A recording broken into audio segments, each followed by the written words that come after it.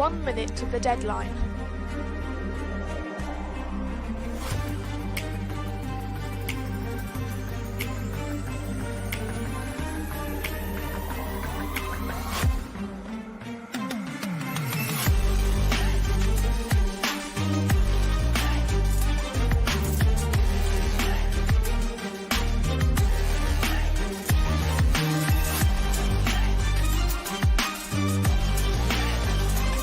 Seconds.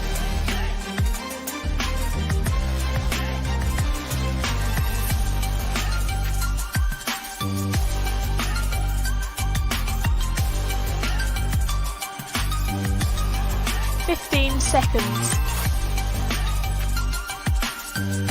10, 9, 8, 7, 6, 5, 4, 3, 2, 1. Deadline. And welcome to DBN's coverage of Cascadia 2021 in virtual format. I am Brandon Fogel of DBN. Joining me tonight are Adam Silverman. Hi, Brandon. And David Hood. David. Good evening, guys. We will be joined in a little bit by Karthik Coneth, but we're going to kick it off just the three of us. And we are going to talk tonight about a tournament that has a pretty lengthy history in the face-to-face world. It was the last in-person face-to-face event, major event before the lockdown 2 years ago. Last year, it went virtual. This year, it was all set to be back in person in Vancouver, Canada. And just thanks to the Omicron surge, like a lot of other things, fell victim to the Omicron surge. So did in-person Cascadia. Not permanently, just temporarily. The tournament director, Mr. Chris Brand, is planning to hold an in-person event this summer, but decided to go ahead with a virtual event because this is everyone's last chance to earn points for the DBN Invitational, which is just a few weeks away now. And the race for the final spots is very tight. We will have a look at the standings, at least for the players who are playing tonight. And I'll give some inside dish on where things stand with the DBNI standings. And that is definitely a backdrop for the players coming into tonight. There are a lot of people who are hungry, both for making the tournament and also for moving up in the standings as well, because that does matter in terms of power selection and also getting the rounds that you want. And so we'll have plenty of time to talk about that tonight. But this is also a diplomacy tournament. We have 4 games in 2 rounds being played today. The first was played earlier today. The second is going on right now. And in a minute, we are going to start and just dive right into those first round games and bring everyone up to speed and then try to catch up to the players who are playing tonight. Before we give a little bit of detail on how this tournament is being arranged, I'd love to hear from you, Adam and David, about your experiences with Cascadia. Adam, you have been there before and you have had some good experiences. And David, I think you have not been there before. Is that right? That's true, but I did play around in last year's virtual Cascadia, so I've had that experience. All right, so you can tell us a bit about that. So let's start off with Adam. So Adam, tell us, give us the history of Cascadia. Yeah, Cascadia is a great tournament. It's become a fixture of West Coast face-to-face diplomacy. I believe that it was run for 4 or 5 years face-to-face prior to the past 2 years where it's been virtual. And I've personally been to, I think, 3 of the 4 or 5 of them. Yeah, it's a great event. Chris Brand has, in past most recent years, it's hosted it in a really cool venue that's in the back room at a restaurant. It's a really kind of a dark, shady area, really kind of very akin to the mood for the games. And plus, the restaurant and bar have catered to us very well. So that was always a great time participating in that. And I guess I'll throw out a pitch in that the most recent face-to-face Cascadia, which was 2020, was won by Bay Area native Siobhan Nolan, who is kind of our NADF head and well known to many of us at DBN and on the circuit.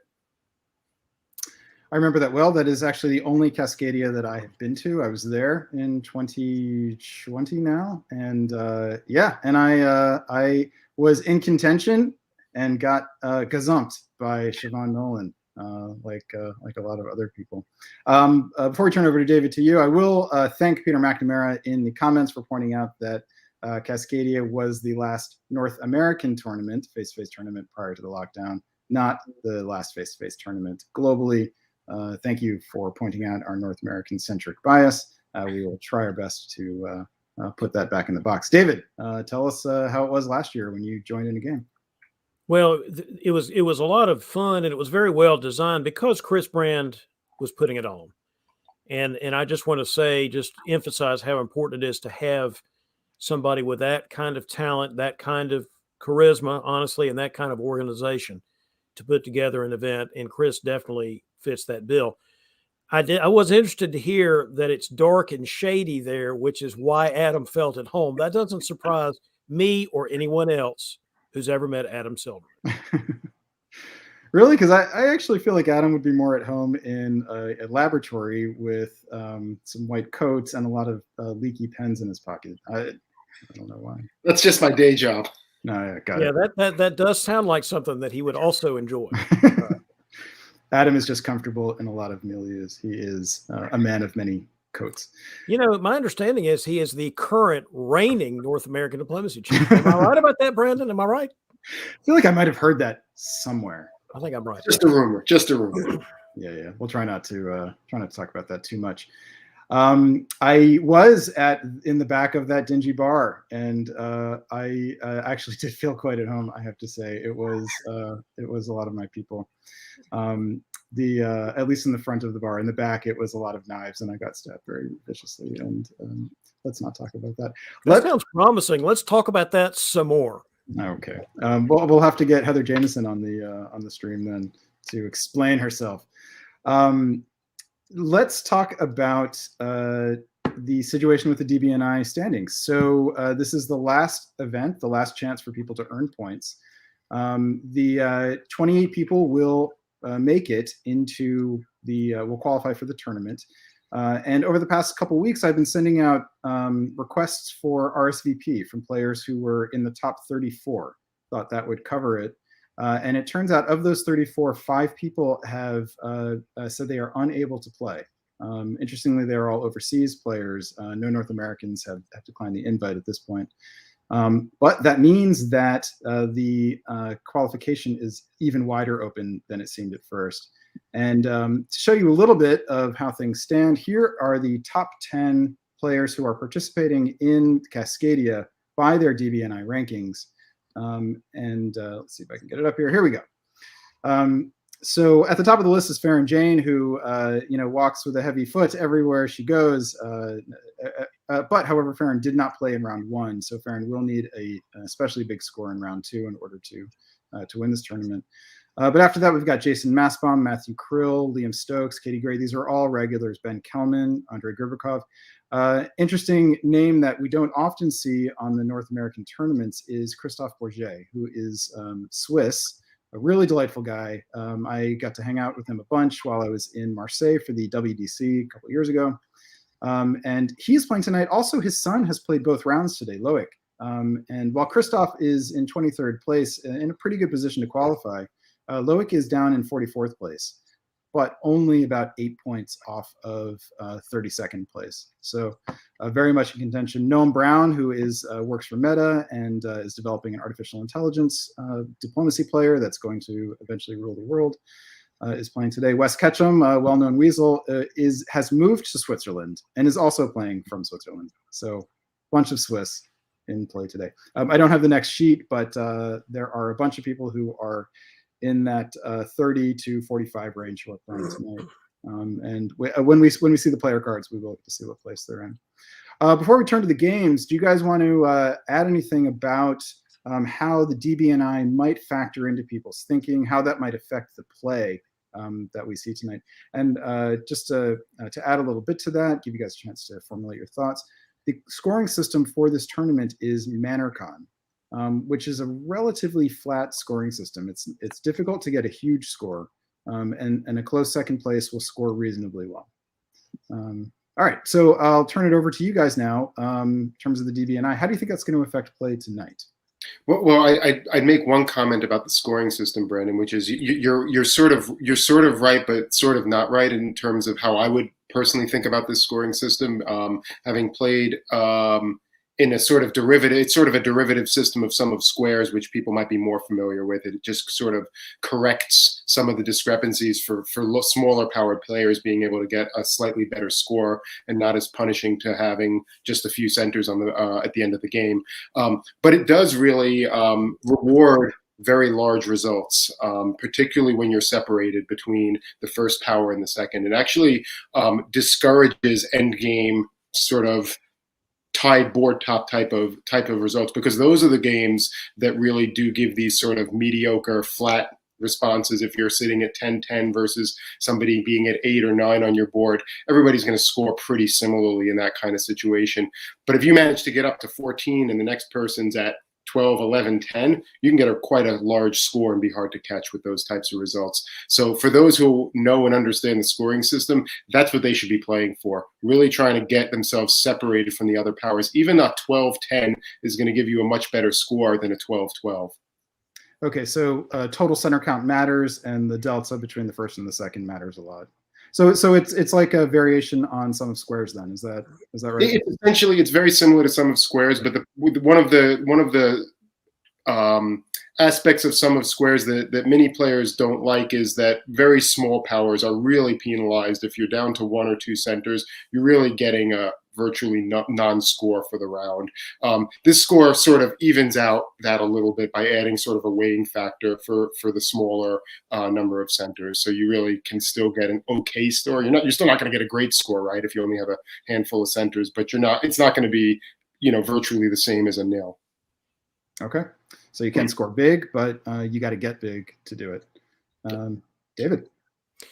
Well, I'll add 2 comments on to what's been said. The first is, some players are not going to give a flip about anything we just said, and they're also probably not going to care too much about the DBNI. There are some players playing tonight who are not in contention, have not been playing a lot this year. There's some newer players actually on the boards tonight. So you're going to have, as you always have in a tournament, different psychological issues going on, or motivations going on for different players. Astute diplomacy players will understand that and realize that not everybody is glued to the current scores, and not everybody is even glued to the DBNI rankings. Some people will be.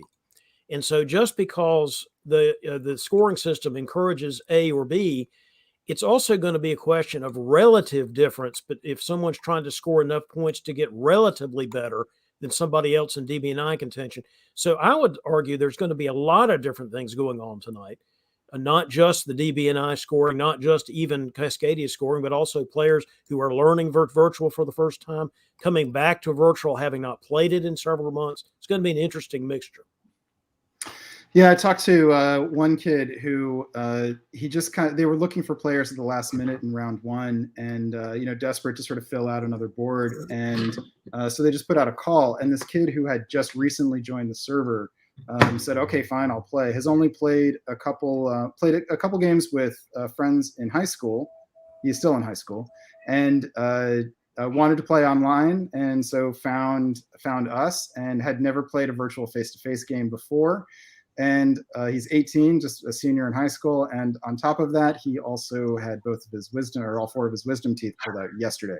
So that is. I know who I'm going to be cheering for on that board. No doubt, no question. That's amazing. So good kid, and I got to talk to him a little bit, and we'll see how he does.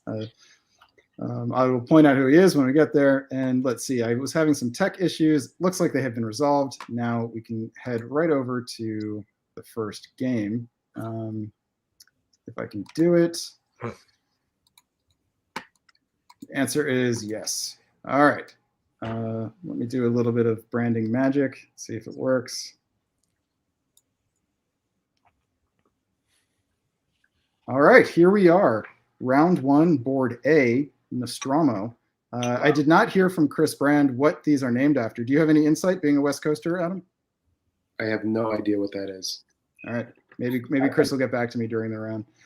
All right, board A, coming to us in Austria from Santa Monica is JJ Raymond. In England, Katie Gray out of West Lafayette, Indiana. In France is Roni Mordvinov, I believe near Tel Aviv in Israel. Germany is Dennis Peskov from an undisclosed location. In Italy, we have Sabi Ahuja out of Chicago. In Russia, we've got Ben Kelman out of Ann Arbor, Michigan. In Turkey, we've got Jackson Roberts playing out of Orange County, California. I do have a little bit of inside information about this game because I ended up subbing in midway through for Dennis Peskov in Germany. So I will let you know what I found out about the game from that point on, and then certainly what happens in the game after I joined. I didn't join until the end of 1905, so there's quite a bit to go until then. None of these players are in the top 28. The highest ranked player in terms of the DBNI, the highest ranked player is Sabi Ahuja. I'm sorry, Katie Gray is there at 16, and Ben Kelman is at 22. So both of them would be playing for seeding, but for the others, they need some scores to move up. So let's jump in and have a look at the moves. Let's see if it has been a while since I've operated this, thanks to Brian Pravel running it at the Virtual Diplomacy Championship. All right, here we go. We have Spring 1901 for Virtual Cascadia, board 1.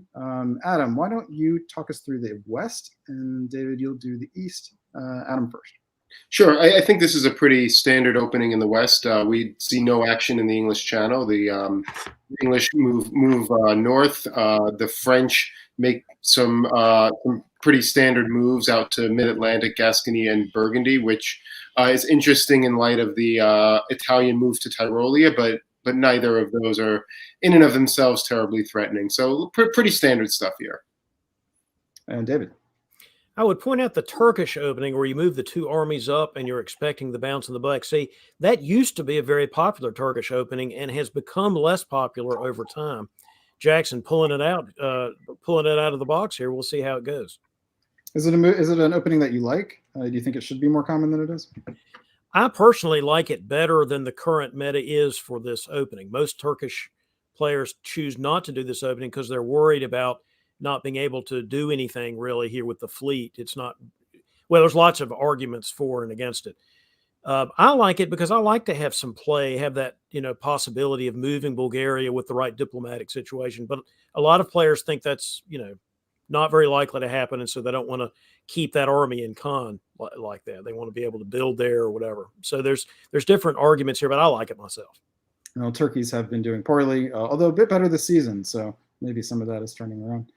All right, let's head on over to fall of 1901, and let's stick with you, Adam, in the West. Yeah, the classic question of who gets Belgium is answered in a resounding way here, with the English convoying into Belgium with the support of the French from Burgundy. This really, does look like the early phases of probably an EF alliance, and Germany certainly can't be feeling that great about it. And David? Yeah, you know how people usually say, well, A and I cannot attack each other in the beginning of the game because, reasons A, B, C, D, blah. Italy says, Austria, you are going down, and you're going down hard. Takes Vienna, blocks him in Greece. That's bad. Gets the guess right over Vienna and Trieste. You don't see that happen. Mighty risky set of orders for the Italian, right? I mean, if you guess wrong there, you're not building. So that's a very bold maneuver on Sabi's part. Hey, live free or die is one way to look at it. And Sabi is not known as a big risk taker, right? This is a tremendous risk, and we'll see if it pays off. Well, you know what? If I'm Sabi and I'm thinking, man, that really worked well. Wait, Turkey, why is your fleet going to con? Because that's not what Sabi wanted to see, I don't think. Did get the support into Greece. So keeping Austria out of Greece was a collaboration between Italy and Turkey, otherwise known as the Kraken. And that's my point, though. Is it really? Because the Kraken, don't you take the Black Sea there and go off to the races? That's not a good sign. Well, I think it's interesting, right? And I think Jackson's got an interesting choice here, right? He can very easily put another fleet in Ankara. I mean, he's not putting two fleets out onto the Med because he's got Smyrna occupied here, right? So he does have some flexibility, and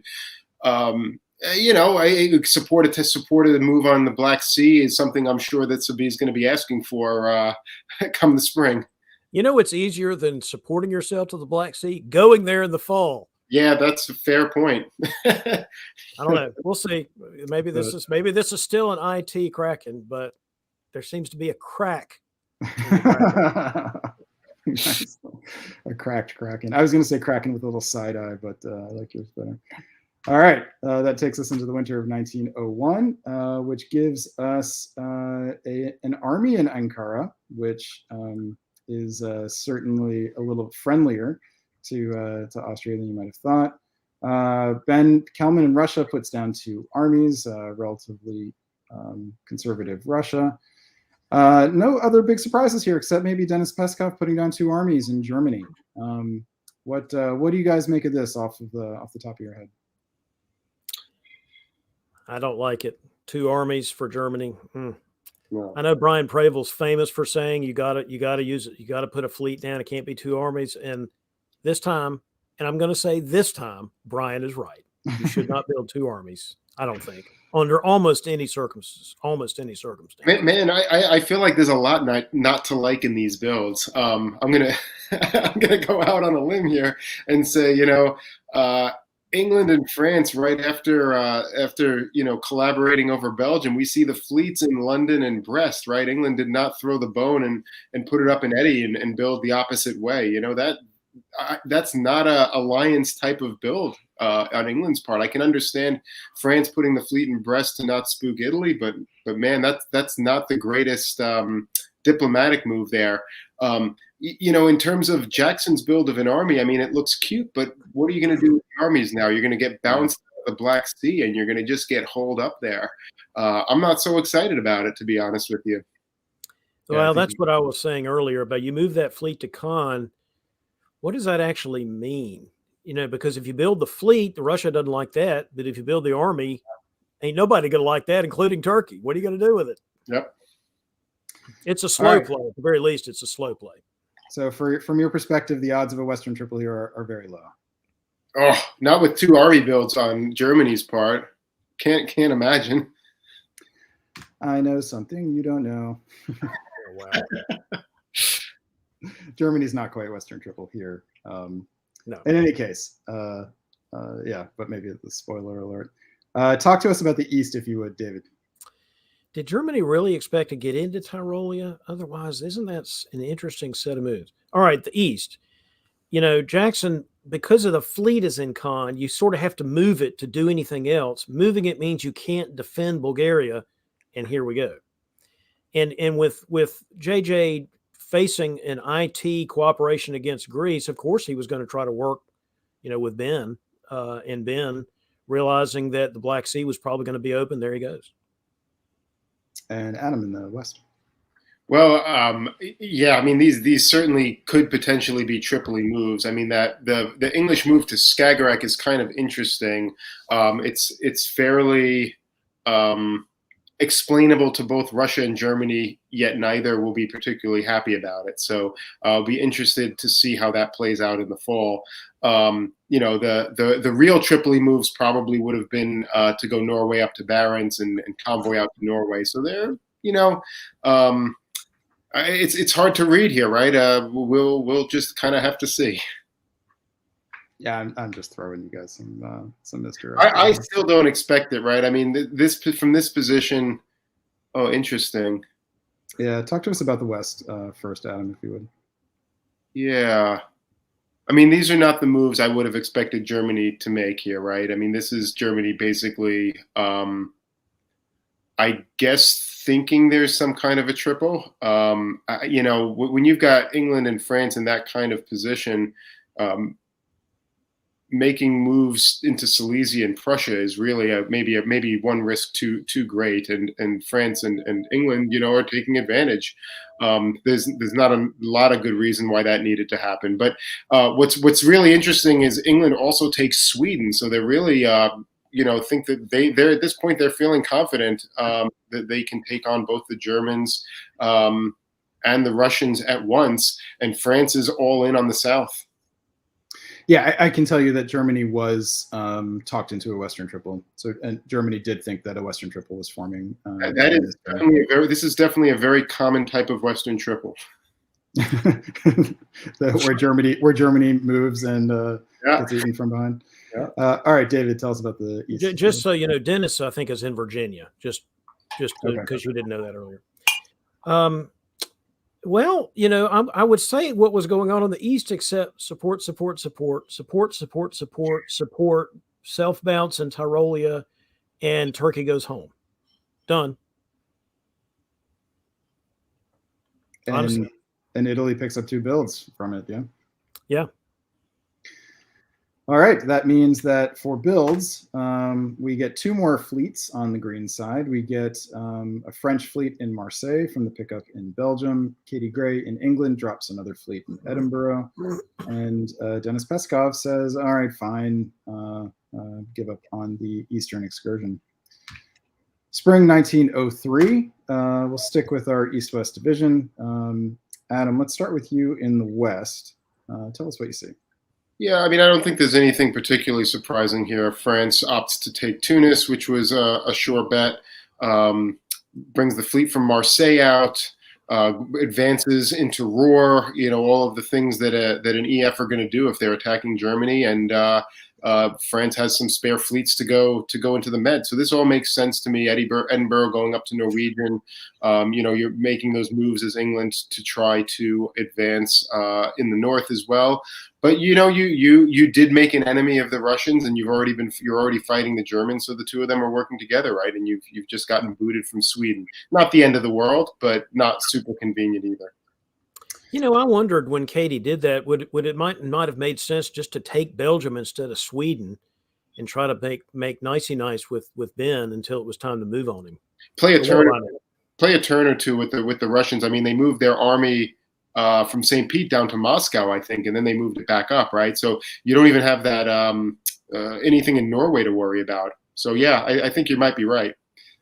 The question in the East is, how are they going to react to the fact that the French are already so far into the Med?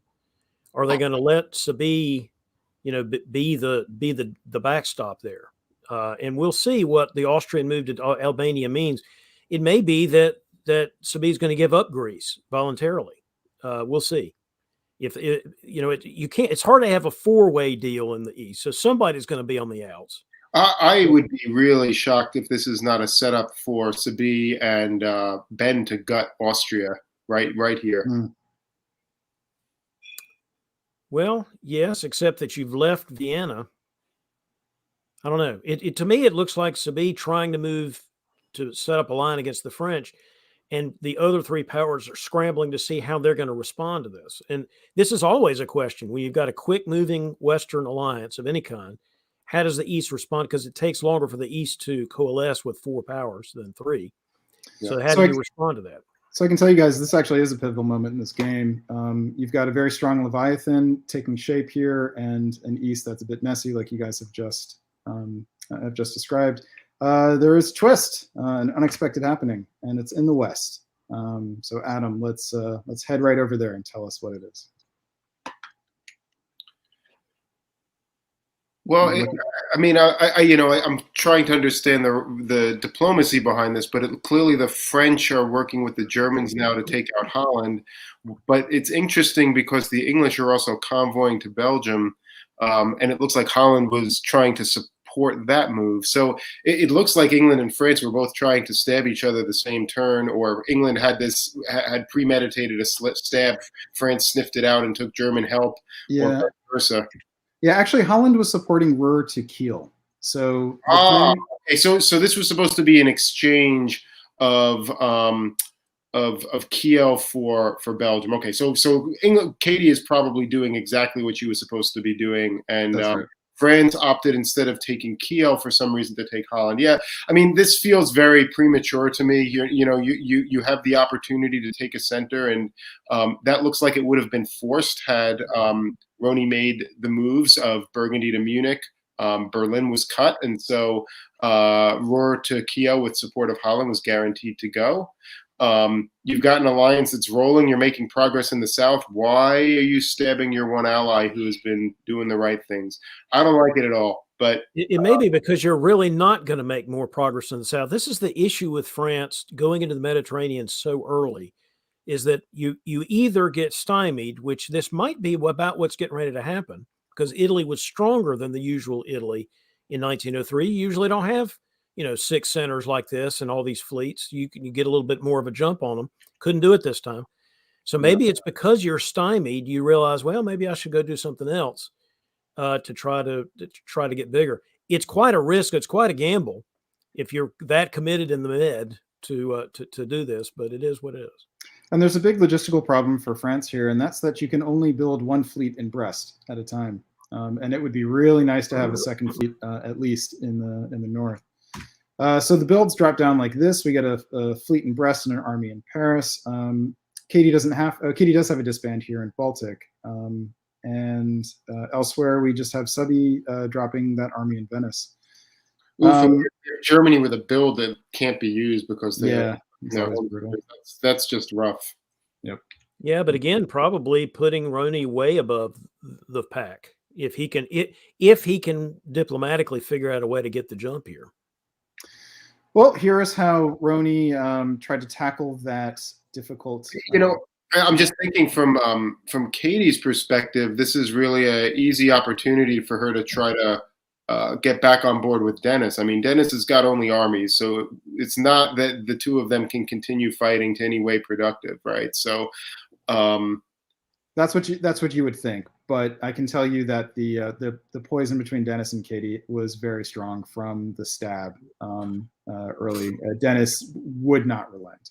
And that actually was a theme that carried through this game until I entered it in a few turns. Which, I'll go back and say it. If you're going to do that, if you're going to stab like that, go ahead and take Denmark instead of Sweden.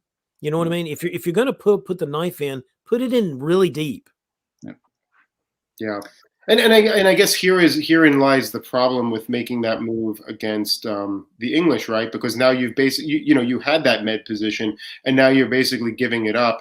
And maybe you work it out with Italy, and Italy doesn't press further. But maybe Italy's going to put those fleets into the Western Med and Lyon right now. I don't know that if I'm Sabine, I'm pretty tempted to make a deal with the French and go deal with. I probably would be also. There's enough to do on your own side of the board. I tend to agree with you, David, but you never know. Yeah, true.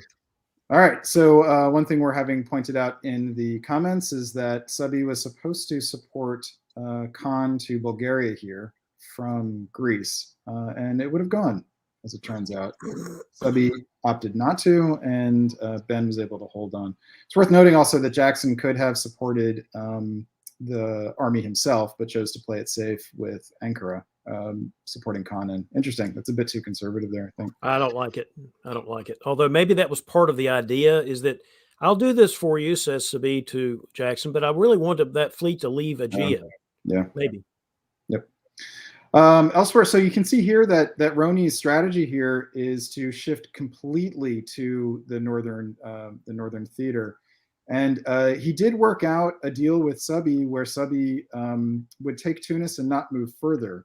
And I'm with you guys. I question whether that ever had a chance of success. Even if Subby doesn't move forward, you're still just giving up a dot and position.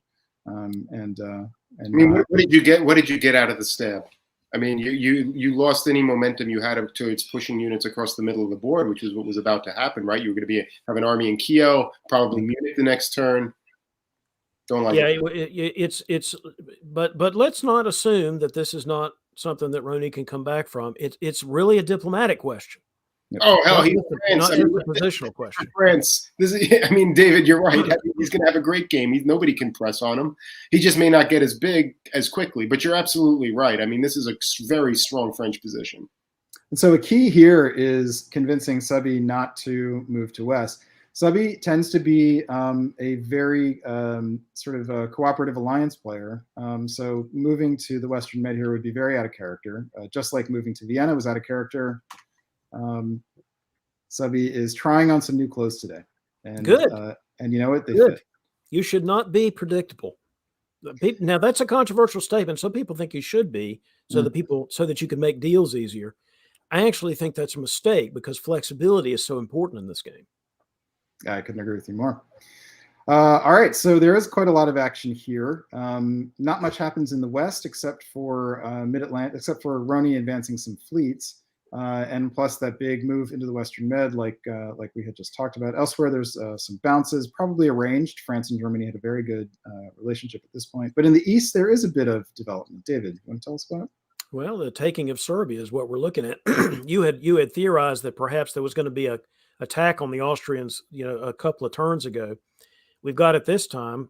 Sabine does not end up taking Trieste, but on the other hand, Sabine does not lose Vienna in addition to Ben taking Serbia. So interesting here to see if Jackson's going to be able to play any role at all, or is Jackson just going to be the next person on the menu? Yeah, it's a really nice turn for what has now turned into a wintergreen. Good, progress, position. Everyone's gaining. Interestingly, Ben Kelman has declined the offer of Norway, which would have succeeded here in order to move down to Livonia. All right, so that leaves us in the winter of 1904 with this board position. Ben drops an army in Sevastopol, which Jackson could not have been happy about. Roney gets rid of one of his builds from the previous year, one of the armies, and we now do get Denis Peskov able to build that unit that had been in the bank the previous turn, and he puts down a fleet. And, it's basically just a continuing FU to Katie Gray. Spring of 1905, this ends up being Denis Peskov's last turn, and here's how it went. I'll just call it out for you. I'll move things on a little quicker here. He moves into the Helgoland, and Roney does some interesting fleet movements. Gets into Belgium, gets into the English Channel, doesn't lose any position to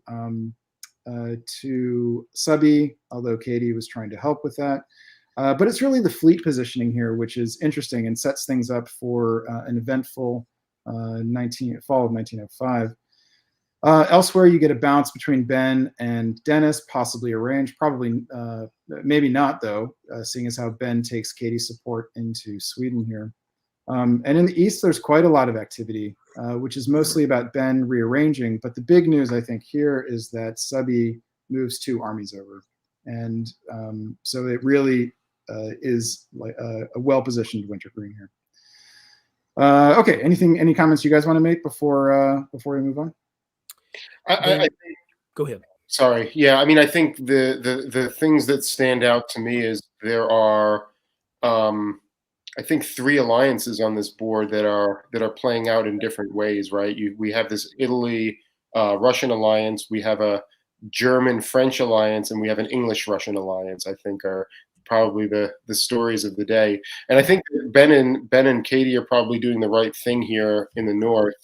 Ben is really, I think, I mean, this is really interesting because there's a couple of really good positions here between the Russian, the Italian, and the French, all with lots of growth room here, and all with our allies, and not a lot of active fighting against them. So this is the situation when I entered the game, and there had already been some negotiation and orders were entered, and then Denis had to leave. It was a little strange that he was allowed to negotiate for this period, even though he wasn't able to finish it. So that was a little bit of awkwardness for me. And so I got in, and they reset the time, and had to start over with everyone. And it was interesting. Katie had been at such loggerheads with Denis that she still couldn't, she still carried some of that over talking to me. It was hard for her to really press reset and start over. And obviously I really tried to work on her, to try to get some realignment of the of things in the north. Was not successful. And here is how this turn played out. I tried to get Sweden, was not able to, and ended up taking support of Roney into the North Sea. I'll let David call out the East here, and then we can talk some more. Well, I was going to say one thing before we went into this fall, and this is exactly what I was going to say. If you're learning this game and you looked in the East and thought, gosh, Ben, you just took Serbia, why did you leave it? The answer was that was a spring turn. It wouldn't have mattered that the Austrians got in because you were getting a better position. You were moving your army from Sevastopol over to Bulgaria, putting that fleet in Black Sea. So this was a positional move so that this could happen in the fall. There was no way that JJ could hold Serbia in the fall. So this is just continually destruction of Austria. And JJ made some interesting moves here. JJ did not block Trieste in the spring turn, for example.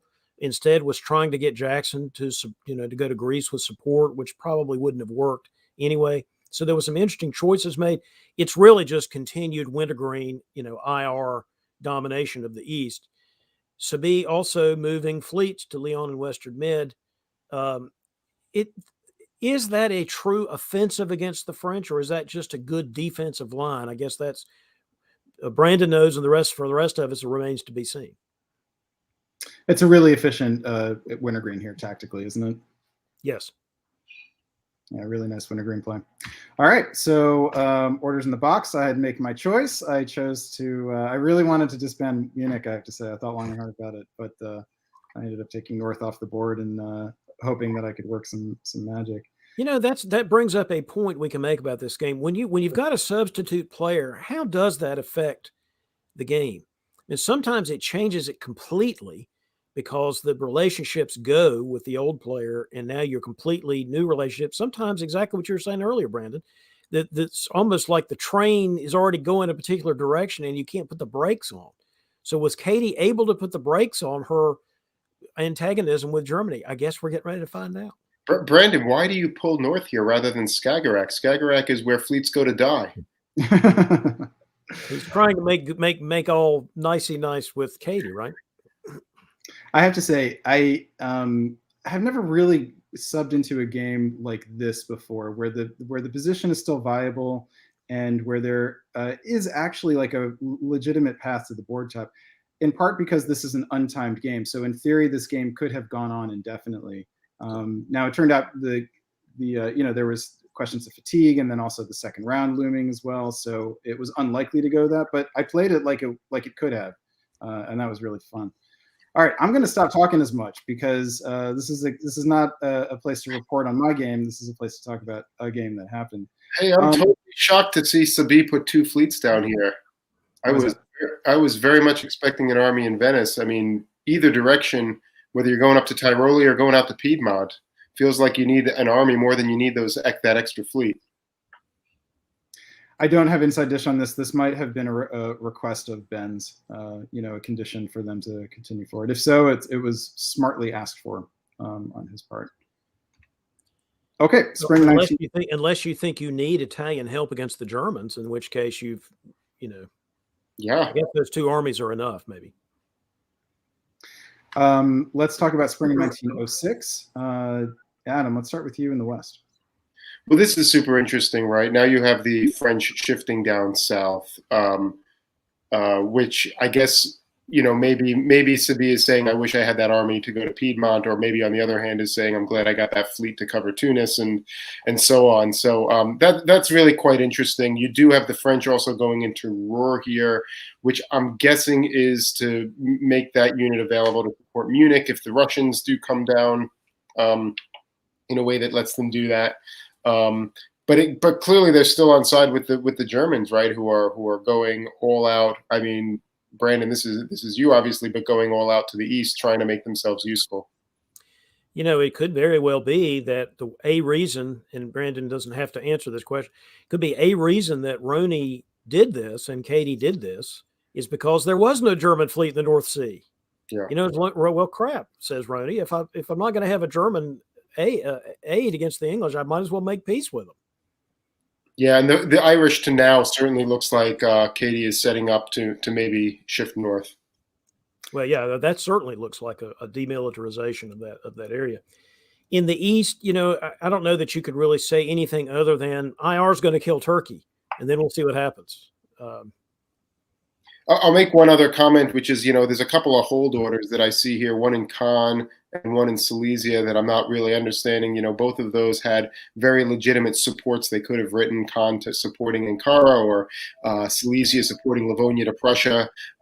Just surprising to not see those written. These are strong players. So Caen not supporting Ankara means that Ankara is dead. Well, maybe Jackson just didn't care. I don't know. That's right. And Silesia is likely to be cut, but there's no reason not to support Livonia down to Prussia there. Yeah. Ankara actually moved to Armenia So it couldn't have been held, but it also Well, then that's didn't have just to move. suicide, right? I mean, that's It didn't have to move. I will say that I did everything I could to try to talk Katie to not into not going into North Sea. Did not succeed. All right, so fall of 1906. I'll give you a little preview. This is a pivotal moment in this game. What do you do if you are Ben Kelman in this situation?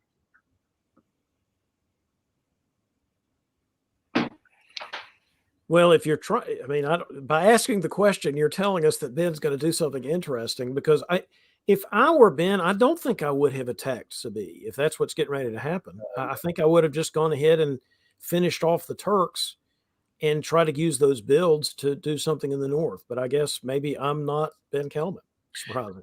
Yeah, I totally agree. I mean, you basically can easily take Khan here. You're going to be getting 2 builds without stabbing your ally.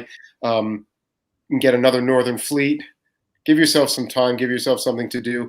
Italy is not set up to really fight you right now. They've got all these fleets, and they're going to be having to send them west. Get them moving west. Get them out of position. Maybe in another year, you're in a place to do that.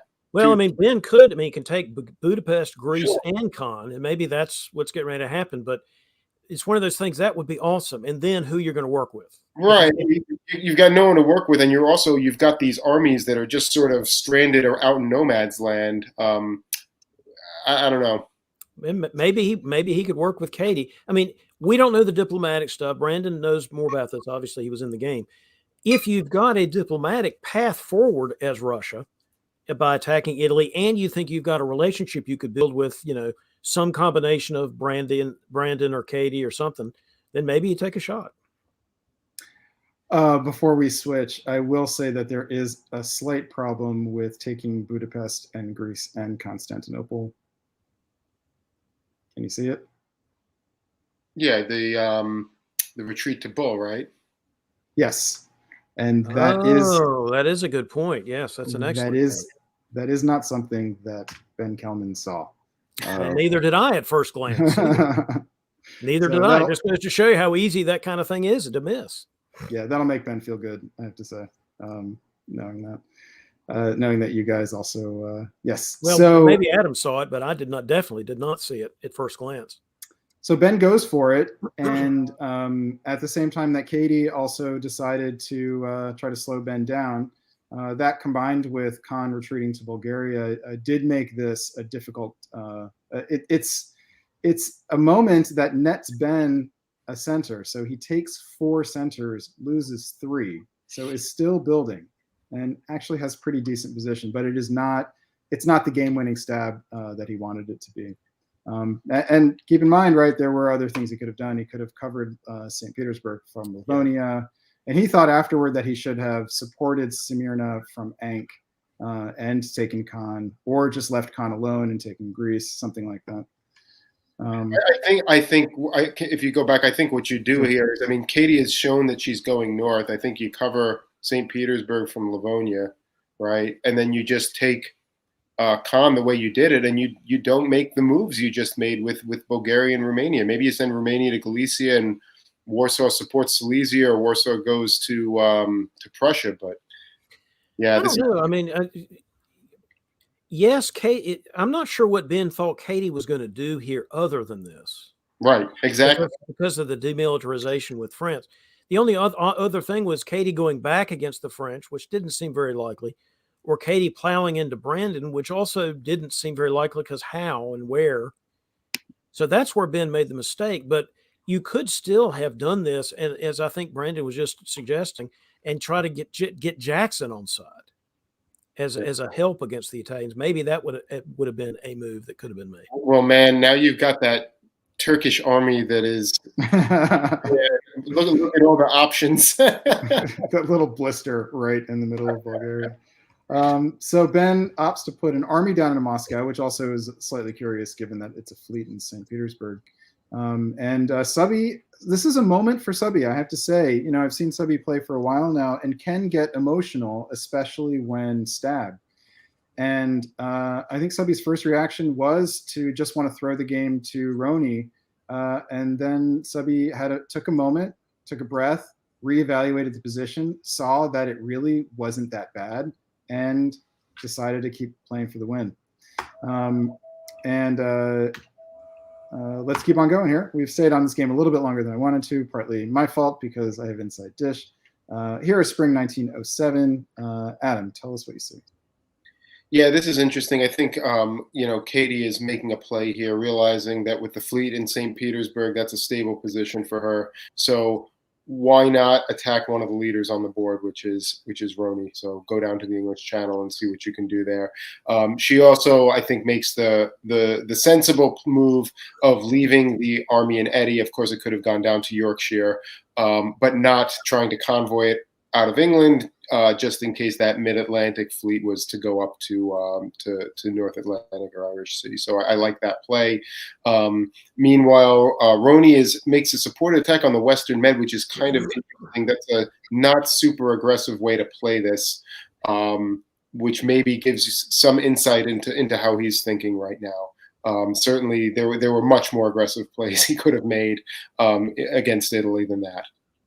That's very true. And let's just move a little faster here. In the East, Ben does everything he can just to blow up the army. So that is smart. Which is smart, and people need to remember that during spring turns. And I know that a lot of people do, but for somebody learning the game, trying to kill enemy units in the spring turn can be really helpful. Yeah. And so what happens in the fall here is another sort of interesting moment for a couple of reasons. One is that Ben decides not to continue against Subi. So Smyrna was guaranteed, opted not to do it, and then does this little dance around the Balkans here, not getting into position in Budapest and not advancing any of the armies. Sort of the big news in this turn is North Sea to Yorkshire, which was apparently a misorder. Katie had told me that she would be supporting Kiel into Holland. Did not happen, and instead Katie ended up in New York. Yeah, so at this point of the game, who do you think has the edge? Whose money would you put your money on to top this board?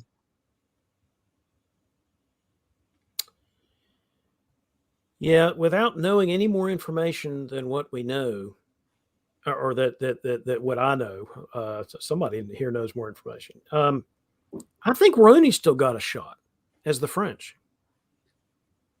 France is always kind of a powerful country once it gets any kind of size to it, and Subi's got something else to do. Unless Subi and Ben are going to work it out, Subi's got something else to do with Subi's units.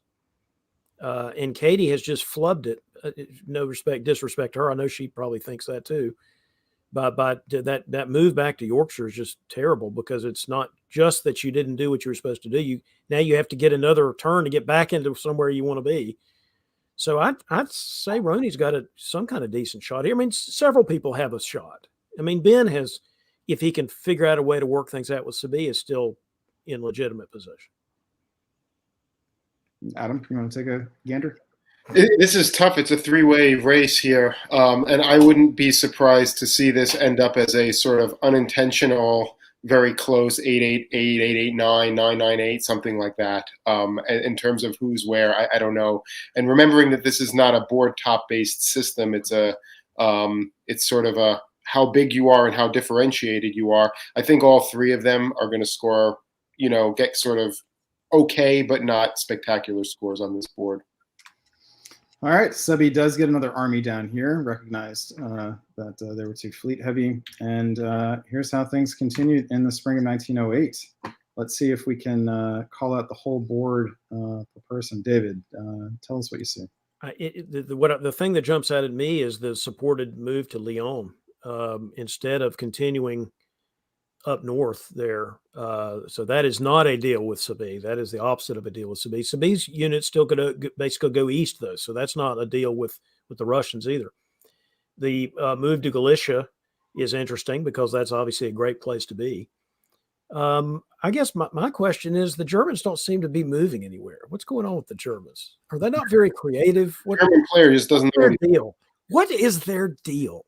The German player just does not know what he's doing. I mean, Lack of vision. look at this. Look at this right here.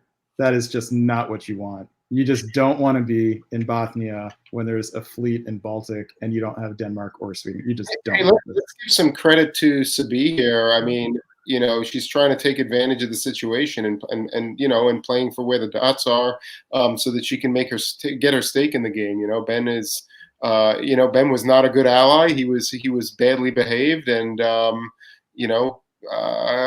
we'll see. She may have some play here. All right. So Sabi had taken my support into Galicia, and there was some question about what was going to happen in Vienna in the fall, and that is what ended up happening. Someone tried to snag it, and someone else sniffed that out. But really, also, you were doing that on purpose? That wasn't a bounce an arranged bounce? It wasn't discussed. No. We didn't. Sabi and I didn't really talk about anything this turn. So Vienna was not arranged. No, it was not. So they just went there without. Okay, that's good. I mean, so yes, you good. are comfortable in a dark and shady bar in Vancouver. Well, Sabi was gonna be topping the board after this, and I figured, if this game's gonna keep going, I need a little bit of sugar. So Sabi very wisely sniffed it out, and also won the tactical battle in the south, picking up Bulgaria, and so that ended up putting Sabi on top at 9-8, and that is where this game ends. So Sabi snags the board top at the last at the gate, and the game ended. There had been a draw vote in the spring of 1908, I think, or the fall, that failed. I think it was the spring, actually. Such an unstable, ugly position down in Austria and the Balkans. I can understand the desire to stop it, and certainly, you're going to be dicing around for centers for quite some time if you keep playing this game. So I can understand Sabi accepting the draw here, as well as Ben, though maybe he's got some play. I don't know. It's just an ugly tactical spot. I would say good for Sabi to begin with, which is an obvious point, but the reason I'm saying this is I don't really think this is an Italian strong position. I don't know how much time was left. Brandon, how much time was left before round 2 when this ends?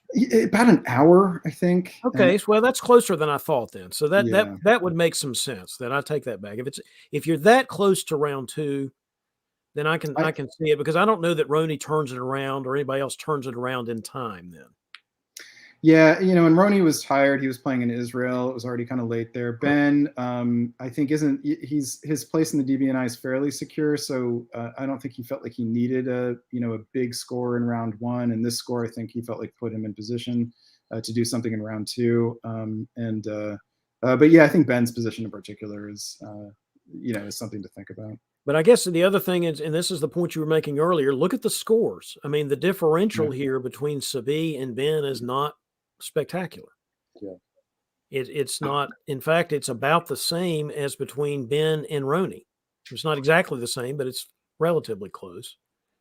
Yeah, and 27 is not a big score for Manarcon. You want to be up in the 40s or 50s, as far as I can tell.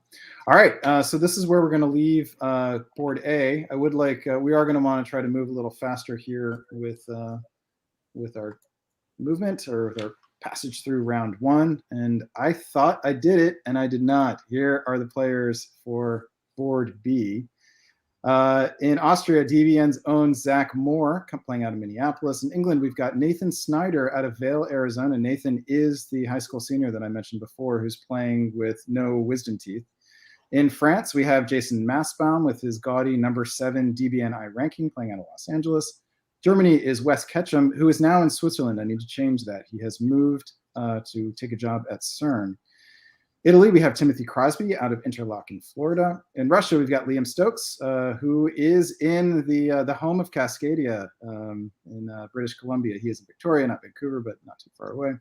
And in Turkey, we've got Michael DiMichele out of Seattle. All right, let's dive right into this board. Let's. I'm going to switch you guys up. Let's see if we can get through this one a little bit faster. And Spring 1901 orders. Adam, let's start with you in the East, if you will. Yeah, I think the thing that stands out immediately is that bounce in Armenia. That's kind of a cool thing. Keeps the Black Sea empty, lets Turkey get the fleet out while still offering some protection. And I think the reason they're doing this is to allow the Russian to open north to St. Petersburg, which is always creates some interesting dynamic play, particularly in the West. And in the West, we do have some fisticuffs. David, tell us about them. Yeah, fireworks in the West, the bounce in the English Channel. You've got Jason saying, I'm only going to send one guy to Iberia. Yes, good job, Jason. That's exactly what the French almost always ought to do. The West, catch a move to Holland is something you hardly ever see. We used to see it in the old days a lot, where you've got a supported attack on Belgium, and you just don't worry about Sweden. You just say, hey, Russia, you're going to have it. We don't see it very much lately. In fact, we have some prominent players saying that this is always a bad idea. Again, it is not always anything. Sometimes it's the right answer. So we'll see if it's the right answer for West. That's a traditional sea lion opening right there. That just the French didn't end up in the Channel. But normally when you're doing sea lion as Germany, you want to try to make sure you're going to get your 3 builds. So you often will open that way. Or go to Denmark. Well, I disagree. I think you go to Denmark. It doesn't matter. I mean, you can do it either way. You're right. You can do it from Denmark. Yeah. I will say, though, if you're Russia and you are agreeing to open north, if Germany is trying to get you to do that, asking for this in exchange for that is a very smart thing to do, because it just takes the Sweden thing off the table and it frees you up to bounce Norway with St. Petersburg, which I believe is what happens here. I did see the first couple of years of this game. So Liam gets that build in Sweden and is free to bounce. So Nathan Snyder, this new kid just gets treated very rudely by the hobby here. A little unfortunate. He was good natured about it though, and understood that sometimes you have to take your lumps in order to learn. So elsewhere in the East, Adam, tell us what happens over there. Well, the Turks support the Russians into Romania, and the Russians thank them by moving into the Black Sea. They do get into Sweden. Otherwise, Italy makes that convoy into Tunis, and Austria gets Greece unopposed. So pretty straightforward stuff. The other thing that I think is really interesting is we're going to have a 1-build France here, because West kept them out of Belgium. Right. Wonder how strong that FG is. I really don't like if you're going to do the Holland move instead of the Denmark move, which I think it's fine, but you don't do this. You actually support yourself to Belgium if that's the way you're going to go. Yep. Now, some people don't like the 3 bill, the three cent. I mean, that's could be the issue, but yeah, this is actually kind of a nice way to keep the FG a little bit balanced. I think. I think if West negotiated this with Jason, well done. This is rough for France, though, right? Not balanced. That is screwing over the French. It's a really terrible position, because what do if you're working with the Germans, you want to build a fleet, but you're going to build a fleet while your army is stuck in Portugal. I mean, you can't. You got to build an army here. It's absolutely. If this is FG, this is a poorly thought out FG. Terrible. I don't know. France, can get such an advantage very quickly. So. So you're going to do an FG and nobody gets Belgium? That is not a good FG. Somebody gets Belgium so that you can build for it. That is not a good alliance play. It certainly lacks some efficiency. I will grant you that. Thank you. All right. So any surprises on the builds here? Not really. There was a question about what Jason would do with his 1 build, but if it's going to be EF, it really has to be if it's going to be FG. Actually, Fleet Khan is kind of interesting, and Army Sev, Army Moscow for Russia is kind of interesting. That doesn't suggest the 2 of them are on great terms here. Although it's Liam, so who knows? He's got his own theories, and often they're right. So we'll see. All right, let's move on into spring of 1902, and David, take us around the West, if you would. Well, I'm sorry, I was looking at Armenia. Yeah. Yeah, Denmark to Sweden is probably arranged. I mean, maybe not, but maybe it isn't. Anyway, yes, they're still an EF war. The English can't do much about it, given their position.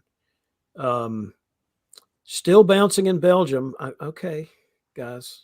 The The Belgian neutrality treaty that you're worried about violating, don't worry about that. You guys are allies. Just go kill the Belgians as they should be killed. Just in general. Nice. What about the East, David? Adam? Well, I mean, the Russians do take Armenia. They support the Austrians into Bulgaria. This is clearly well, it's not an AIR because we have the Italians going to Apulia and convoying to Albania. So that's pretty funny. And the Austrians seem to want to attack the Italians because they're supporting themselves to Tyrolia. What a mess. Well, it may just be an AR alliance, and the Austrians realizing that their next target is Italy and trying to get the jump on them. It might work. Although it's Zach, so who knows? I was going to point that out.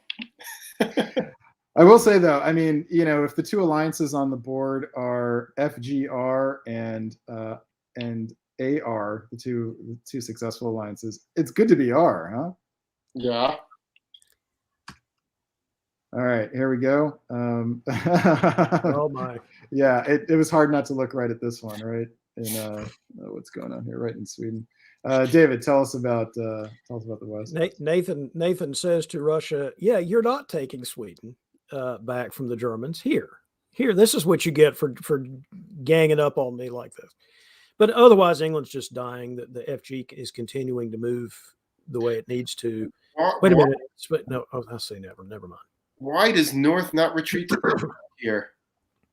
It's not retreat what? Oh, to Denmark. Oh, this is painful. Nathan, I saw you in the comments. You're looking. So you had the opportunity here to retreat into an open Denmark, which would have let you build in Edinburgh and also hand one to your. I have to say, I wonder now if this is why Belgium finally was given, because they recognized that Denmark would be open here. And they wanted to get the position in North anyway. But this is just an inexperienced player making a mistake. Totally. Maybe didn't realize it. It's this happens. The East is interesting. I mean, Zach gets the support to get into Aegean. In fact, he gets a lot of support. He gets a cut on Bulgaria, as well as the Aegean supporting there. It does cost Turkey Ankara, but maybe it was worth it. Yeah, interesting move here by Michael to try to just break up or just punish Austria, I guess. Get someone who can help him. Well, sometimes that is what you can do as the target, is try to destabilize the alliance by just fighting one versus the other or something. Yeah. Sometimes you can sometimes it's the only gambit you have left to try. I think if you're Zach here, don't you have to pop this army? You weren't going to get. There's no chance of getting Venice. Anyway, sorry, this is a bit too detailed. I like your thought there. Yes, popping it. All right, let's talk about winter 1902. Germany, West Ketchum with a nice turn there. Getting away with leaving Denmark open. Has the fleet in north, drops another fleet and an army. Timothy Crosby puts on an army, which is slightly interesting, but it enables him to hold Venice, and he can get that fleet into Adriatic. But he does feel like a little bit like he's fighting a wave of some kind. And the question now is, I think, whether he can convince Liam to attack Austria from the backside. Jason with an interesting build here of an army in Marseille. How do you guys feel about that?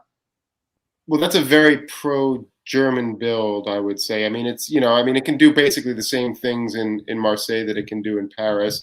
I'm surprised it went there rather than Paris, but it's maybe keeping an eye on things from behind. But actually, what's also interesting is Germany building another fleet, which honestly, if I'm Jason, I'm not terribly. I don't know. I guess another army isn't great either, but having 3 fleets in the north by Germany at this stage of the game is pretty dangerous for the long-term prospects of working together. And maybe I'm starting to think about how I can get and make sure Russia's on my side long-term in this game. Yeah, the army build for Marseille is not a "we're going to go kill England" build. It is I'm worried that you're not going to go kill England with me. Oh, maybe the fleet will make him feel a little bit better then. All right, so let's try to pick up the pace here. Let's do a whole board at once. I'll go first on this. This is just further destruction of England. And Nathan, you really didn't have much chance at this point with once Wes is in north and you've got French fleets all around. Meanwhile, Wes is now getting a head start on the anti-Russia campaign, but interestingly leaves Skagerrak open. So with Liam trying to advance his units, and does make a little bit of progress there. Meanwhile, Liam picks up both Khan and Smyrna in the south. So this may be it for Michael Di Michele, unless he can hold on to Bulgaria here. And Jason in France is able to advance a couple of armies here. Other than that, there's a whole lot of nothing between Zach and Timothy. And you guys have been in those situations before, haven't you? Where like neither side can make any progress against the other. Meanwhile, everyone else on the board is doing something and you just can't get out of it. That sucks, doesn't it? It does, yeah. And of course, at some point, you have to decide diplomatically, this isn't working for either of us. Yeah. All right, let's move on to fall 1903. And David, I'll ask you to call out the whole board if you Hey, will. look, Zach was listening. He killed the Albanian army. Yeah, the Turks have decided that the only way they're going to survive is as a puppet. And apparently somebody's going to take him up on that. At least who knows? Who knows if that's really what's going to happen? But he's trying to survive. That's what you need to do when you're playing the small time. Lots of movement up in the north. But is there a clear winner in the movement? Probably Wes. Being able to go to Denmark and redeploy to the North Sea with your fleet is really helpful. So that's really good to be able to do that. Why did they not take London in this position? Oh, they did. They already have London. Yeah, they took it in the spring. Yeah, I'm sorry. Yeah, that's German there. Now, Liam is getting a build here. So this opening up of St. Petersburg is potentially significant. Zach is staying on. So this went a little bit unnoticed in the spring, but Zach lost Bulgaria but retreated to and opened Romania. So presumably that's an agreement between him and Liam. But Liam now, he's gotten a build. He's sitting at 8. His fleet is in the Aegean. It's not a bad place to be if you're Russia, except that you've got a German who is also pretty strong in the north. Winter 1903 sees Liam put down an army in Moscow. That is a surprise for me. How do you guys feel about that? I like it. I really like it. I think it's a lot more flexible for him long term in this game. I think he needs it right now more than he needs the fleet in St. Pete. And I think as the game progresses, if he's doing well, there'll be other builds to get up there. I think it's the right decision. All right. We also have a fleet from Jason in Marseille, which Timothy probably was not too happy about. Let's see what he does with it. And although it's not surprising because he went to Piedmont. I mean, yeah, that's true. Yeah, I mean, Jason builds Fleet Marseille because he can, right? I mean, that's basically he doesn't need to build anything else. And this is interesting. The move from Gascony to Spain suggests he's going to set up for a convoy to Tuscany or something like that. Otherwise, I mean, look at what Jason's doing here. He's convoying Belgium up to Wales. I mean, he's just completely vacating mainland France for other places. Elsewhere, I mean, I think Ben is popping down to Liam is going down into Prussia. Clearly continuing to work with the Austrian here. This is just an AR trying to keep back the FG, and they've got not just an AR versus FG. Yeah, because Zachary helping the French into Venice. It's Germany saying, "Hey, Austria, you want to be in Galicia?" Well, Austria got definitely something going on here. I don't know yet. And the Turks are moving forward. Like I said earlier, they have become somebody's puppet. I assume the Russians. It should be noticed that the Austrian army from Romania was supported into Galicia by both the Germans and the Russians. Yes. So that is a delightful place for now, Austria to be, and to see what Austria does with that unit. All right, let's push on ahead here. Fall of 1904. The answer is takes support into Silesia and blows up the German army there.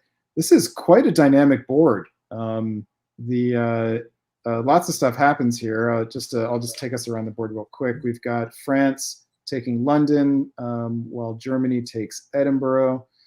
So that ends up being a sort of transfer of dots, of an English dot to the French.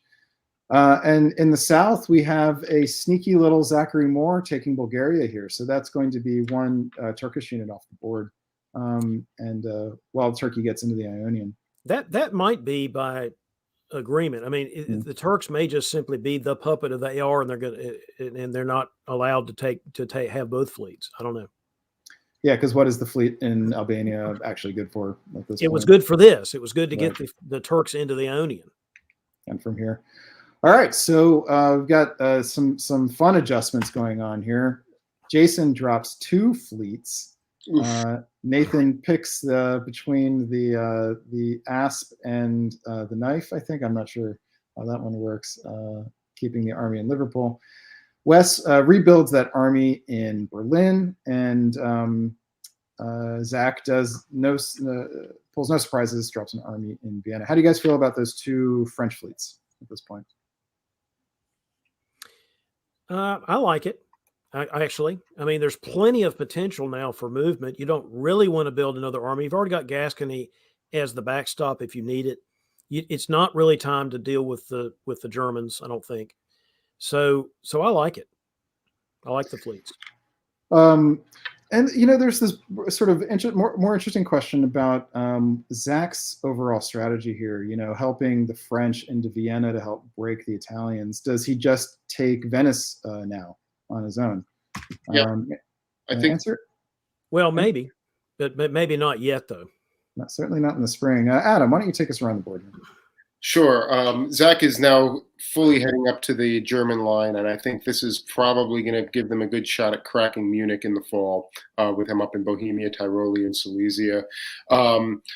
Elsewhere, the Germans are sort of advancing up in the north into Skagerrak, so they have some shot at Norway or can protect Sweden in the fall. Liam sends another army back up to St. Petersburg to get his play up there. Yeah, I mean, I think that's most of it. The Western Med thing is a bounce. Marseille to Piedmont is kind of interesting, and not normally where you want to see a fleet. So that's kind of interesting. Well, I think he assumed he was going to bounce in west, so he's just trying to move it out of Marseille somewhere. You go to Spain. But now you can go to Tuscany. Mm-hmm. That's not terrible. I mean, you got fleets all over the place. You don't really want to go backwards into Spain, most likely. You got mid-Atlantic. I don't know. So my eyes are still kind of on Zach Moore. He has a big influence on the strategic direction of this game, and it looks like he's set up to train his fire on Germany when France is actually tied for the board top with his ally. Let's see what happens. He can still take Venice. Oh, he did take Venice. He does take Venice. So, David, walk us around the board if you would. The fact that you've got an AR alliance that now has Tyrrhenian and Ionian is relevant, and you've taken Venice. That's really great for an AR alliance, but often has trouble getting that far advanced. Having that Turkish puppet is really helpful. Otherwise, obviously the English are now dead. The FG sticking together as I think they believe they should. The French fleet does go to Tuscany. Munich does not fall. Let me see here. Why does Munich not fall? They didn't attack it. They didn't attack it. That's why. Yeah, well, it took me a second to read all the moves. Silesia might have attacked it. I can't, but it's it wasn't sufficient. They weren't. Well, they couldn't because they were taking Venice. That's what it was. That's correct. Taking Venice, which is fine. Right. That's fine.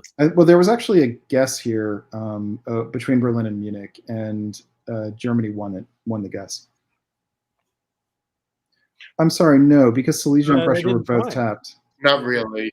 Prussia to Berlin with support of Silesia. Oh, because Munich hit Silesia. Yeah, no, so there wasn't a guess. I'm sorry. Yeah. They could have taken Munich, but they had to use Tyrolia. No, and Tyrolia was tapped. So Tyrolia's the mover, though. Yeah, that would have been a goofy position if that's the way. I like the idea of taking Venice. Anyway, I like it. Oh yeah, you're right. If Tyrolia was the mover, but yeah, why would you want that? Anyway, all right, sorry. So we got bogged down in tactical fun. The net result of all of this is that England is gone. Thank you very much for playing, Nathan, and better luck in round 2. But after all of that, Zach goes up 1 and everyone else stays even. We're going to see the Austrian fleet here. I say yes. It's probably time for the Austrian fleet. Yeah. What else is an army going to do? Oh, yeah. Thank you, Zachary Moore. Spring of 1906. I'll walk us around this board. Here we see the FG sticking together, repositioning some units. We have a convoy over to Denmark, which I suppose is what you want. Keep that fleet in the North Sea. In the south, we say goodbye to the Turkish fleet. This is not necessarily the end of Turkey, but Turkey will not have a unit on the board for the rest of this game. But we do have Austria advancing into Piedmont, which is not insignificant, and does not bode well for the Italians. That's about it. Yeah. This could lock down very quickly, potentially, if nothing changes. This could really lock down pretty fast. Yeah, you could see France and Austria making some sort of deal for, maybe with Russia for the Italian centers, but you could also just see it all, just locking up here. That Turkish fleet getting killed was pretty significant. Yep. For the offensive capabilities of the Eastern powers. Yes. All right, I'll just keep going here. Yeah, we just have units advancing, but nothing really in position to take anything except Tunis looks like it's gone next year, and the Turkish dot does fall defenseless. Thank you for playing, Michael Di Michele. And that means that Austria has now, I believe, advanced up to a 3-way tie for first place. I have to say, I'm sort of shocked to see nothing move to Livonia that last turn. Whether it was either that Denmark getting convoyed over or Liam at least trying to cover it. This is kind of a classic position where, as Russia, you often will defend Livonia one way or the other because getting that unit behind your lines is a huge risk. Yeah, it feels like Germany is now in the playing it safe mode, not going to give up anything, and it doesn't, but it looks like Norway is probably at risk here as well. So Norway and Tunis both fall. So the FG is now picking up 2 dots here. That should be as far as they go, right? St. Pete if they want it. Eventually, right? That could take a while. Okay, but elsewhere we have sort of a lot of movement now. The Italian is taking some help from the Russian, and will try to hold on to Tyrrhenian Sea, but with a disband coming, that could be an issue. And elsewhere we have another Austrian fleet sort of making advances. Fall 1907. I'll hand this one over. I believe it's David Hood's turn. Interesting that the Austrians do not. Well, I guess it wouldn't have worked. They couldn't have taken Rome, so that makes sense then to go ahead and take Piedmont back. Push that army back. Hey, otherwise, not a lot going on other than the French taking Holland. Yeah, probably arranged, right? You would assume. Yeah, because if it's not, then you probably take Edinburgh here as well. But why is that arranged? Why is it arranged for Ruhr to take Holland? He's already getting Tunis. Germany can't use the build. Oh, but this also gives Jason, a clear lead. Maybe that's it as well, is to sort of make it clear that the game should end now.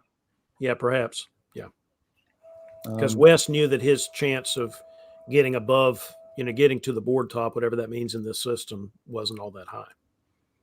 Yeah, you can sort of feel the realpolitik moment. Jason and Wes are in a room, and maybe Jason makes this argument that this will end the game. You can't get any more, and Wes thinks for a moment and then just says, "Do it." Conversely, if you're Jason here, aren't you thinking, I probably don't get a win, but I might be able to get to 16 or 17 in this position? I mean, I'm counting dots. I'm looking and saying Kiel, Denmark, Norway, Sweden, St. Petersburg, Edinburgh are probably takeable for me without a lot of risk. David, is there a downside to going for a higher center count here? only a reputational downside. There's no way to. I don't think there's a good way for your tactical position to worsen by trying that. This is Mattercon's scoring system, though, right? This is going to reward you for getting out much bigger. You know, your reputation is going to be hurt by not taking advantage when you can. Well, and people have different opinions about reputation management, and also some people. I don't really understand this, but I do understand this. Some people do not want to stab their good ally. They just don't want to do it. They're already quote winning the game, end quote. And yes, they could pad their score, but they don't really want to do it. Now, he might do it. We don't know how this game is going to end. But the other thing to remember is that the other game, I think, was ending in 09 because there was an hour left before the next round. So there's probably not that much time left. How much can you really pad your score? And then you mess up your reputation where you stabbed me for no reason.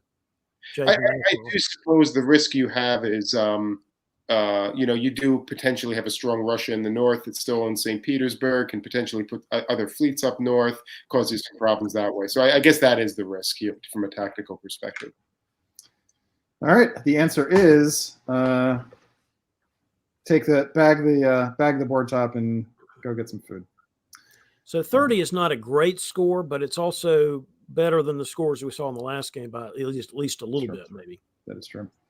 It's always nice to see a game where Austria has more fleets in the south than Russia. Usually that bodes well for Austria. In this case, it was second place finish. All right. Any last thoughts on this game? Start with Adam. Oh, I think what you just said was kind of funny, Brandon. You said Austria has more fleets in the south than Russia, but let's remember Russia has a fleet in the Ionian. How often do you see that? Yeah, true.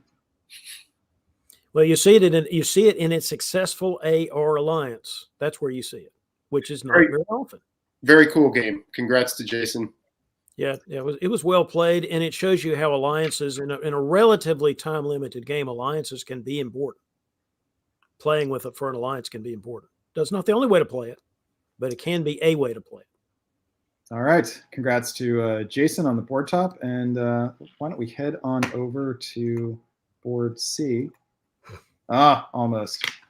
Should have lined it up ahead of time. Board C, named Jupiter 2, still haven't deciphered these board names, finds Nicola Constantine in Austria, John Archbold in England, Matthew Krill out of Everett, Washington, Pacific Northwest, in France. Germany is Tommy Anderson. Welcome back, Tommy. We need to find a new nickname for him tonight. Playing out of Massachusetts, Boston area. In Italy, we've got Jacob Faberico from an undisclosed location. Too many undisclosed locations on this board. Russia, we've got Matthew Tatanki. I meant to find out exactly how to pronounce his name. He is a new player, and I was not able to get information on him as well. Playing out of Portland, Oregon, so another Pacific Northwester. In Turkey, we've got Stephen Hogue out of Lexington, Kentucky. So here we've got three players in Nicola, Tommy, and Stephen who are like right on the cusp. You know, a good result from Cascadia will get them into the Invitational. Nicola right off coming in, I think, second in the French League Championships. All right, let's dive in here and see how this game goes. Spring 1901. I'll switch you guys up. We'll do first year or two East-West. Adam, why don't you tell us about the West? Well, I think the most interesting thing is the Munich army going to Tyrolia and succeeding. That's always an interesting place to be as Germany. You don't see it too often. Of course, with France going up to Burgundy, it may just go right back in the fall. And David, how about the East? Nicola doing the move to Budapest, which I know I'm always the guy that says this, but this used to be a really popular opening back in the day, was to go to Budapest. And in fact, in the first year of virtual, we did an analysis of the moves. If you remember this, back at the end of 2020, and we found that the move to Budapest was actually a pretty successful move for the Austrians during the first year of virtual play in 2020. It's interesting to see it being tried here. Interesting. And also, this is the third game. In all three games, we've seen a DMZ in Galicia successful. So certainly a trend tonight. Let's move on to the fall of 1901. And this is another delightful turn from a tournament that is giving us several delightful fall of 1901s. Out of three games now, only one has seen Austria hold Vienna in 1901. David, walk us around here. Anything else of interest? So Nikolai assumed that the two of his centers were going after. He could only defend one of them and still take Greece. So he does. He defends Trieste. Oh my gosh! And Jacob Faberico really was going to plow into Trieste and Venice and just go after. Of course, Jacob's now worried about the fact that the French are in the Western Med in the fall of 1901, which is a move that you only generally see when there is a Western triple. Yeah, I think there are other reasons to think there's a Western triple going on here. Adam, why don't you tell us about it? I mean, there's not a lot of moves that would be more Western triple than what we see. Right? Than what we see right here. If we can get that board back, Brandon. Yeah, you know what? I have had a little bit of internet trouble. This is what happens, folks, when you do a Western triple. It breaks the internet. It destroys us. We're going to go home now. Thank you. Good night. Looks like it was temporary. We got it right back. All right. No, and I think specifically, the English moves going up to Barents and Norway, army up to Norway, going out to Barents. That is super aggressive. The bounce in Sweden. There are very few order sets that are more triply than this. I have to say, as Western triples go, like there's a couple big problems if you're Germany, and one is just slowing down the East, especially Austria. Austria tends to get the East, rally the East, and get units up on the line very quickly. Here's a great way for Germany to get 3 builds, so some security in 01, and a unit forward and slowing down Austria. So if you're going to do a Western triple and you're Germany, this is, I think, a pretty cool way to do it. Whether it's still good in the long run. And if you're going to do a Western triple, it's fun if you've got an AI war, a Turkish fleet in the Black Sea, but otherwise Turkey is not being destroyed because there's an AI war. That's actually pretty good grounds for at least going a few years of Western triple. Brandon, I have a question for you, though. Yeah. Is there anything about this French player, Matthew Krill, that has anything to do with what's behind you? Indeed. In fact, let's do a little bit of close-up. Ta-da. Oops, that's not what I wanted. This is there we go. This is an authentic Krill board. There were several of us who did gave him some feedback on when he was developing it, and he let us get the first boards. And this has a number on it, and it is board number 2. It has a number on the back. Maybe I'll get and show you guys. But this is a fully playable board. It is hanging on the wall, and the pieces are magnetized, so you can move them. And they stick. So if you want to play on the wall, you can do it with a Matthew Krill board. And it is wood. It's 3D printed, and the pieces are nice and solid wood. And I'm very, very happy with this board. It's a beautiful piece, and if I may add, the North American DipCon, which is at Whipping this year, the winner, the North American champion for 2022, will actually receive a Krill board as the award for the North American champion this year. So for those of you who are pondering coming to Whipping, this is maybe an added incentive to take your chance to get one that will be engraved with North American champion on it. Adam, you and I were at the North American Championships back in November at Carnage in Vermont. We actually saw, you may have played on the Krill board face to face. It is really beautiful in person, as well as being beautiful as we can see it on the screen.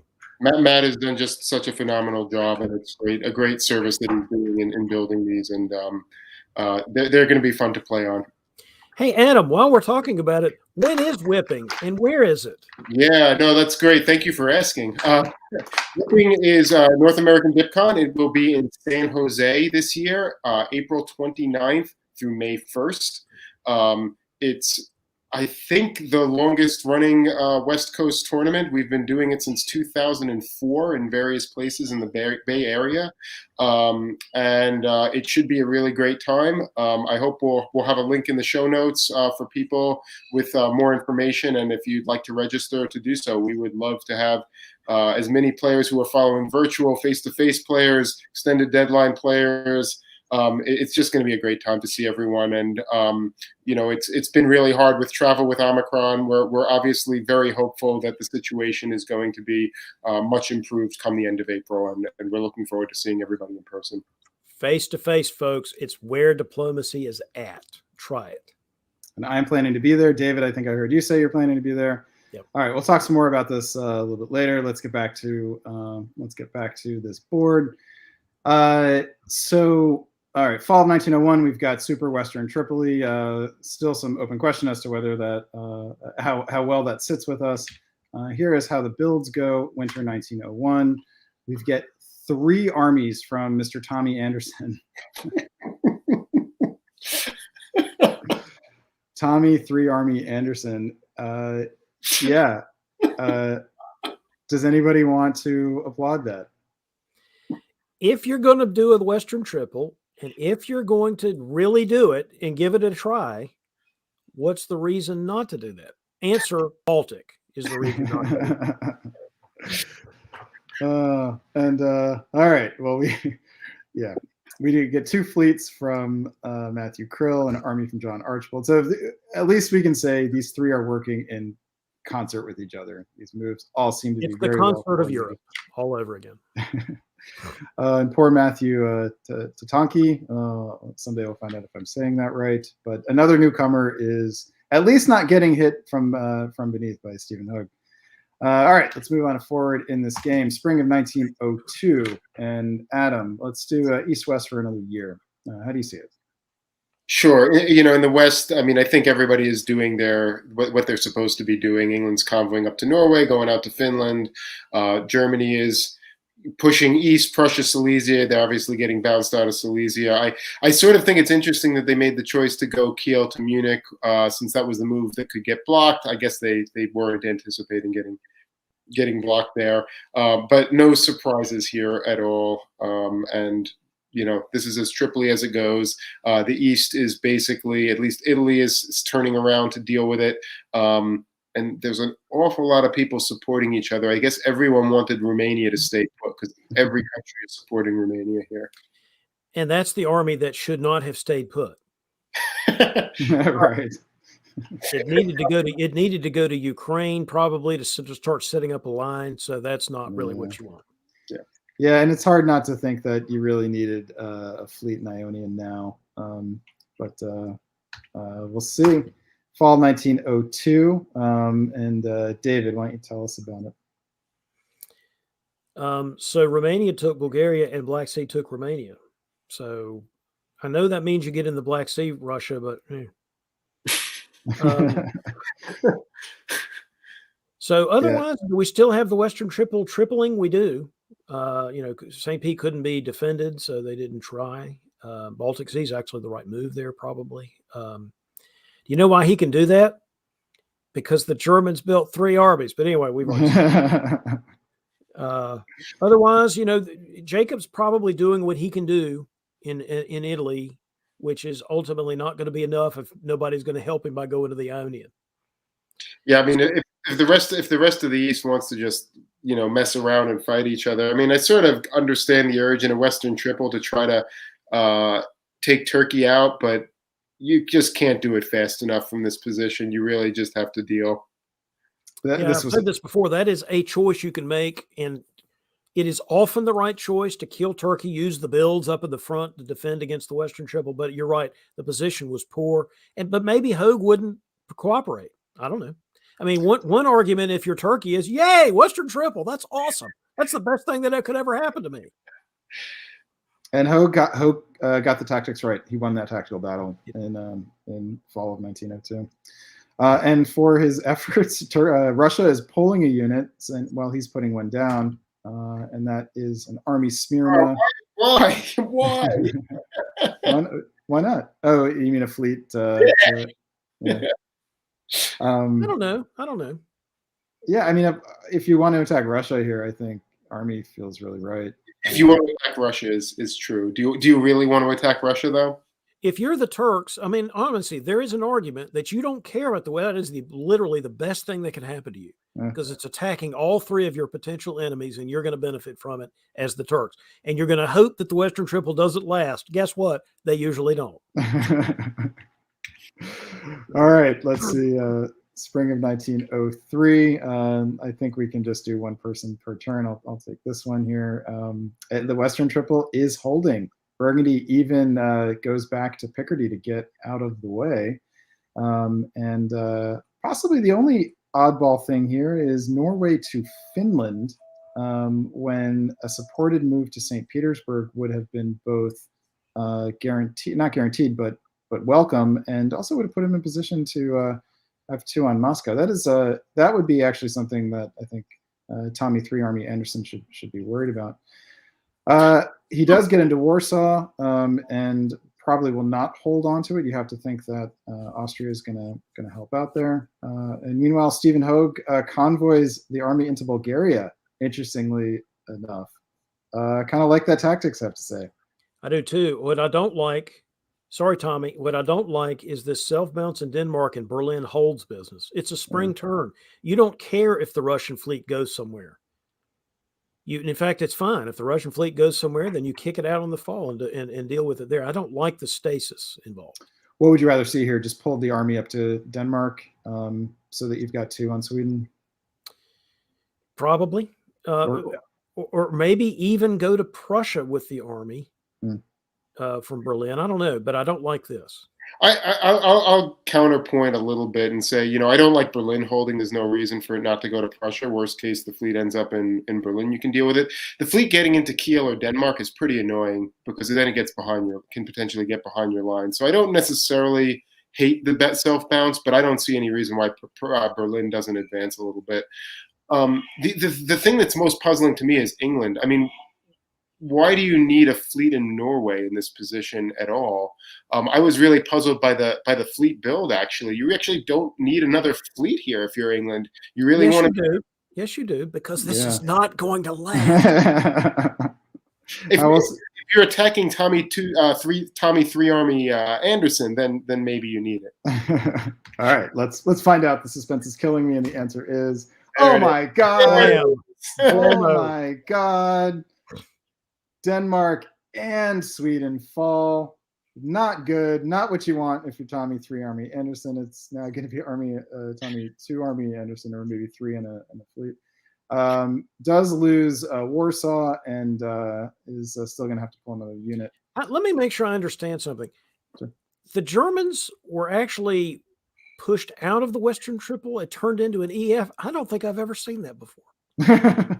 It's a novel game, David. We'll talk more about it later. Thank you. Please explain this to me offline. For our newer viewers out there, I have to issue a sarcasm alert coming to us from North Carolina, the southern part of the screen. Mr. David Hood is being sarcastic. I will point out that it's the end of 1903 and Portugal still hasn't been taken. How delightful is that if you're Matthew? Delightful is actually the right word. Yeah. There's just nothing bad about that at all. You've got Tunis, you've got 3 fleets in the Western Med, and you still have Portugal in your back pocket. Now you've got that Italian fleet in the Western Med. You might hope that one gets disbanded, and it does. Yeah. Interesting army build here from France. I'm surprised. I am surprised at that. Yeah.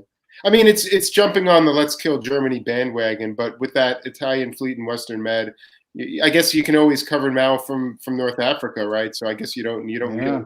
Maybe he knew that Jacob was going to disband. I mean, this is a diplomatic game. They could have worked that out, or just placed a bet on it. True. It was a good bet. In worst case, you cover it from North Africa, I guess. All right, where does Tommy 3 Army Anderson go from here? Still has 3 armies, I'll point out. Adam, why don't you take us around the board? Yeah, so this is quite interesting what happens with England, with the army in Livonia being destroyed. This, to me, looks like it was an agreement with the Russians that they would pop a fleet into St. Petersburg, let Russia destroy the army, and then basically leave each other alone. So we'll see if that's right, but that's certainly what this looks like with that Livonia army just holding here. But is that to England's advantage? It may or may not be. I'm not a huge fan of Sweden holding. You want to get that unit into play, and putting it into Denmark certainly would have been a better position to get the play against Germany. You are in North and Helgoland after all. The French go to Ruhr and Burgundy, obviously making their play here. The Austrians are heading up into Silesia and Tyrolia. So we're really all just charging the middle of the board right here. North Africa to Mao. Mm-hmm. What's Yeah, that but- all about? Go take Portugal, probably. Yeah. Yeah, now that army build in Paris looks just right, doesn't it? Sure does. But yeah, it did sort of hinge on Western Mid getting disbanded. All right, let's push ahead. Fall 1904. David, this one is on you. I mean, that's fine. Take Portugal, but you've position. Portugal do that later. I don't know. Anyway, let's keep going. Are the Turks potentially out of the box here at 5? I mean, usually the Turks out of the box means more than 5, but I like the position, and particularly better than we've had some other Turkish positions here with Russian friendship. Now that the Western Triple's dead, that they feel free to go after Nikolai and take his stuff, which they did. But Nikolai's build because they're taking 2 from Venice and Munich while losing Oh no, I guess they're even losing Serbia, Greece, taking Venice and Munich. Yep. But moving moving otherwise, let's see. The English are not able to take anything else, right? They bounce in Denmark, and that makes sense. Didn't take a shot at Holland. Why not take a shot at Holland there? Because you assume you've got to deal with the French, or at least, because the French hit Kiel, so Holland would have been almost a secure bet there, right? In fact, you could have convoyed to Holland. Yeah, this also goes back to what I was saying last turn with Sweden holding last turn rather than moving into Denmark. I mean, if you're in Denmark as England in that position, there's a lot more play you've got on Kiel and whatnot. Yeah, it would have required believing that Matthew Tatanki was going to take Livonia with the army, not with the Russian fleet. But that that's the sort of gamble that might have paid off so much dividend that it was worth doing. But yeah, John is stuck in place here. So Matthew, the net result here is that Matthew Krill catches up and is now tied with England for the lead at 7. But Matthew Krill is in Ionian now in winter of 1904 as France builds. We do get a fleet in Brest here, which good fences make good neighbors. You could make the argument for Matthew, but now he's got 2 fleets, west of the home centers. So really interesting decisions here for both Matthew, I think, and John about what happens next. I don't think so. Matt has no play against John. He's building because he wants another fleet. I would be absolutely shocked if we don't get Spain in mid-Atlantic right now. It makes no sense. I mean, John has 2 armies at home, maybe 1 convoy's away, but there's no play here for him. David, what do you see for the future? I agree with that. This is exactly why I wasn't a real big fan of moving back to take Portugal in that situation. Wouldn't it be great if he had the fleet in Tunis right now? I think so. As opposed to going back and now building the one in Brest. I mean, unless your deal was to either be defensive, make sure that John couldn't stab you, or you're trying to set up a stab, this was a somewhat inefficient way to do things. Portugal, schmortugal. All right, and so the worry is that it weakens him too far in the south. Spring 1905, I believe it is my turn. So he does advance, we're looking at Matthew here, does advance in the south, but it is at the cost now of Turkey being guaranteed the Ionian. And so, yeah, I'm with you guys. Elsewhere, Germany, now 2 army Tommy Anderson is going to be 1 army Tommy Anderson, at least for 1 turn. We've got the EF advancing together very efficiently now with A on board as well. So this is sort of an EAF. And elsewhere, we've got Russia and Turkey just moving units into position to try to finish off Austria and the home centers. Brandon, I'm really puzzled by the French move to Apulia, but I noticed that it looks like it was supported by the Italians. And if that's the Italian and the French are working together, this may not be such a clear-cut case of Turkey forcing the Ionian right now, since could be 3-on-3. Oh, thank you. That's prescient. Yeah, so just trying to hold the line against Turkey until he can get another fleet down here. Yeah, I mean, but it's certainly possible, right? Because the Apulia move doesn't otherwise make a lot of sense to me, other than trying to just get that fleet backed out into position to work with the Italians while you advance your other fleets. All right, so the question will be, does he take Naples, or has he convinced Jacob Faberico in Italy to just help him hold the line? I don't think he takes Naples here. I don't think so either. All right, and the answer is, you guys had it right. Ionian is held against a power of 3. Italy is picking up a build here thanks to support from the French, retakes Venice. Meanwhile, the French do still get a build thanks to holding on to Kiel. Meanwhile, we've got Austria losing Budapest, so Matthew Tatanki is rebounding quite nicely. John Archibald gets another unit off of the Isle and into the Northern Theater. I take it all back, man. Matthew had this figured out diplomatically. Of course, we couldn't have known this in the background, but knowing that he could do the things that he was doing with the Italians, I mean, I knew they weren't fighting each other, but I didn't realize they had that figured out. This actually worked out just fine. I think this might have been the turn where John should have taken his shot in terms of taking Kiel and convoying into Belgium. I don't think he's going to get a better shot than this. Krill is way out of position, and he actually can make a play here, but doesn't do it. And the net result is that E and F, the Leviathan, stays tied atop. For builds, we get an army in Paris and an army in London. Both decide they have enough fleets, and that does look to be the case. Tommy holds on to his one army, is going to hope to try to be the tip of somebody's pencil. And Nicolas gives up on Munich and his fleet, interestingly enough. I think Munich may have actually supported Kiel in the last turn, which would have prevented the English, didn't they? Yeah. Oh, yeah. Okay. I guess Burgundy could have hit.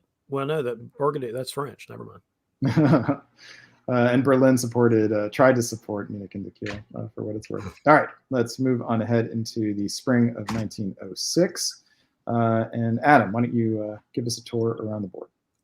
Yeah, the French are moving into Munich and advancing on that front, while the English are now getting their army up into St. Petersburg. So that particular situation is now on. Let's see, down in the south, the Russians and the Turks are still fighting the Austrians. Nicolas making his last-ditch effort here to retake his home centers. He does retake Budapest, but it's not a wonderful position there. It is interesting to see Turkey and Russia bounce in Romania.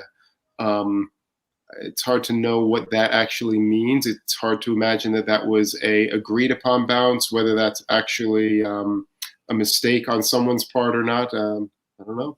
I think it was agreed upon to keep Galicia from getting in there. Did Adriatic also support the Turks into Trieste? yeah, isn't that nice? That's an interesting situation. Yeah, Italy just really wants Austria gone. All right, so now you're Matthew Krill. You don't really need Italy anymore, do you? Can you take the Italian centers now without giving up precious ground to the Turks? Answer is yes. David, give us a tour around the board on this one.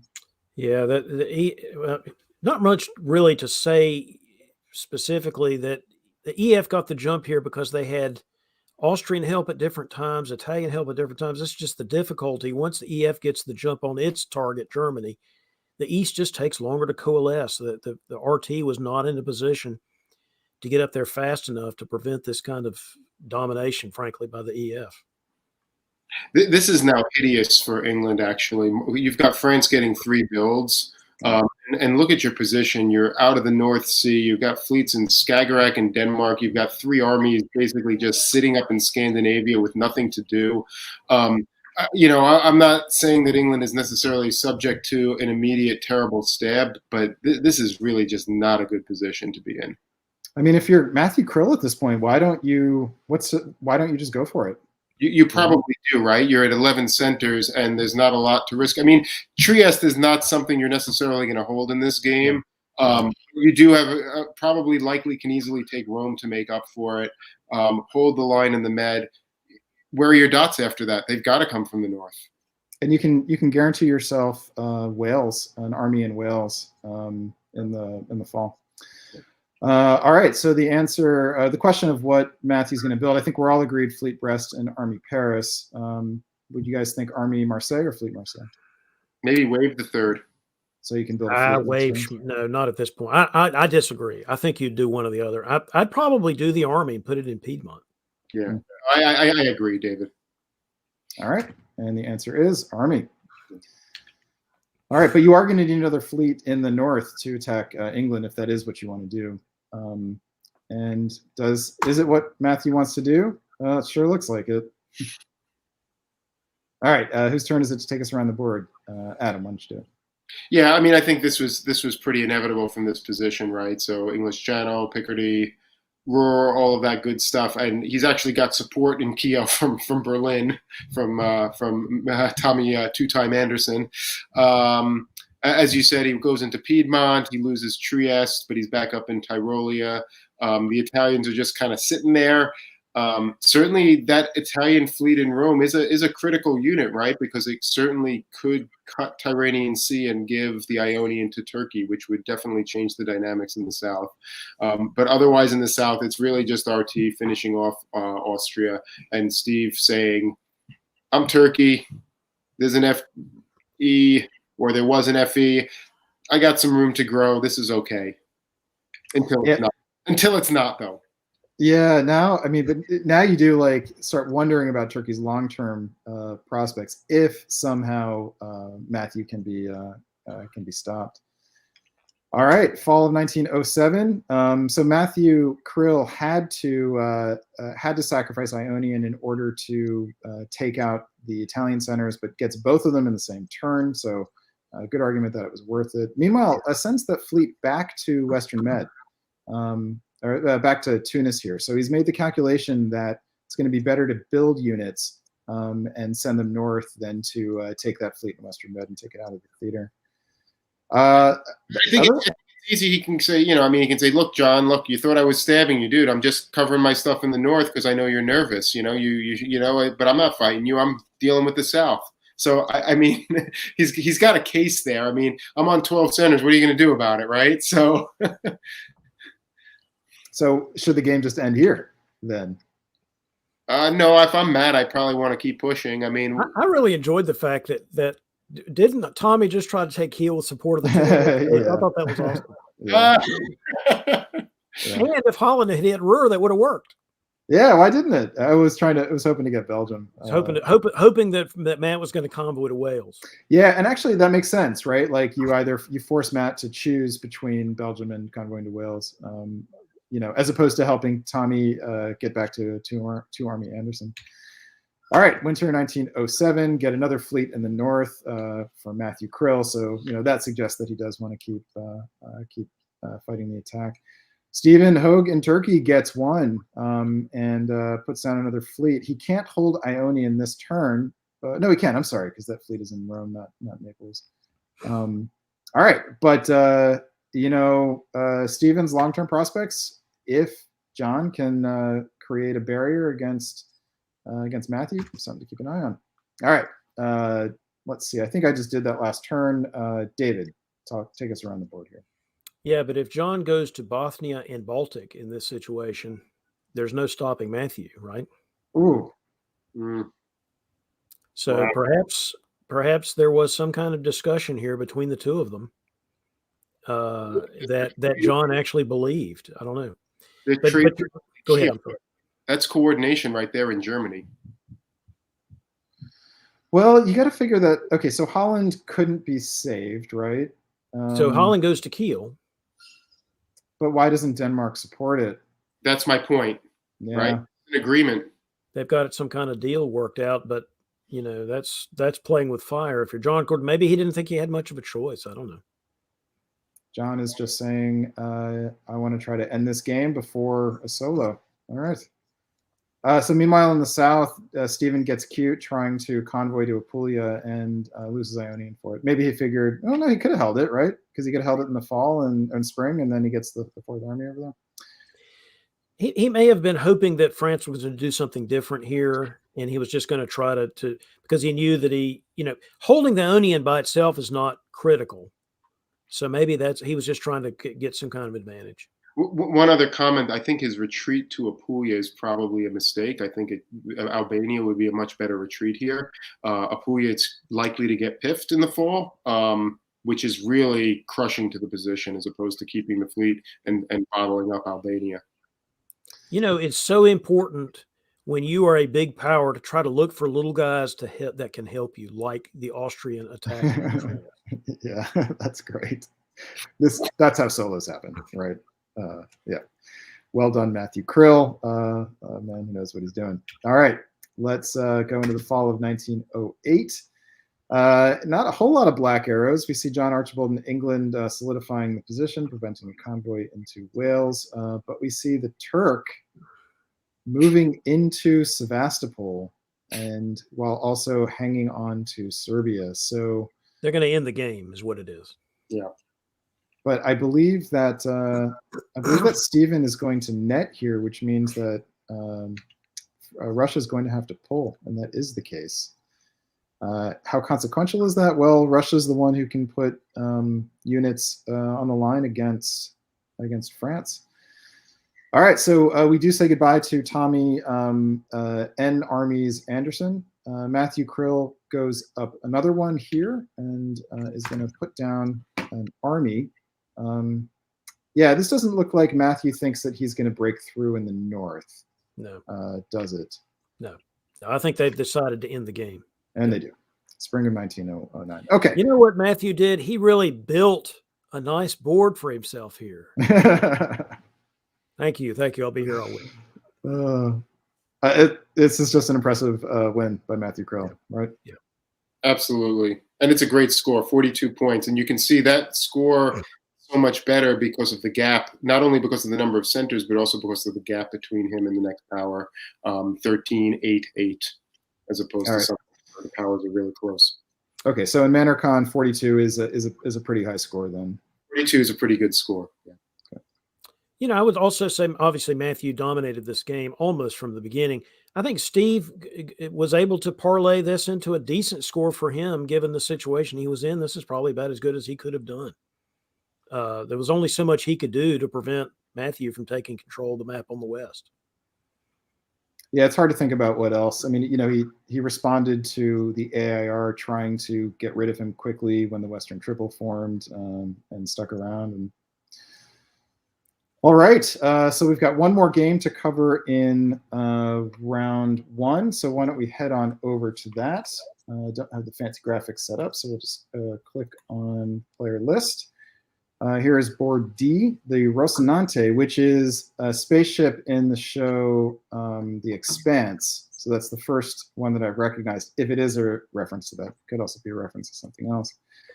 Austria is the Weasel's own Christian Brown, playing out of Peoria, Illinois. In England, we've got Hal Schild, a pit kisser out of Alexandria, Virginia. France is Robert Schuppa out of Dresden. In Germany, we've got Loic Bourget out of... well, his father lives in Switzerland. I don't know if Loic does as well, but he is Christophe Bourget's son. In Italy, we've got Noam Brown, the AI expert with Facebook, playing out of New Jersey. Russia is Andrei Gribikov, one of last year's Super 7, one of the finalists in the DBN Invitational, fighting for a spot in this year's tournament, coming in at number 40. And he is playing out of somewhere in California. And in Turkey, we have a longtime face-to-face player, Jerry Fest, I believe, playing his first virtual face-to-face game out of Portland, Oregon. Sounds like you guys have some familiarity with Jerry. What can you tell us about him? I think Jerry may have actually played one time in 2020 during virtual, but Jerry Fest is such a great guy. And I think I've known him probably 25 years or so. Just such a spectacular guy in person. He's just got a great sense of humor. He is one of the best people in the world to just sit around and talk to, and it is great to see him back. He's had some health issues. When he went to the 2019 DipCon, he was recovering from a stroke, but still came to the face-to-face event. Adam, I think you were there, right? Yeah. He came to the face-to-face event. He had some help to get him around the board. He still gave it a college try. Just love to see JT Fest on this board. Yeah. I'll just echo everything David said. It's wonderful to see him here. My understanding is that the stroke left him with some difficulty in operating computers or being able to enter orders on Backstabber. So John Jameson has actually been helping him enter the orders today. Right. So, you know, we probably need to say something nice about John Jameson once in a while. I think our ombudsman suggested that. All right, on to the map. Here is how Spring 1901 played out. let's switch you guys up. David, tell us about the West, if you will. All right. One of my favorite French openings, if I'm not going to do the 3 units against Belgium thing, is to put two armies up there and send the fleet to the mid-Atlantic. There's no reason to antagonize the English by going to the Chris Martin English channel. The bounce in Burgundy is probably arranged, but maybe not with Loac. Who knows? But otherwise, not really much to write home about. That English opening is what we call the full Churchill. That means you're putting the army in Edinburgh so you can allow it to convoy either through the North Sea or the Norwegian. So you get tactical flexibility, but you do risk leaving Wales vulnerable. Got away with it this time. Adam, tell us about the East. Well, we see the normal bounce in Galicia, but we see the Russians actually walking into the Black Sea as Jerry tries to get his fleet out early and holds in Smyrna. So that is always an interesting thing to see. Otherwise, the Italians walk right into Trieste, which in some cases is arranged, but usually if you're Austria, what you don't want to see in this situation is Rome following up into Venice, which is exactly what Noam does here. That's not super friendly between AI. We'll have to see how that plays out. You know, Austria is really getting ganged up on in this tournament. I know. This time there was not a DMZ in Galicia, and that one got in. It is worth pointing out. First time in 4 games from round 1. All right, fall of 1901. Adam, stick with us in the East. Yeah, I mean, the Russians end up going to the fleet, putting the fleet in Romania, which is actually kind of interesting with the follow-up into Warsaw to Galicia. If you're going to fight the Austrians, what you don't want is a fleet in Romania, right? So that's a little bit awkward there, but it's correctable if they so decide. Jerry opts to be a little bit trusting here. It covers Ankara, but moves the fleet out into the Aegean Sea. And the Italians are making their play to try to take a second Austrian dots, but Turkey and Austria say no thanks. We're gonna deal with that. Adam, how about the West? You mean, David, the bounce in Holland is interesting. Look at you. You bounced in Burgundy, then you're going to bounce the English in Holland and go to Tyrolia at the same time. You've really got a lot going on. He also let the Russians into Sweden, which I'm generally in favor of if you can make a deal with the Russians to get something out of it. But so he has not done anything to the Russians, but he has certainly done something here to the English. We'll see if that is with the French or despite the French. Well, you see this as Germany doing something to the English rather than the other way around? I'm sorry, it's the other way around. You're totally right. It is late here in the eastern part of the United States, and apparently I need to go get some caffeine because that is exactly what that is. And so I will say, but I'm going to take a moment now to pause and to point out that our dear friend Karthik Kanath was supposed to be on the broadcast with us, giving us breaks periodically, and he has hopefully not just stabbed us, but also hopefully is not having any sort of serious difficulty. And so I guess that means we hope he has just stabbed us. Yeah, that does lead to stupid things like what I just said. Yeah, and also it won't be the last stupid thing I say tonight. By God. Yeah, I'm on board for that. That said, though, I think we should be able to take some breaks when we can get them. So if either of you guys wants to pop off for a little bit, feel free, and the other two of us can It'll be better television if I just say more stupid things. All right, and I will be apparently happy to point them out every chance we get. So do it. All right. I believe we have done that. Let's move on into the winter of 1901. And here we go. Let's see. For the builds, we've got, see, I'm losing it as well. France, Brest, and Marseille. We've got a fleet and an army, which seems to be a little bit down the middle. Andrei Gribakov in Russia puts down 2 armies. I believe that is the only other thing that is of particular 2 fleets interest. from the Italians is kind of an interesting choice, don't you guys think? I think it's surprising given the spring turns, but maybe it's throwing the bone to Austria and saying, I actually do want to work with you, so let's figure it out now. Yeah, it makes me wonder if the move to Tyrolia was coordinated with Loic, if Noam and Loic have made some agreement. So perhaps those fleets are headed west. All right, let's find out. Spring of 1902. Adam, let's stick with you since you seem to be coherent. For the moment. or as coherent as I ever am, right? Yeah. So starting with the east, the Russians are going north, and this is really interesting. They actually forced the English out of Norway, which is kind of fascinating. You know what the English do here with they convoy to Norway. They're really going all in against the Germans. London supporting the North. Well, supporting the North Sea is not really doing anything, but London, I guess, has nothing better to do if you're convoying here. Meanwhile, Robert Schuppe is sending his fleet south. The Austrian is destroying the invading Italian army, as happens in this kind of position. It's kind of interesting, right? Because we saw the Germans make that move into Tyrolia, but now they're forcing themselves to pull back because they've got this EF against them. So just not a lot of momentum gained by that particular order. And RT not just not fighting each other, but also not doing anything offensive to the Austrians. Yeah. So maybe not a full rat, but just sort of we're going to let the Austrians go fight the Italians, and then we'll see what we're going to do next. Yeah, and Aegean went out to Ione. Yeah, that's what I mean. That's the thing that surprises you a little bit. Although there's still a possibility that something happens different in the fall turn. Yeah. Well, let's find out. And the answer is, David, we'll start with you in the West. Yeah, they don't actually go for Greece in the fall turn. Jerry doesn't. Still sort of not much going on in the East except for, the Russians put the Germans into Vienna. You know, this German adventurism in the Balkans that we've seen tonight is not necessarily all that pro-German. It usually just causes chaos in the East, but it doesn't necessarily help you if you're fighting anybody in the West. And guess what? There's French in the Ruhr. Now, the English go to Belgium. That's probably, that could be arranged.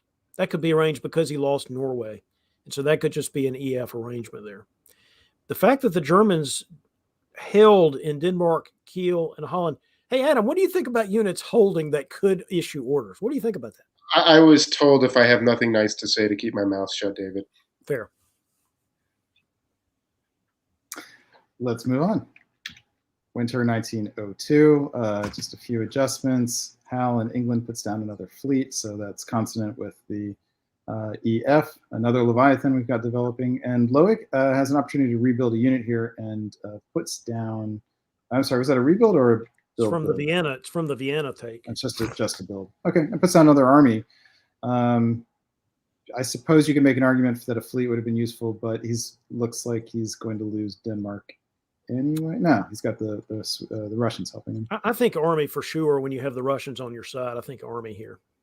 So the Russians had a real choice here, huh? About what to build, and went with Army Moscow, which seems like the sort of least committal of all options.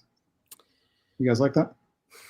Well, you know, I am a commitment person in diplomacy most of the time. I know that that's actually kind of a minority position because people like to do things like build in Moscow. Almost never would I have built this unit in Moscow. You choose one of the directions and go. Yeah, I mean, you could make an argument for a fleet in St. Pete. You could make an argument for an army in Warsaw. You can even make an argument for an army in Sev. You could make all kinds of arguments. I can't come up with a good one for Moscow other than I'm just going to wait around and see what happens. In a game that maybe in a game that's truly unlimited, you can do that, maybe. But Russia, in my opinion, time is usually not on Russia's side. Because they straddle the stalemate line, time is your enemy when you're Russia. You need to get as big as you can, as fast as you can, I think.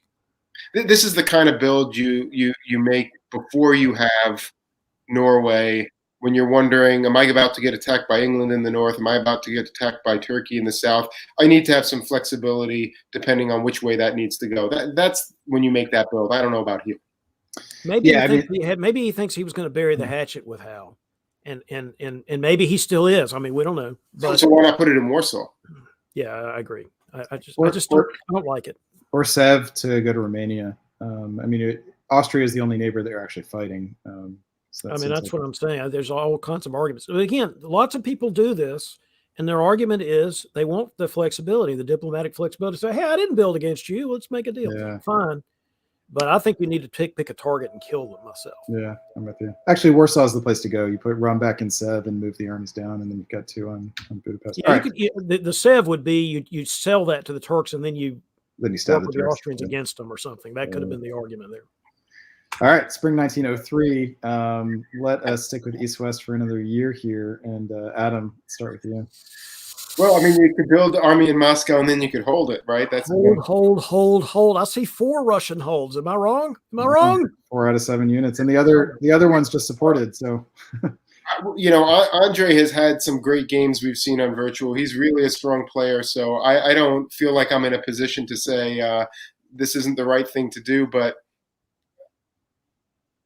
I actually think Andre is a really, really good player. I picked him to win the DBNI finals last year for a good reason. I think he's a great player, and he may have a good theory here. He may. Yeah. It's not much fun to watch, though. And since we're here to be spectators, we want more fun. Yeah. Gosh, at least support Denmark to hold on. All right. Was there anything else we're talking about here? No. I mean, the English are going all in on the attack for Germany against Germany, right? Actually, we did miss a big story, which is the self-bounce in Western Med means that Robert is trying to keep his options open. Yeah, I kind of like this little guy too. Venice supporting Piedmont forward in Tyrolia. All right, let's hit fall 1903. I think we can start going to full board reads here with all these red arrows. David, why don't you take it away? Yeah, I mean, Hal was going to take Denmark in this situation, and he did. Otherwise, Andre, wait, you moved from Moscow? You can't move from Moscow. You got to hold Moscow against the Persians or somebody, against the Cossacks. So the Mongols, yeah. The Mongols, somebody. I mean, you got to have 3 armies up in the Scandinavian area, right? That's the thing. Yeah. Gosh, people criticize me because I build North Coast fleets pretty quickly when I'm Russian. People, you can't do that. I'm like, why? Why can I not do that? If I'm going to be a big Russia, then give me a freaking fleet. That's what been the Russians' issue of their entire history. It's not having a strong fleet, at least not one that has warm water ports. All right. Anyway. All right. The net result was a unit being transferred from Germany over to England, which results in another fleet build. That's hard to argue for, yeah. I get it, but man, I hate it. but I understand it, right? It's probably not wrong, but it's so frustrating when you're England and you've got to have 5 fleets in the north. Yeah, I like it, but the problem you do have are those French fleets sitting in the west. Is now the time for Robert Schippa to make a move if you're going to do it? And I think so. I think that would make sense, honestly. Take Belgium, go take Liverpool. You've got the answer is not that. Does not do it. But Germany, Loic, actually gets some tactics right here and blows up the fleet in Denmark. And with help from Andre, right? What's that? With help from Russia. Yeah. Oh, yes, from Sweden. Nice. Yeah. And elsewhere in the south, we just have Austria taking Vienna, and Noam slipping into Trieste. So Noam looks like should get a build out of this, which is kind of delightful. Well, is Turkey Austria been an exercise in futility this game so far, man? They really have not been. There's just not a lot of action going on in the Balkans, honestly. All right, fall of 1904. I'm sorry, Noam had no chance of holding on to Trieste, but so Austria's getting a build here. Which is kind of fun. Adam, why don't you give us some more detail about this turn? Yeah, I mean, I think that is an important story, is that the Austrians are retaking Trieste, retaking Vienna. That's a big step for them.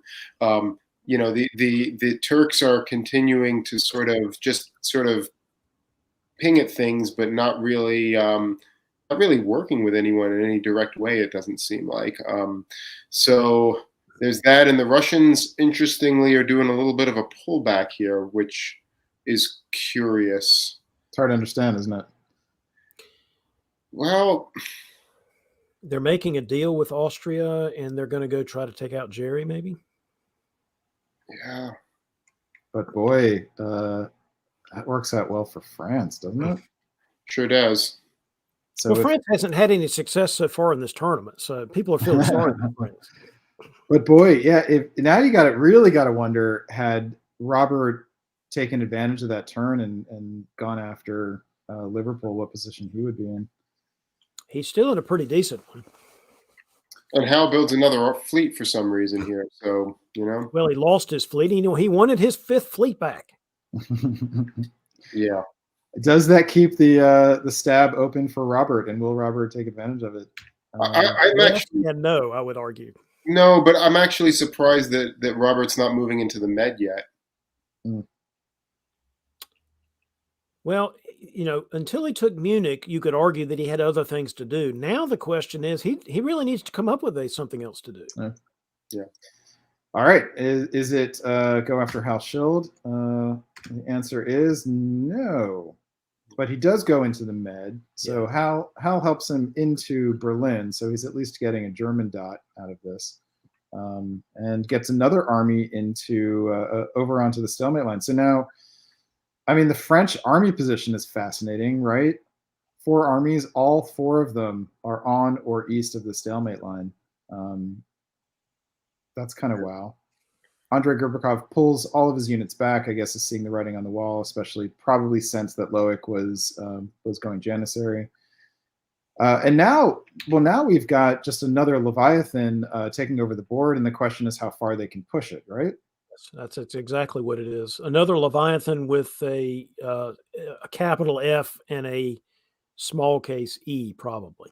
You think? I mean, at the moment they're even. The question is, will they stay that way?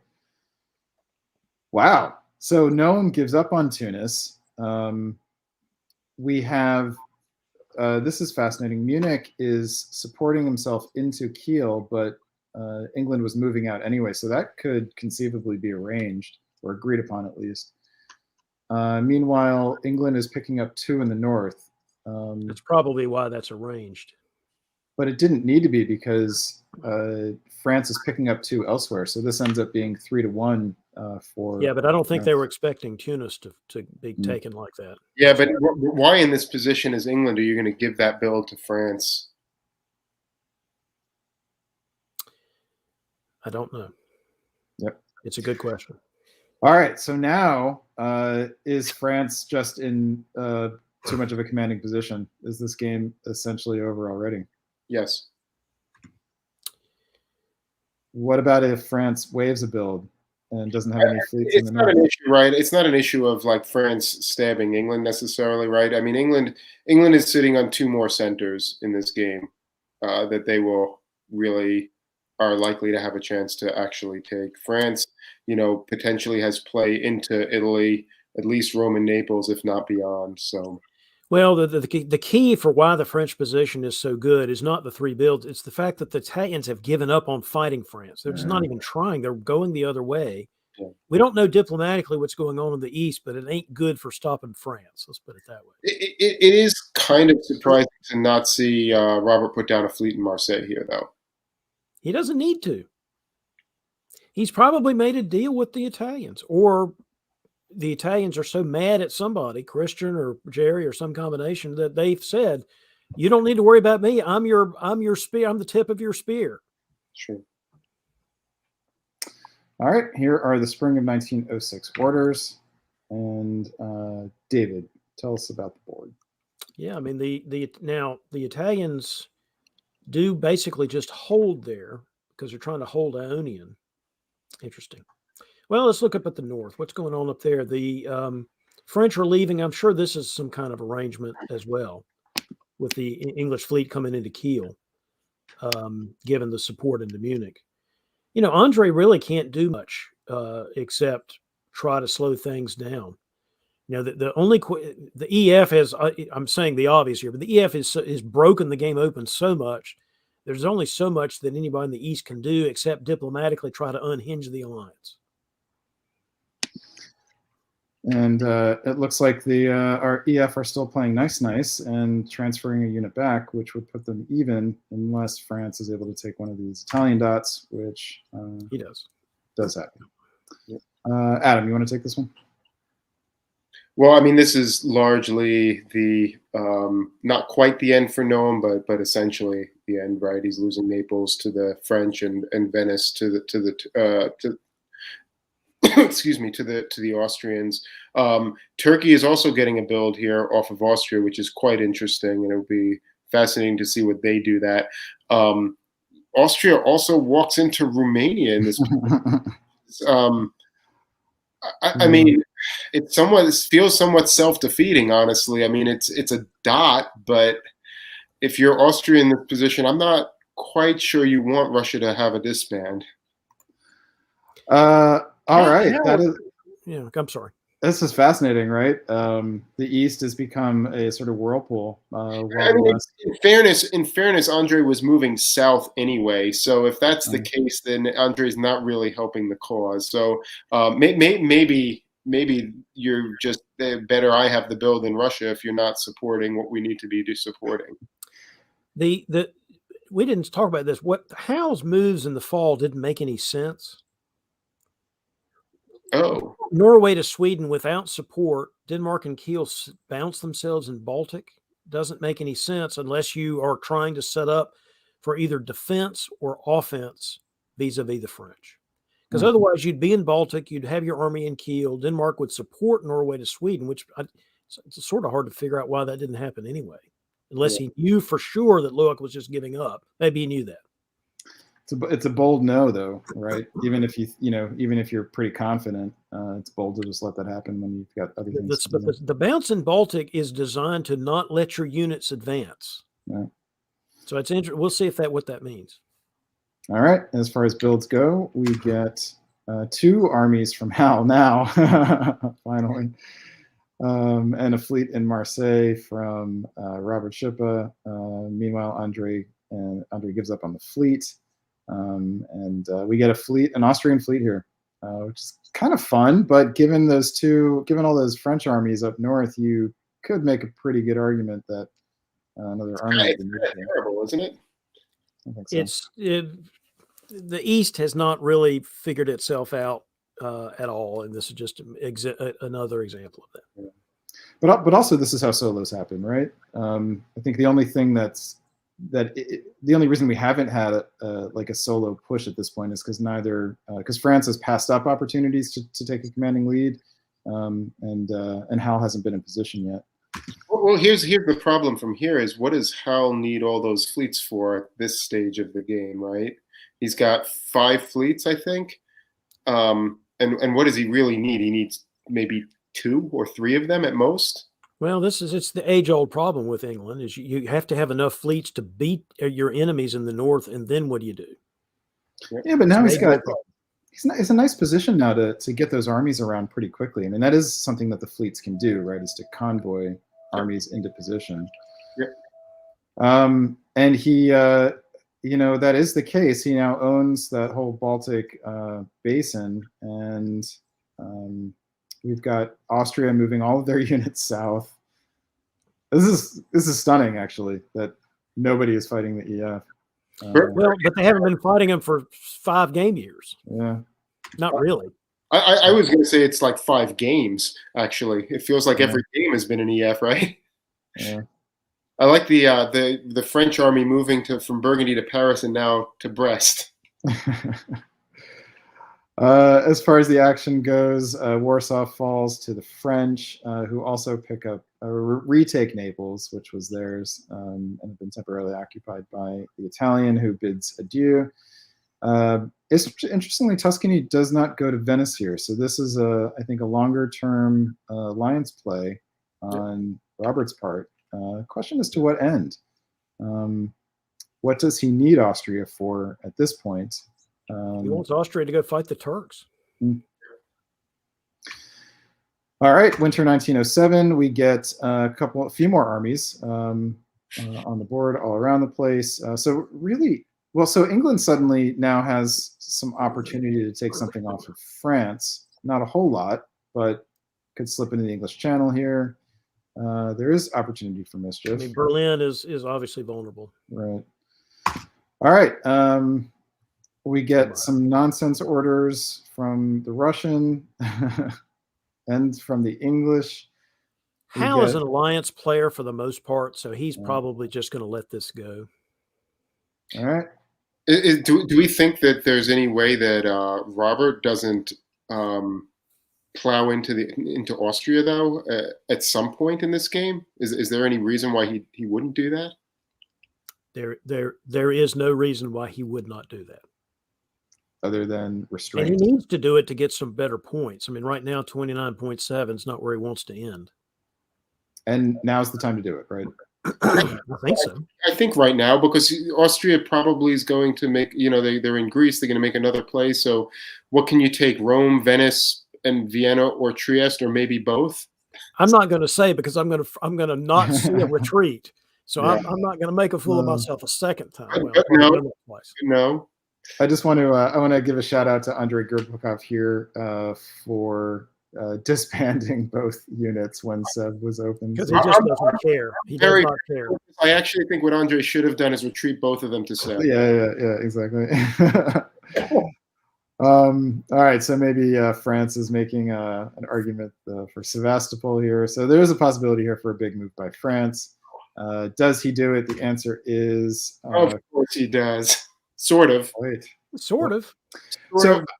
And Hal actually moves on France here. So finally, I actually I meant to point this out, this little cheeky move from Barents to Norwegian, which set him up for this, which is the taking of Berlin and the gaining of position. Elsewhere, Robert takes Venice and Vienna, both, does not get Sevastopol. Interesting here, actually. He doesn't take Rome. And he could have the Western Med instead, because he knew the English fleets were coming because of that cheeky move to Norwegian. Yeah, but I think I might have been tempted to just go ahead and take Rome there, just to get the build anyway. I mean, it's tough because you can only build one fleet in Brest, right? And you've got you're pretty confident you're getting two builds. Okay, so. Austria doesn't end up with a build here, do they? No, they end up even. They're losing one, right? Or two. Losing one. They pick up Bulgaria and Greece. Even. They're even, yeah. Yeah, so even. Yeah, Jerry is also throwing up his hands, if you notice. Syria, Smyrna. I mean, he's just going, whatever. I'm done. All right. So builds, we get House. So suddenly the pendulum has swung to House Shield. Any argument that Hal? Way to go, Hal! I actually thought Hal was going to let things lie. I was wrong. Way to go, Hal. Hal's only problem is that the army. He actually has the right units. They're just in the wrong place. So Norway and St. Petersburg need to be in Kiel and Berlin here. Does he get him there? It's also, let's note that Andrei rebuilt in Seth. Oh, he did. Just couldn't help it, I guess.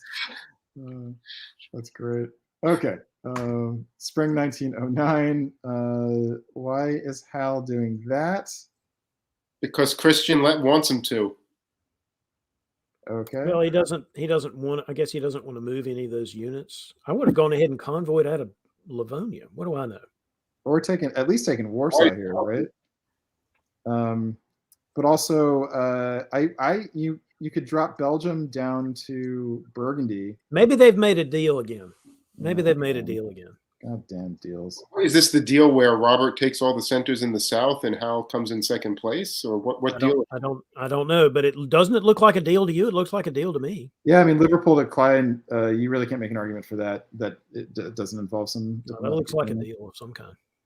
All right, so now the pendulum swings back here, right? We've got Hal walking out of Belgium. What the? Taking Warsaw though. Taking Warsaw, walking out of Belgium, but Robert's picking up, 4 in the south. 5, Rome, Trieste, Budapest, Serbia, Romania. Isn't that 5? All right, so Trieste, Budapest, Romania, and Rome. I think "good Lord" is the correct answer. And All Jerry's right. just killing himself. I mean, what in the heck is going on here? +5, indeed. That is remarkable. Well, How we're going to need some. Of course, the game's not over yet, but Somebody got some splaining to do. All right, so now it's 16, right? All right, now the question is, can he get 18? Get 18. Should be able to easily, right? With I wonder if they flipped a coin or something, honestly. Greece, Bulgaria. Greece, Bulgaria, I mean, those are guaranteed.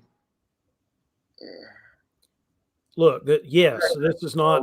This is going to be a French solo if that's what they want to have happen. Hal can stop him, right? Hal is the one. He loses Belgium, which he should here, and he can actually. Yeah, he might. It may not be that easy to get 18 here because he's going to be down 1 from Belgium. I don't know that he can get Greece right now, but can't force Bulgaria as well. And he can lose Romania if he, because England's can go down to Gal. I mean, yeah. The problem is those English armies can come down from the top. I still feel like he should be able to do this though with all those units. And maybe not, because they're also getting ready to go into the second round, and so he could just take this big score and go to round 2. Maybe that's the other theory. All right. Well, let's find out what he did do rather than worrying ourselves with what he might do. The answer is he takes Greece here, so he does pull one off of the Austrian. That takes him to +3. 2 of those were left over from last time because he could only build 3 at a time, and that gives us 2 more armies. I don't think he can lose anything else, and in fact, he might be able to make some advances or at least threaten in the German centers. Spring 1911, the game ends. Here's the thing about this scoring system. Look how many points Hal gets in this situation. 34. Yeah. It's a great score for both of them. I mean, it's an excellent score. I think probably the best score in round 1 for Robert, and Hal is probably in the top 5 or so. I mean, it's okay. Yep. All right. Well, that is an excellent result for Robert Schippa. Well done, Robert. Let us have a quick look at the standings, and then I have a nice surprise for all of us. First of all, here are the standings after 1 round of play. Robert Schippa is in first place with 48 points. Matthew Krill in second with 42. Hal Schild, that second place gets him into third place in the tournament, followed by Jason, Subby, Ben, and Zach, and then some more folks. Then the scores, I think, get a little bit bunched up in that 19 to 20 range until we get further on down. All right, well, that sets us up for a fun round 2, which we will get to in a moment. But first, it is my distinct pleasure to welcome to the broadcast Mr. Karthik Kanath. Karthik, welcome. Hello. And thank Pleasure you. to be here. Thank you. So you were able to get out of the emergency room that quickly. I'm really thankful for that. So it wasn't anything serious, I guess. Of course, yeah, totally fine. That is not what happened. That is not what happened. He's gotten out of jail quickly enough. Yes, correct. To get onto the screen. Yeah. He got arrested for alarm didn't go off itis, I think. Yes, is that right? Correct. I guess I do deserve this. Welcome, Karthik. We're glad to have you here. David and Adam, you guys can draw straws to see who gets the first break. All right, Karthik, who do you want to work with first? Let's see. Careful. Who wants the first break? No. You got to do it, Karthik. This is your. So let's see. I told Adam I really enjoyed our duo, like on the private DBN chat. So I'll take Adam first. All right. Have a good break, Adam. We'll see you in a bit. Nice. All right. And appropriate. Yeah, indeed. All right. Let us head on over to round number 2. So we are 2 hours, and I want to do round 1 in 2 hours. 2 hours 40 minutes in the broadcast. Could be worse. All right. We have got Let's see if I can do this. All right. Round 2, Board A in Austria is the tournament director and former world champion, Chris Brand. not playing for points, but playing anyway. In England, we've got Jackson Roberts. Welcome back, Jackson. In France, we've got Loic Bourget playing in Europe, so this is a late start for him, I think around midnight. Germany, we've got Jason Massbaum, the infamous Jason Massbaum, coming into in fourth place in this tournament. In Italy, we've got Farron Jane making an appearance. I don't know where Farron is playing from right now. I don't think it's Austin, Texas. Farron was somewhere in Southeast Asia last time. Don't know where Farron is now. All right, in Russia, we've got Stephen Hogue out of Lexington, Kentucky. And in Turkey, we've got that guy, Matthew Krill. So in Farron and Matthew, we've got two players from last year's DBNI top board. And nice little matchup here. Let's jump in and see how it goes. Spring of 1901. Karthik, we're going to start with you in the East. And here are those orders. Tell us what you see. Sure. So mostly a relatively standard opening in the East, with the exception of the Sunstream opening from Matt Krill. This is a really interesting opening that shows both, like, somewhat of an anti-Russian interest, but really speaking, it could go either way. We also see in the East that Venice gets bounced by Munich and Tyrolia, which could be either arranged or show potential interest for Jason to go south. Jason normally does bounce in Tyrolia, just as a German policy. So I just lean to it being like a declared bounce. So very, very, very cool to see that. Austria, very, very standard. And Russia chooses to open south rather than north. So all around, relatively basic standard opening in the south, I would say. And David, how about the West? Yeah, the West is also fairly standard openings, except for that move to Tyrolia that Karthik already said, honestly. All right, let's move on to fall of 1901. Here's what we got. Yep, Turkey makes clear the anti-Russian intent. Turkey decides to tap Sevastopol and then bounce the Russians out of Romania. Very, very strong move from them. And in the meantime, they also take the Black Sea, which puts Stephen Hogue really in a bind, right? I mean, luckily he does get the build in Sweden, so he does have some ability to defend himself. This is a very, very aggressive opening from the Turks that will put them in a very strong position. The one downfall for them, though, we see with Venice going to Trieste and Ionian going to Aegean, a very, very good move from Farron here. Noticing, the anti-Russian bent from Turkey, choosing instead to take advantage of that rather than cooperating with this Turkey, and basically going with the fast Lepanto opening, which involves you taking Trieste as a loan from Austria, and then rather than having Ionian convoy an army to Tunis or take itself, it moves to the Aegean Sea, setting up a very, very, very powerful position against Turkey. So I would guess that Turkey is not long for this world. We really need a name for this opening when Italy gets Trieste and goes to the Aegean. You guys out in the gallery there, try to come up with a name for this. We really need to have something catchy, because this is a common thing, and it's a pretty incisive move against Turkey that really changes the game for them. David, tell us the fast Lepanto, but I admit it is kind of boring compared to some of our other names. Things like the Kraken for the IT. We need something spicy like that, I think. Yeah, no more. It's got to be like the some sort of blade or something like that. I don't know. Mm-hmm. In a less bleary time, I'll give some attention to that. David, tell us about the West. The West, the age-old question of who gets Belgium. It's going to be the English convoy, and nobody, i.e. the French, do not try to block that or anything. So the only thing that I find terribly interesting is Munich to Burgundy. And it's a little unclear what Jason's trying to communicate with that, unless he was just trying to make sure that the French didn't leave Burgundy to go to Ruhr or some kind of goofiness like that. Otherwise, you wonder what that is. Is that, did he say, I'm going to do this? We'll try to use this as propaganda for England to make England think that I'm with him or something. Because if you're really going to do an EG alliance, you often do not block the Germans in Sweden. It depends. I probably would still not block the Germans in Sweden. Mm-hmm. But some people, if they're going to do an EG, they block the Germans in Sweden. Right. David, I'm going to overlook you asking us to get inside the mind of Jason Massbaum and just move on. Winter 1901 finds the Mastbaum dropping a fleet in Kiel. Nice flexible builds, but the eye is immediately drawn further east to that fleet and the south coast of St. Petersburg. Stephen was probably watching the VDL top board from a couple weeks ago, where Michalis Kamaridis put down, I think, three 3 fleets St. Pete with, I believe, Karthik Kanath in Germany. Yeah. Would not recommend. Not as great as you think it is for an ER, but yeah. Oh, you were in England. That's right. You were Yep. in England. Ben Kelman was in Germany, but yeah. I will have to long-term- say, and Brandon, for those who don't remember, was Italy. my eye was actually drawn to the French building 2 Yes, armies. that was what I was going to point out. Oh, The all right. 2 army builds in France. I thought, Very, yeah. very interesting. Yeah, please don't do that. Why do you guys love that so much? 4 armies and 1 fleet does not a happy France make. Right. Yeah. I would say I do not love it. I just think it's notable.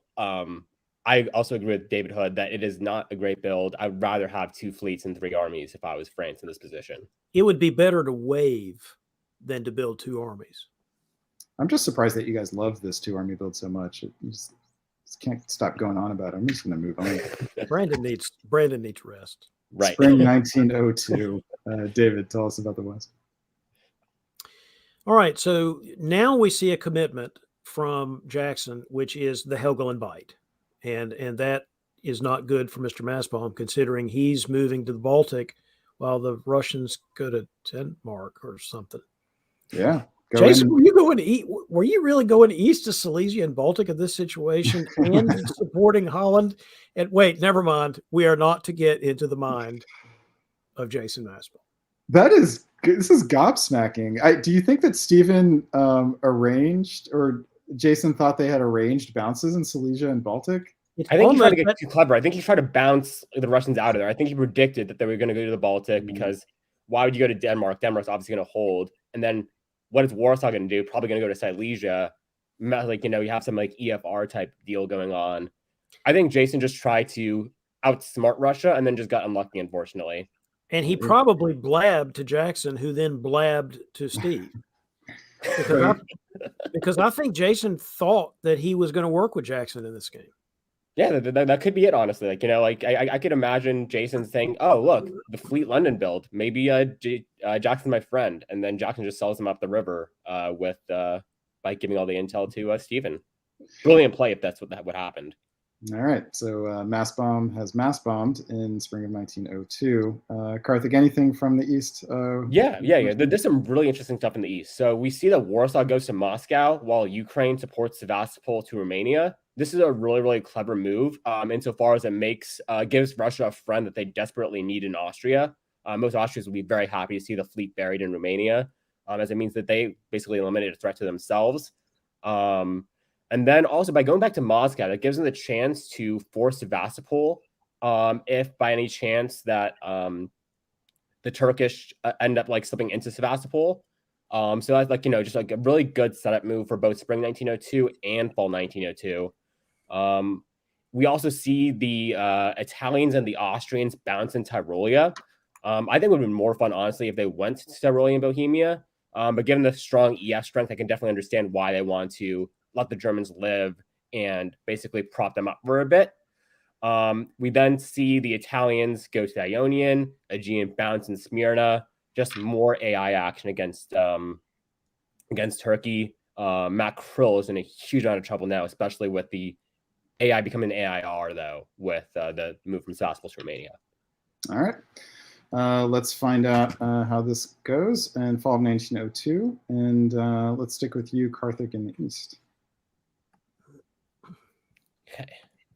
Let's see. So, staying in the East, finally, I do get that move to Bohemia and Tyrolia I asked for. That's pretty cool. The Russians move Ukraine to Warsaw, realizing that Sevastopol isn't in much danger. Greece supports Serbia to Bulgaria. That just fails because the Turkish choose to defend against that as opposed to anything else. And then we finally see Tunis get taken in fall 1902. Not too slow, but they end up having a very, very nice success. The AIR does, that is. So, I mean, good turn for them. And they're moving quickly on the line. So I think this is going to be a very, very interesting game to watch to see if it either stalls out or if we see an AIR domination or if we see a stab appear. All right, David, can you disentangle that jumble in the West for us? Yeah, Jackson got stabbed. That's the disentangle. Loic Bourget, with 4 armies and a fleet is attacking the English, which is fun to see. And succeeding, yeah. Yes, I didn't say it's attacking poorly. I'm saying succeeding.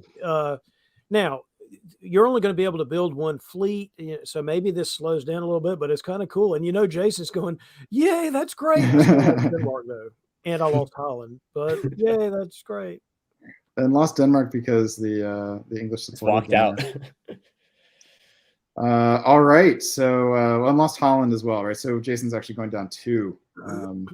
So that is interesting. All right, let us get some builds. We get an army in Liverpool for Jackson, and that's just funny.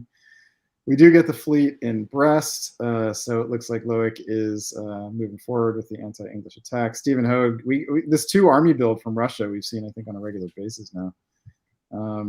And another fleet from Farron, who is, quietly in very good position. Mm-hmm. All right, let's move forward into spring 1903, and let's see if we can pick up some speed here by doing full board reads. I will go first here, and so Farron does advance. The AIR is in full effect here, both with Stephen getting down on the top and Farron getting down on the bottom, and Matthew's not going to be long for this world, I don't think. In the north, we actually just have some stasis here. Jackson twiddles his thumbs with the self-bounce in Norway and a hopefully supported attack from Russia. So there's a Russia and England collaborated here to try to get Kiel, but Jason was able to thwart it. Other than that, the other story here is that Loic kind of slows the advance here. Could have been more aggressive moving to the Irish Sea and following up the English Channel, and instead just supports Belgium to hold, gets the armies in place, and then moves the fleet out into mid-Atlantic. All right. And he does have 4 armies. It is hard to fight England with 4 armies. It just is. But, unless you take Holland here. Fall 1903. David. Like it takes Holland. Yeah. Man, I continue to underestimate his ability to get the better of Jackson, but he has done it again. Because Jackson tries to take Kiel and cover Holland, but that doesn't work. Jackson loses Norway. As you guys pointed out earlier, the AIR just rolls to Kingdom Come. Budapest to Trieste. Yeah. Mm-hmm. That is delightful. Isn't It could have been arranged because Turkey was basically guaranteed Smyrna this turn. You mean the Italians? I mean, and people forget this, but Trieste is a freaking Austrian home center. Italy shouldn't expect to hold it forever. It's being borrowed. It's being borrowed. Yeah, but also one thing I want to point out is that Liverpool is guaranteed to be French, basically, because Wales goes to London. There's no way to defend that anymore. Yeah, no way to recover it either. Can't get a second unit over there. Well, England is pulling, so England's kind of got lots of problems here. France is building. Let's find out what happens. We get another fleet Brest. So Loic has done it the hard way, but he's done it. Well, and again, I feel like I've saying this a lot tonight. I was wrong about this, and it may very well be that was a way to lull Jackson into a false sense of security, to have just one fleet and a bunch of armies. Well, he's not going to stab me. Dun, dun, dun. Surprise, Dad. And now he's got 3 fleets up there. Stephen Hogue drops another fleet in the north, this time on the north coast of St. Petersburg. And Matthew does the fun thing and holds on to a Black Sea fleet. So maybe he'll see if he can get everyone to bicker about who gets Constantinople and nobody agrees. Otherwise, we got a bunch of armies. Let's keep on going here. Let's finish 1904, and then we'll take a break on this one and check out some of the other games. 1904. Karthik, walk us around the board, if you would. Sure. So this is a really fun turn, at least in the south, to begin with. We see that the Aegean fleet, I was wondering if Italy was going to stab here. So we see the Italian fleet basically take Greece. That could be arranged, could be not. My guess is that it is arranged given the fact that Smyrna supports Bulgaria to Constantinople. The unfortunate side effect, though, of this is that the Black Sea is able to walk into Bulgaria. I mean, Bulgaria East Coast is not the worst place to be. It'll probably fall within a year's time. So, or sorry, in the fall. So Turkey should be dead come the fall. If we look in the north, we see Marseille walk into Piedmont, which could be the start of a dangerous offensive by France. And we see the English become the French janissary, with both the fleet in the Irish Sea and the English Channel both holding, which is amazing. We also note that Jason finally recovers Denmark after the unfortunate walkout in 1902. So this is a good turn for him, if not for the fact that he did lose Munich on account of some seeming Italian miscommunication. Was that just an arranged bounce with France where Baron buried the lead, or was this some sort of disarray with the RA alliance? To be seen. This is a terrible turn for Stephen Hogue. Yes. Because Chris Brand going to Galicia the way he went. Yeah. That Steve Hogue is now the next on the menu. Mm-hmm. All right. AI March. Let's find out how cooked Stephen gets here. And the answer is very. Whoa. Not as much as you would have thought, actually. Galicia and Ukraine, that's not a place. I mean, yes, he didn't lose the supply center. He could have, but I would much rather not have the Austrian armies in Ukraine here if I were him. Yeah, certainly. But he does hold on to Norway. Doesn't recover Denmark. That ends up being his only pull here. And yeah, to make matters worse, so Ankara is basically a guaranteed loss next year as well. Just not a great position for him. All right. Elsewise, we have France taking one of Jackson's dots in order to keep him even, and that's what you do if you have a janissary. Is you do not let them build. Do not let a janissary build, ever. All right, so Farron is getting a build here, which is certainly important, and Austria is picking up 2 here. Stephen's going down 1. So no surprises on the builds here. I think we've got 2 fleets with Italy and France now going head to head, and Austria is going to try to dismantle Russia as quickly as possible. But this is a Loic's game to lose, is it not? I would probably say that it's either going to be Chris Brand or Loic topping this board, I would say. And we keep saying France is in such a good position tonight, don't we? Yeah, this is the tournament of France. All right, why don't we take a pause on this game, and that will give us a chance to give Mr. Hood a long-awaited and deserved break and bring back Mr. Adam Silverman to the stream. Welcome back, Adam. All right, David, enjoy the rest. All right, let's head on over to board board B. If I can get it right, that will look like this. The Enterprise, that is another spaceship. So I think maybe we've got spaceships in general. Rocinante and Enterprise are 2 I recognize. On this USS Enterprise, we've got Andrei Gurbakov, one of last year's Super 7 in Austria. Also, and he's fighting for a spot in this year's DBNI. Can you guys hear me okay? Am I cutting out? You're good. Okay. In England, we've got Ben Kelman out of Ann Arbor, Michigan. And in France, am I now cutting out? You guys are now you're cutting out, yeah. All right, can one of you guys call out the board? Go ahead, Karthik. Sure, yeah. So we see John Archibald from Unknown Location, currently 10th in the tournament. We see Robert Shoup, great player from Dresden, Germany, currently ranked number 1 in this tournament. John Jameson, hobby legend and extraordinaire from Vancouver, Canada, a favorite to win this tournament, I would say right now.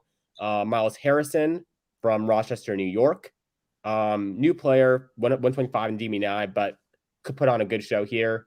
And Liam Stokes, Chaos agent, Omicron potentially or Delta to Ed's Omicron in Victoria, BC, Canada, place 13. So very, very fun board right here. I expect a lot of chaos. Very, very fun board to commentate if I get my hopes right. All right, let's do it. I think Karthik, you were in the East last time, so we'll put you in the West. Is that right, or were you in the West? Yeah, I was in the East, so yeah, I'll take the West. All right, I'm going to show these orders and I'm going to reset because I think I'm still having some issues here. So okay. Take it away, Karthik. Excellent. So in the West, we see very, very standard openings. By and large, we see Germans go to Denmark, go Berlin to Kiel. What is very interesting to point out, though, is a bounce in Burgundy. This is probably arranged, but heavily to France's benefit here. Honestly, if I was France, I would consider just telling them basically, hey, you can go to Burgundy if you want to, but I'm going to go to Ruhr instead. Do with that what you will. Go to Burgundy, don't go to Burgundy. I don't care, but I'm not going to bounce you there. Like, I'm going to Ruhr. Because what this ends up doing is it gives so much strategic control to the French, which, as we see here, they take advantage of to go to Picardy, which will then basically give them Belgium or the English Belgium, and also allows them to go potentially get Portugal and Spain in the fall. It's just such a strong position for France to be in. And the English, just very, very casual opening. And Adam, how about the West? Or East? Yeah, I totally agree, Karthik. We've seen this happen a few times. Maybe not tonight, but it's definitely not in Germany's interest to ever do this.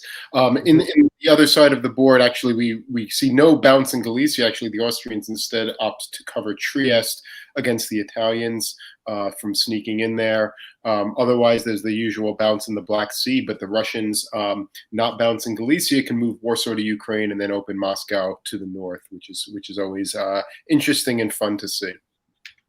All right, fall 1901. Let's stay in the East with you, Adam. Yeah, I think what's notable is the Russians do try to take Norway. They're unsuccessful because the English can support themselves in, but they don't get bounced out of Sweden, which I think is pretty telling in terms of the relationship between the English and the Germans here. If Germany really felt strongly that they were on side with England, they would probably be strongly considering bouncing from that position. There's no move to the Black Sea, which is also quite fascinating. This is, I think, the second time we've seen the Austrians opt to defend themselves with that Serbian unit rather than supporting themselves to Greece. And both times it's worked out well for them, getting help from the Turks. But man, is that a risk? Mm-hmm. I mean, what I find really odd, though, is the fact that Venice supported Vienna to Trieste instead of Serbia to Trieste there, like in response to the double bounce. Yeah, like I feel like if you're trying to be anti-Austrian here, you would support Serbia to Trieste and leave them with potentially just one bill, potentially zero bills if they get bounced out of Greece. So that's very, very odd. Yeah, unless you want to try to keep Austria as a potential ally, so that they're not totally neutered. But you have to wonder. But then why do anything there? Why not just let them do whatever? Let them do the double bounce. Well, the only reason for Austria to do a double bounce here is if they want to build a fleet. No, that's fair. Yeah, that's true. No, right? What other reason would there be to do the double bounce? All right, yeah, AT aggressive. Yeah, fair enough. I figured it was just to cover Venice, cover Trieste against, because Venice hold is an order I loathe as an Austrian. So I figured it was to cover against that. But that's a very good point. There's no unit on Vienna. All right, let's talk about the West. Adam? Go ahead, Karthik. Oh, Karthik. God damn it, sorry. Yeah, that was a clip for Zach. Elsewhere in the East, we see basically Romania get captured. We see the Ankara fleet rotate to Constantinople, setting up a potential anti-Italian offensive given the rest of the orders we see on this map.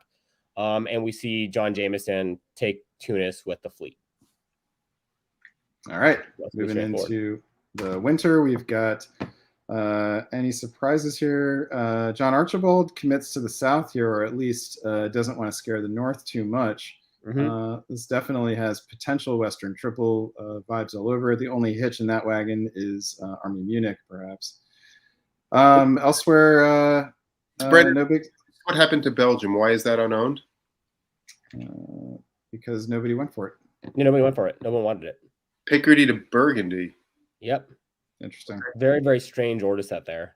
Okay. It was nice. Maybe he doesn't want to scare so that's another I think mark in support of possible Western triple here. Yeah. All right, spring of 1902. Karthik, let's stay in the West for let's say East-West for a second. Yep. Tell us what you see. Sure. So Marseille goes to Lyon. Portugal goes to Spain's south coast. We do see France move south hard. We do see the Burgundy army go to Belgium with Munich topping it. Arranged or not, I'm not sure. If that's just to keep everyone honest. We do see the bounce of the two fleets in Helgoland, which does seem to be, again, once precautionary. Potentially probably should have gone to the Baltic Sea to put more pressure on Russia, but I can understand why the Germans did that. We also see the Austrians do a very... Oh, sorry. That's Adam's job. I just want to say, I mean, this is, David Hood likes to talk about how bad the Western Triple is for Germany. This is, I think, the one case where the Western Triple is good for Germany if Germany is the only one not doing it. Yep. All right, Adam, tell us what you see. Yeah, I mean, it ostensibly looks a little bit weird what Robert did here. I might have preferred to see Kiel go out to Holland, but if you're really not sure what's going on, that wasn't a terrible set of moves from him. Mm. But yeah, as Karthik was starting to say, it seems that Andre and John Jameson are not seeing eye to eye. I can't even imagine that being the case. But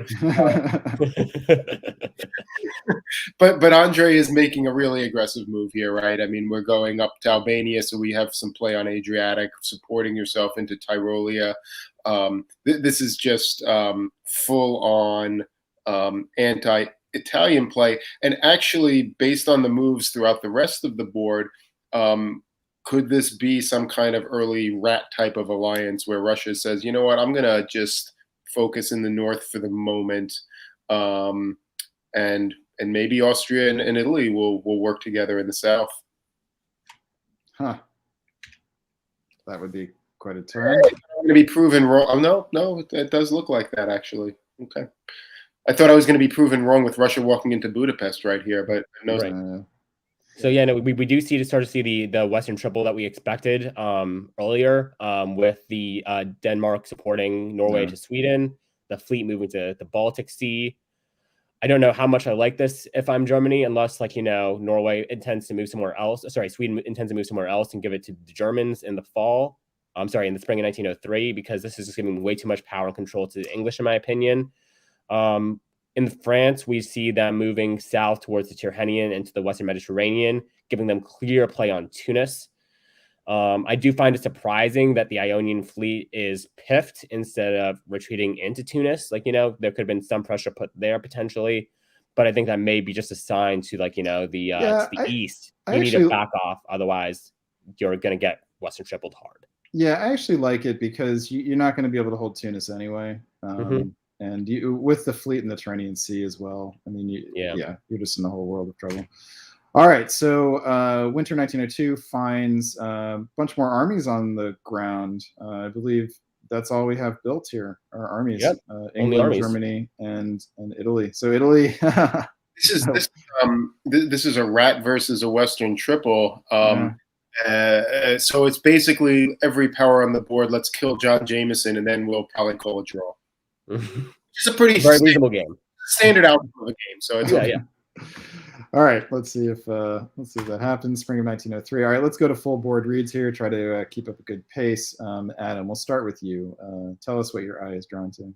Well, I'm the Turkish move to Romania is interesting. It doesn't look super arranged to me, but it might not be. That army, it might be completely arranged where that unit's going to go up to Ukraine or Galicia to fight off the Western Triple. So that may not be a stab. Meanwhile, the Austrians go out to Adriatic. They're trying to convoy into Apulia and move things around, which just isn't happening. Up in the north, it looks like there's just repositioning going on, right? England's trying to get that army up into Norway, while Russia is, I think, probably doing the right thing here and pulling back so they can get into a more defensible position, get the 3 units onto St. Petersburg, so that if England's going to try to push through, they're going to need all 4 units to be able to do that. 4 units. Right. If you're Robert Schipper here, first of all, you're German playing Germany. How do you navigate this? I mean, are your only options to sort of hold Russia off until something changes on the board, or are you tempted to make a move here, say swipe Sweden, something like that? It's not great, right? Because ultimately you want the action moving away from the middle of the board, and in this sort of a game, the action is just going to move right towards you. It's a tough play. I don't think you really have any means to go after the English or the French all alone. So you really need to find yourself some way to grow or some way to position yours to get a positional advantage. Maybe that's catching England in a fall turn where they're moving forward and you can actually do something from behind them. But it's not a great position. Agreed. All right. You know, I mean, if this is why I would not give the English Sweden if I'm Germany doing a Western triple, is because it just puts you in such a bad place where you like you're in a box, you know you're in a box, and you can't get out of the box. So like, you know, and you know that the RIT will be pinning you there as well. It's just a really, really hard position to play. And early decisions basically make this position very, very hard to salvage. I mean, really, what you want to do in Germany right now is convince England to drop into NAO and English Channel just to Right.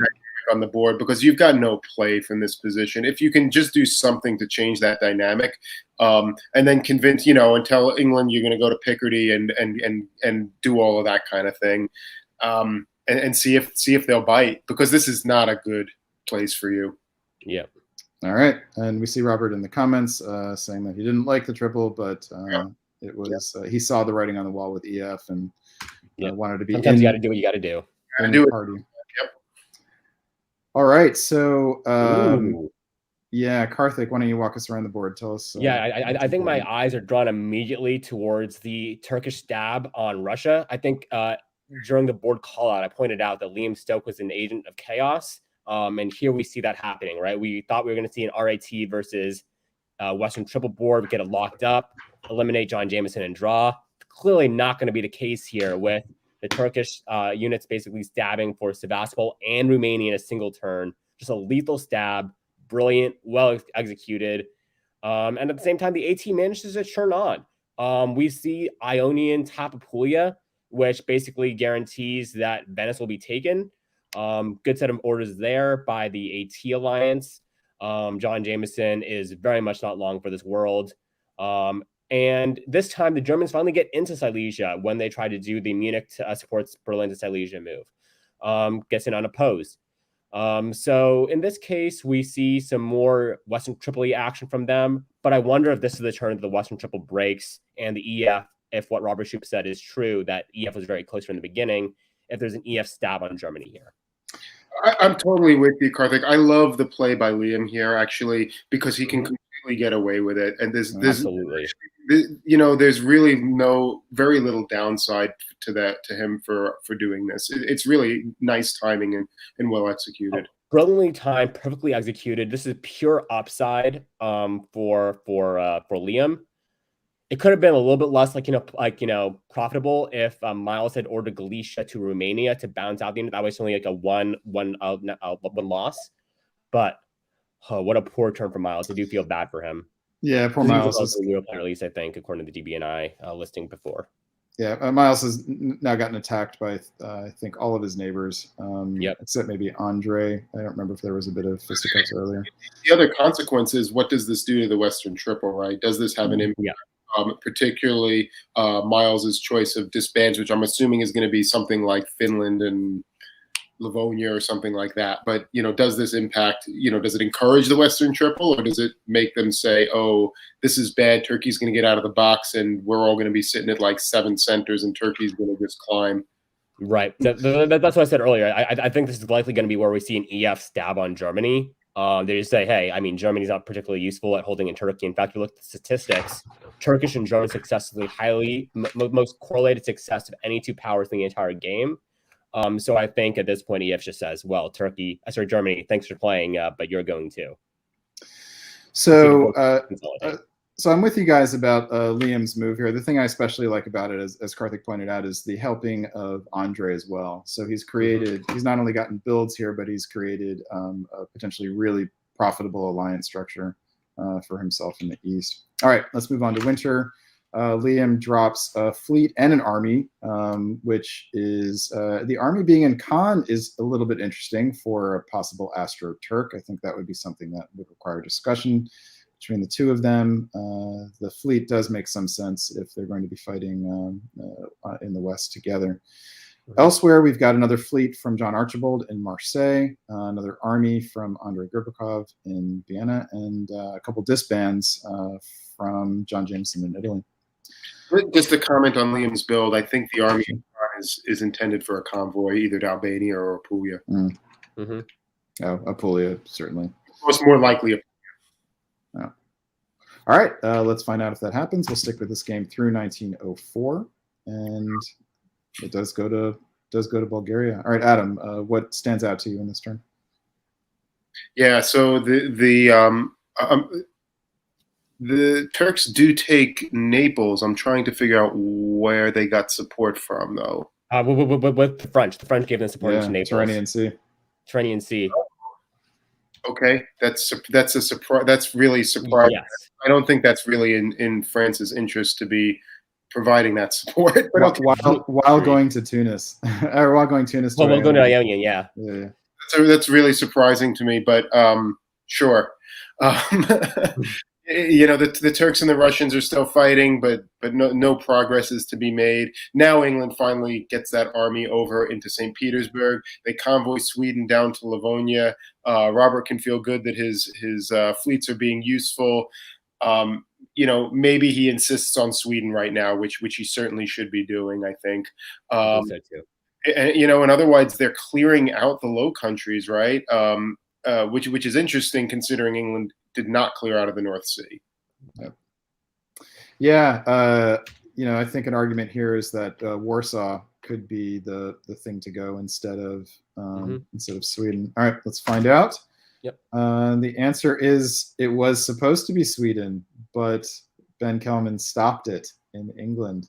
They do not coordinate an attack on Russia, so Ben is just going to be +1 from St. Petersburg. Elsewhere, we've got Liam advancing fleets in the south. This is another nice turn for Liam, I think. Just gaining position, picking up another dot. John Archibald may have outsmarted himself with that support into Naples. John tries to get into Rome, does not succeed for reasons unknown. Let's find out. I think it's 2-on-2, isn't it? Because no, Venice didn't.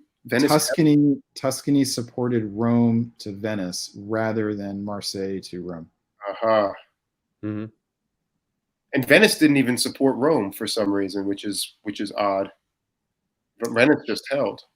Well, Rome actually went to Venice with support from. So it didn't matter. Oh, actually, it's not really odd because Andre has not been doing an Italian friend. Yeah, exactly. Right. It's not that odd. Yeah, but I think if you're John, you just take Rome. You take Rome here. Right. Agreed. Yep. Okay, let's move on. Winter 1904. Some builds. We've got another army in London. Liam drops another army in Smyrna. So, you know, Liam is awfully well positioned to grow at some point. The problem is John Archibald has all those units down there. And Robert Schuppa has managed to stay at 6, despite some, you know, concerns about his size. We're going to take a pause on this game, but before we do, you guys have thoughts on who you'd want to be? Real quick, Karthik. I would want to be Liam Stokes here, actually. Like, I think, like, you know, his position is just so strong. He has 4 armies, which is just fantastic, which is like the right amount that you want to get, but will almost never be allowed to in an AT, which Andre seems to have allowed him. You have your fleets where they are, because what really should have happened in 1903 or early 1904 is that John Archibald should have taken the Napoleon support into the Ionian Sea. He could have been there. He could have had Tyrrhenian, could have had Ionian. Try to put sort of like a lock and a chokehold on the AT. Decline that instead. Doesn't take Rome as well. So I really like the Turks' position. And I'm going to go with Andrei Gerbakov's Austria in this position. I think he's got a lot of stability. I think it's, you know, it's not a huge center count right now, but I think there's flexibility. I think Germany's going to have to pull back here with Ben's build and with Ben's actions last term. He can move units into the middle. He can move things up towards Russia, and he'll later in the game be in position to do something against Liam if he so chooses. I have to say, I like Ben's position here. I think, yeah, if I were going to drop in anyone, it would be in Ben. All right, let us give this one a break here, and we will move on over to board C. We'll stick with Adam as well, and we'll bring in David for board D. Here are the players. All right, looks like they have broken the formatting thanks to both Christophe Bourget's long name and Katie's long location. In Austria, we've got Christopher Ward out of, he's actually in London tonight. He told me that he was there visiting some friends. England, we've got DBN's own Zach Moore playing out of Minneapolis. France, we've got Katie Gray out of West Lafayette. Germany, Hal Schild playing out of Alexandria, Virginia. In Italy, Tommy Anderson, Tommy 3 Army Anderson, or Tommy Dwindling Army Anderson, out of Massachusetts. Russia, Christophe Bourget, who was Loic's father, also in Switzerland, playing at midnight. And I don't know how to pronounce that, by the way. Do you guys know how to pronounce that name, the town name? Faberica would be my guess. I have no idea. No. Where Christophe Bourget is. Oh, Champs-Élysées, maybe? Champs-Élysées? All right. Yeah, that's my guess. Yeah, Champs-Élysées. Thank you, people who have studied some French. Yeah. And in Turkey, we've got Jacob Faberico, who we think is, or Faberico, who we think is in Virginia, I think David said. All right. Here we've got two people. Let's see. We've got Inhal and Zach. They are in 8th and 11th place. Katie in 17th. Tommy and Jacob will need probably a solo to win the tournament. But look, we got a bunch of people who are in position to make the DBNI with a good result here, especially Christopher Ward and Hal Schild and Tommy Anderson are all sort of on the cusp. And Zach, I think if he gets first or second, maybe even third place, would jump up there. All right, here is the map, and here is how the game started. Why don't we switch you guys up? You guys think we could do whole board reads from the beginning, not split up east-west? All right, let's give it a shot. Adam, why don't you start off spring 1901? Okay. I think there's nothing going on in the Channel here or Burgundy this time. France makes the direct move to Spain and up to Picardy. We actually haven't seen this French opening yet in this tournament. I think it's a pretty classic one. Gives an opportunity to potentially play for three. The Germans do sort of their normal thing, going up to Denmark and Ruhr. Italy makes the aggressive move into Trieste with the follow-up from Rome. So that's something as Austria you never want to see. I'm sure Wardy is not happy about that from Tommy 3 Army Anderson. The Turks do the Enk to black and without the follow-up of the army into Khan here, giving them some flexibility in the fall to get the fleet out if they so desire. And once again, no bounce in Galicia, and the Russians move north to St. Petersburg. I'm sure the English are very happy at this point that they did not go to the Channel. Man, DMZ Galicia is the theme of the night, I believe. Yep. All right. I like it. Fall 1901. It's surprising to me to see the DMZ in Galicia and see so many of those Vienna to Budapest rather than Vienna to Trieste. Right. Agreed. I think Vienna to Budapest is generally an incoherent opening when combined with the DMZ of Galicia, because it does seem to be relatively anti-Russian in terms of what that move does and what it gives the possibility for. But I almost never see it actually in virtual face-to-face ever being used in the anti-Russian way it sets up. So it's very, very curious. Speaking of odd things that are very, very curious, how about we talk about Tommy Anderson with Trieste going to Vienna there? Like this was supposed to be Aquila Ponto, exactly. It's supposed to be Aquila Ponto, and instead Tommy just says, "How about not?" And Christopher Ward denies himself a build in Serbia. Trieste goes to Vienna, setting up strong position for Venice to take Trieste next year, while the fleet takes Tunis. Great position for Tommy Tornado Anderson. Never get bet against a tornado. We see Tommy the Trieste tickler, I think. Yes, Tommy the Trieste tickler. Fantastic. Alliteration is key to commentary. We also see Christophe Bourget not do what Turkey seemed to expect with the fleet in Sevastopol taking Romania instead of the army, which Turkey gives support for. In the north, we see Sweden get let in, and we see the army in St. Petersburg move to Finland, presumably in an effort to set up Russia to make a hard play on Norway in 1902. We also see Germany make a move on Holland, and we see the English and the French support the English army Yorkshire to Belgium. Normally, this ends up with the English army being piffed by France and Germany in 1902, and we see an FG come from that. This board, I don't think will be as likely. I think we will see an EF from Zach and Cade, but it would be amusing to see if that was the case. But I think an EF will happen to respond to the very, very strong Italian in the south. All right, we will find out. Also, should note that we've seen a bunch of northern openings from Russia this tournament. Yep. All right. That goes in hand with the Galician DMZ. I mean, part of the benefit is that it frees up Moscow to go to St. Petersburg rather than Warsaw going to Galicia, Moscow going to Ukraine. All right, so builds for 1901. Eye is drawn directly to Sevastopol. Christophe Bourget is an accomplished veteran, and the build of a fleet in Sevastopol in 1901 is generally considered and not an optimal thing to do. But Christoph is an accomplished player, and he's going to show us probably why you do it. Elsewhere on the board, a whole cluster of units in the West. Everyone built in the places that are closest to the other players, maybe except for Liverpool. So that'll be interesting to see how that works out. And Tommy, Trieste Tickler. I was hoping he was going to put down 2 armies. Would have been delightful. I mean, personally, I like Fleet Sebastopol a lot. I think it gives a strong position on the Turks, and also especially in this situation, when you want to be potentially anti-Italian and you've been pro-Austrian, why not? I mean, it gives you a good chuck on the Italians once you're done with the Turks. I personally like it here. Well, so Jacob Faberica, for his part, has built an army, which is definitely, anti-Russian. And so, we've got 2 battle royales in the East. And what looks like a battle royale in the West as well. This is not looking Western Tripoli, despite the fact that everybody wanted England. Oh, for sure. All right, spring of 1902. Adam, take it away. All right, so the scuffle in the Low Countries, the Germans take Belgium and the English take Holland. And the Germans support themselves up to Helgoland Bight.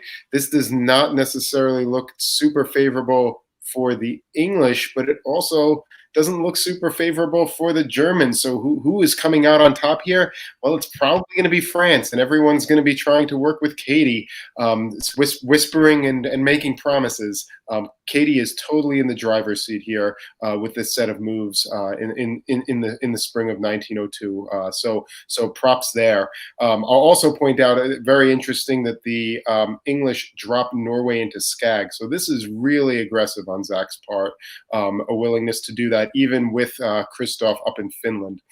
Down in the south and the east, the Russians do the expected in kicking the Turks out of the Black Sea. They do lose Armenia as a consequence of this, but they do manage to hold on to Romania. And the Austrians don't seem to be super inclined to deal with that because they've got the Italians behind them and Tommy doing all sorts of unfriendly things.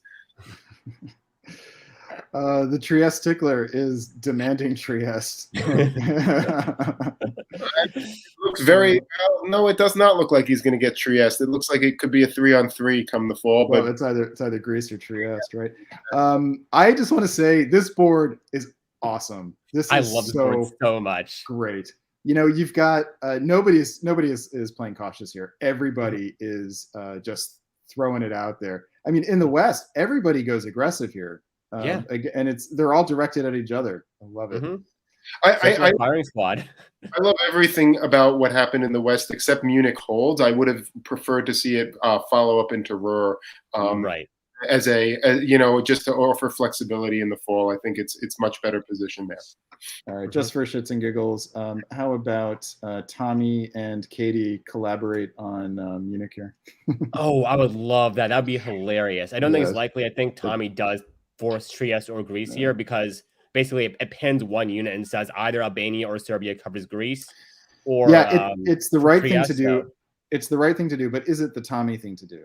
That is a good point. You're right. Like my bet, the Italians end up in Munich here. The answer is look boring. At that now, right? Imagine it had been in Ruhr beforehand. What you could have done there, but. It's not a terrible turn for Hal. It's certainly not as bad as it could have been. Yeah, it's a bad turn for Zach, isn't it? He picks up Denmark, but loses Holland, or Belgium rather. So it's a 1-on-1, and he's just lost position. But he will get to rebuild back on the island. So yeah.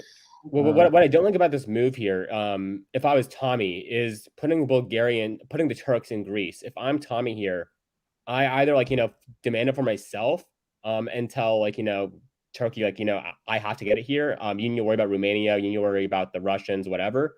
Because what this does is if they wanted to, I don't think they will here, but if they wanted to, this realignment of position allows the Russians potentially to sneak that fleet out into the Aegean, have some sort of delayed Sevastopol's con swap of some kind. It's just not a great position for Tommy to put himself into. I think this will all work out in his favor in the end, because I don't think this RT is ever going to actually happen. But it's just a bad position to let yourself get into. It is an awesome way to get the Russian fleet out, though. Like, you know, Yeah, because did you see the Conga line? Like, it was like a was sine wave almost. It was insane. Delightful on Christoph's game. Great position, but if you go back and look at the moves, this is actually a tactical mistake, because Tommy could under certain sets of orders not be forcing Trieste here. He should be in Albania with Ionian. Yep, another possibility if he wanted to do that. Yeah, if he wants to let the Turks have Greece, say sure, but I'm tapping Albania. Like, I feel that's also a reasonable way to handle this. Like, you need to do that. I think also we maybe just didn't explicitly say it, though it's probably obvious to the viewers, is that Cade made her choice here and to work with Zach Moore. Yeah. Yep. Rest in peace, Zach. God bless Cade. What a legend. What a power play. I love every second of this. This is amazing. All right. But Cade does have a problem, and that problem is named Tommy Anderson. So let's see how that develops. All right. So Zach does rebuild with an army, but does have some difficult choices to make. There's going to be a guess here over Liverpool or London in the spring, at least. Christoph drops an army Moscow. Christoph, it's hard to say that Christoph's game has been quiet so far, but it's only because there's been so many fireworks everywhere else on the board. Christoph is in the lead here. I want to commend his amazing restraint never to build in St. Petersburg. It has allowed England to play much more aggressively than they otherwise would be, and has stalled their collapse at least slightly from what it could have been otherwise. So kudos to Christoph there. It's a really nice point. All right. Well, I see he's just sitting up in Sweden, but I mean, would you like to see Sweden to Baltic, Finland to Sweden? Yes, I would have loved to see that. That's what should have happened, in my opinion, with Denmark's support, obviously. Yeah, I would have liked to see that here. I mean, there's no reason why England would be attacking Sweden in this position, so why not? Exactly. You want to go strong ER here, that's your only hope if you're Zach Moore, and I think he made a strategic mistake by not offering that himself. He needs to put pressure on Germany. Otherwise, Germany's going to do exactly what Germany does here, and send Kiel to Baltic and Helgoland to Kiel, which does start to put the noose around Zach Moore's neck. And Christoph may be incentivized to turn here, right? Because if you can't save England, you probably want to jump on the winning side and take your dots and see if you can find a way to either work with Cade or work with Hal.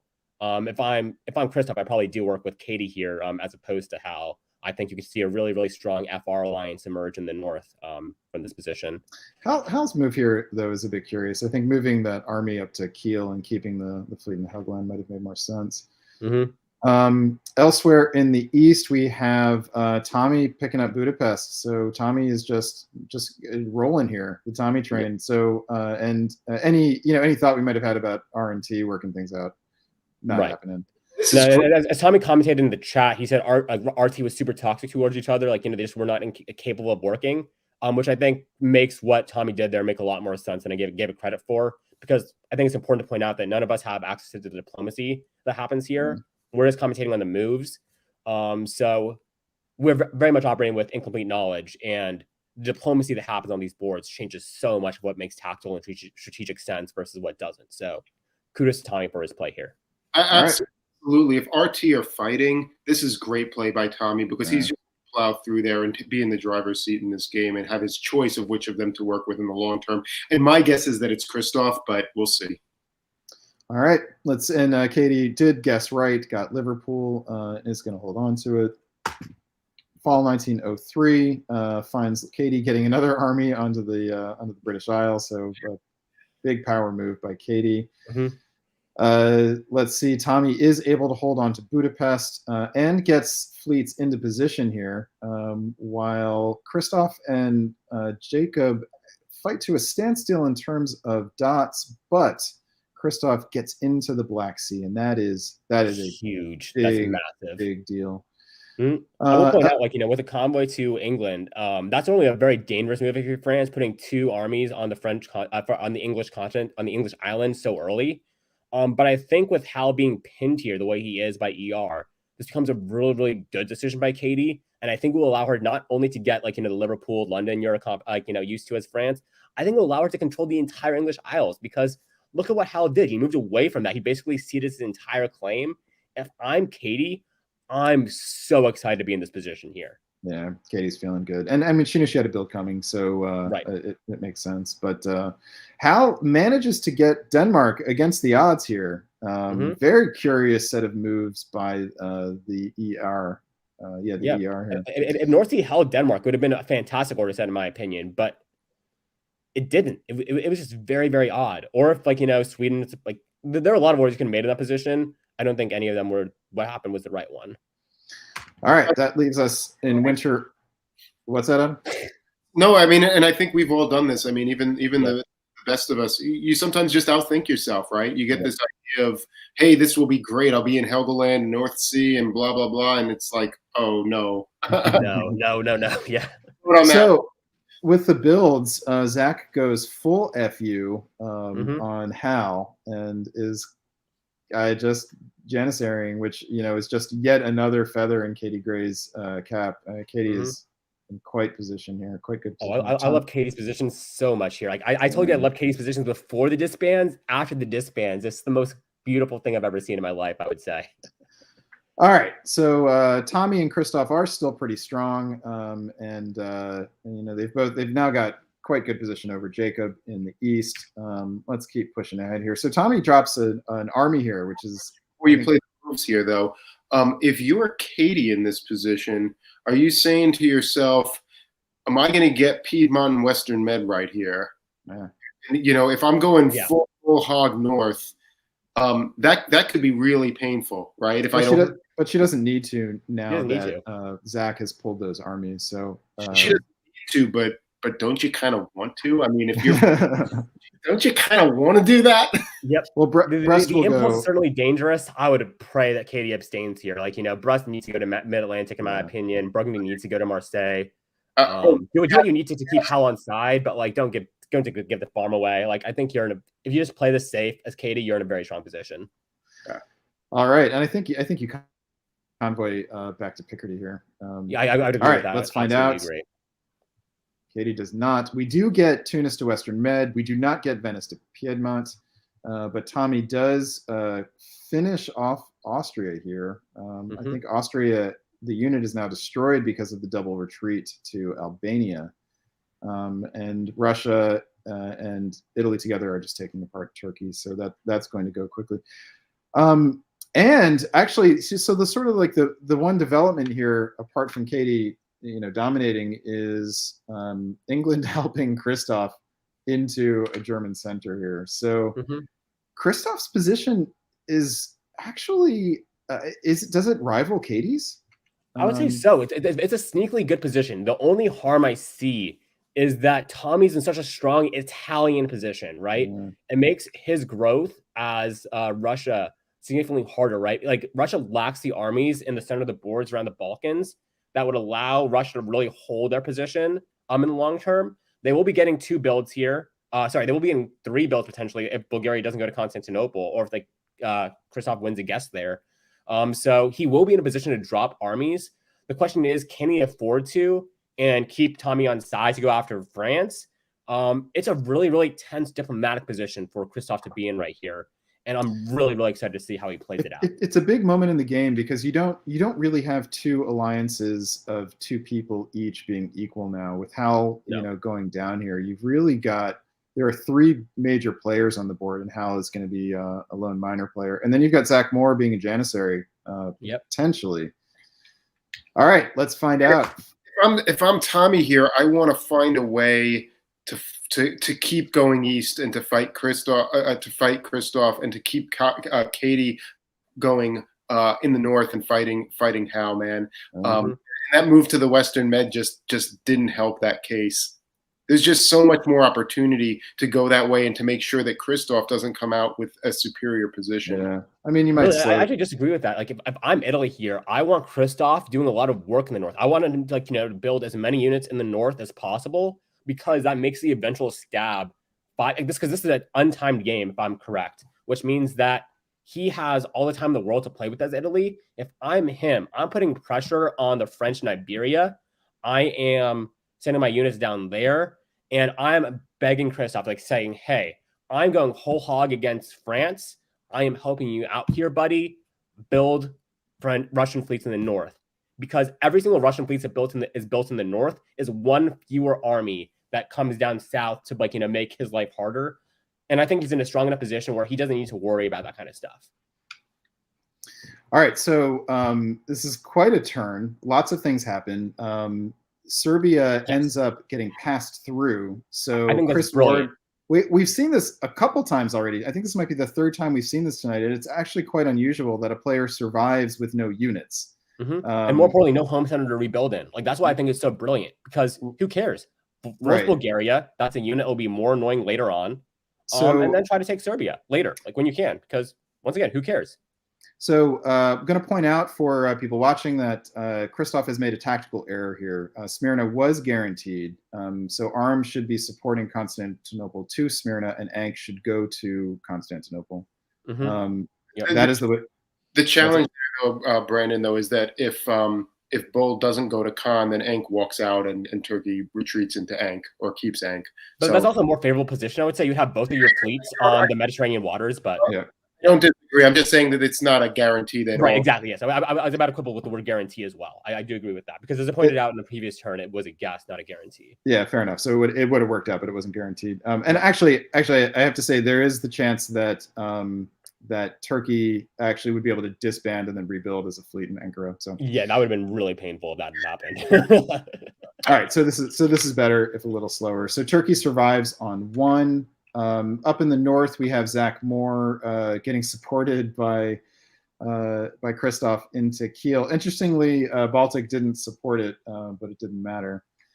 All right, let us see how the board looks. Christoph is building 2, puts down that fleet north coast, St. Petersburg, which you have to think Zach is perfectly fine with, and that is designed to fight Cade. We get an army in Warsaw. Elsewhere, we get Cade putting down some southern units now, which is going to help her fight Tommy, who puts down a fleet in Romania, which says to everyone where it's going. This is a really, really fun board, and we're going to enjoy coming back to it in a little bit. But we are going to take a break, head over to board D, and that means we are going to give Adam a break here. So Karthik, you're just going to stay on for all 4 of these boards. Sounds good. Because we survived. Round 1 I survived being raided by the Coast Guard. All right, Adam, go have a nice break. See you in a bit. Welcome back to the stream, Mr. David Hood. Hey, glad to be here. Some good games going on, and we still have one we haven't had a look at yet. So let's head on over there. Here is board D. In Austria, we've got Noam Brown out of New Jersey. In England, we've got Dennis Peskov coming back after having been substituted in round 1. The reason for his substitution was a freestanding commitment that he thought was going to be canceled because of snow. So it was not, and he told Zach about it before, Chris Brand about it before, and Chris said, "We'll play and we'll sub you in if that ends up happening." So it was an excused absence, is the right way to say that.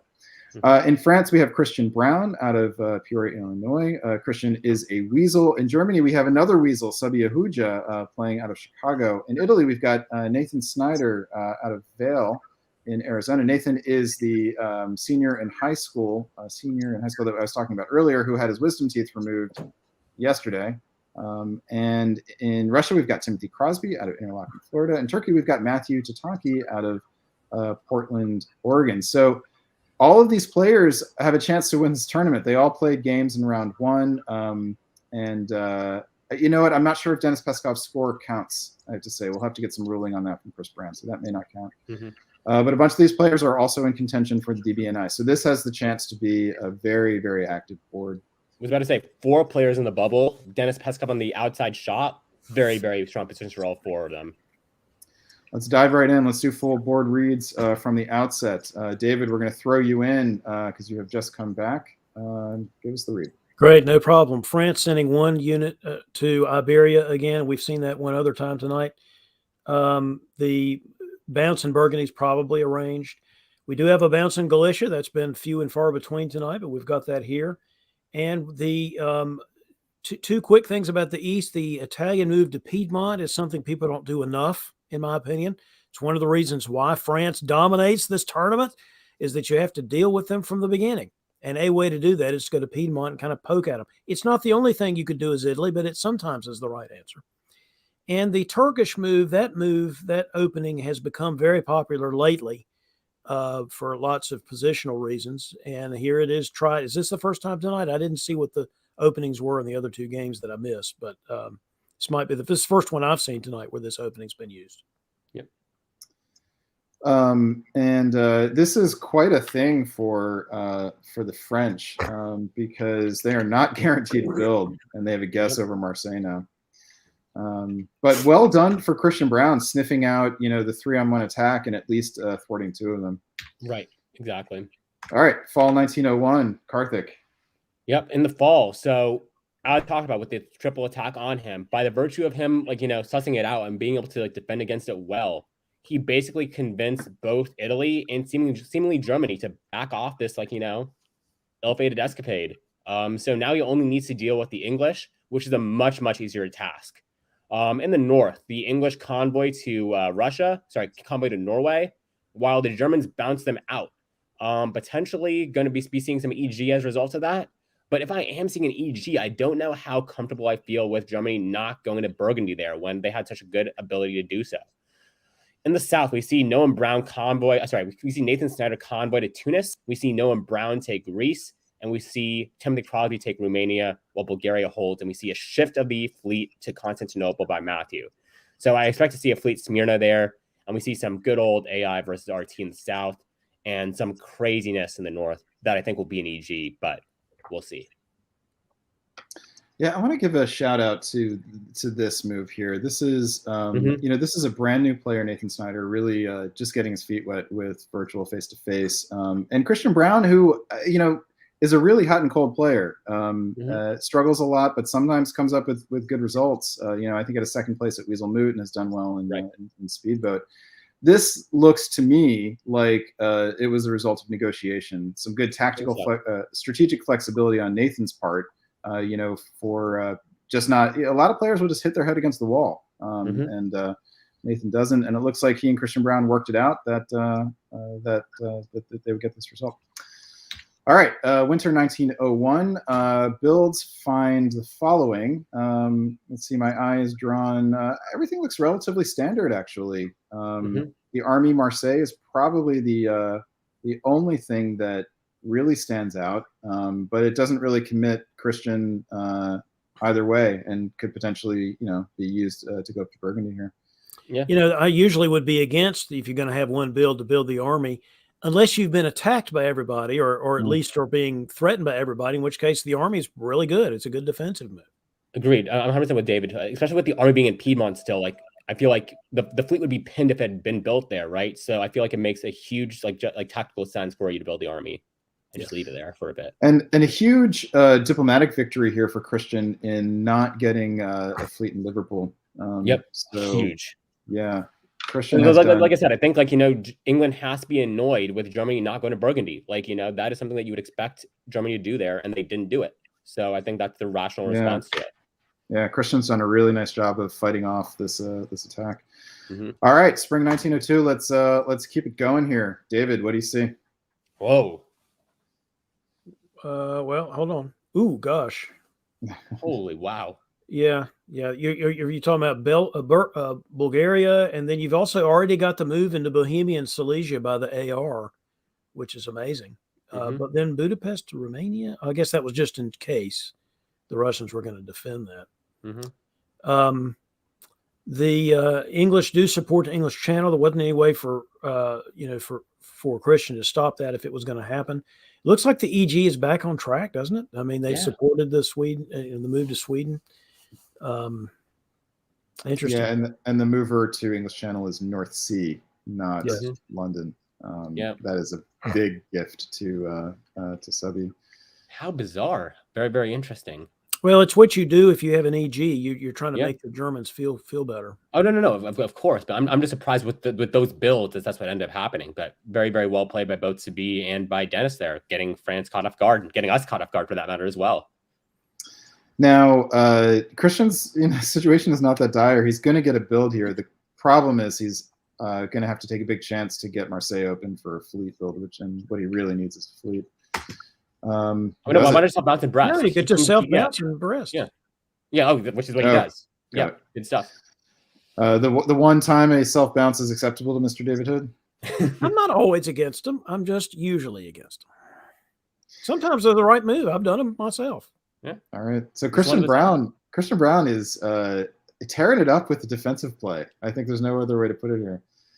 All right, I'll finish calling this one out. Elsewhere, we've got Germany, Subby advancing, holding on to Munich, which they've got to be happy about, and also advancing the fleets. Dennis is heading out as well, so and picks up Belgium. So there's a Subby picks up Belgium. So Subby goes up 2 here. Oh wow. Mm-hmm.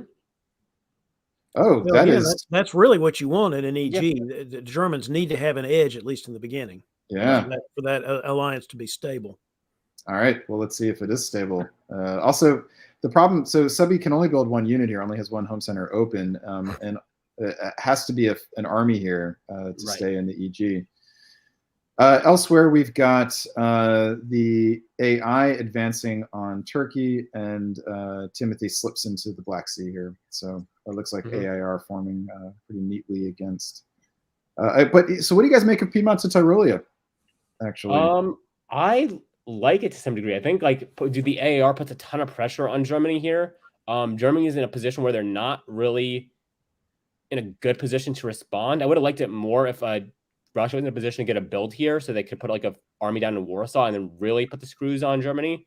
But I think what is actually going to end up happening is Germany will get stalled out a little bit. England will get the chance to make some plays on France, but this is not going to actually damage to be very much in the long run.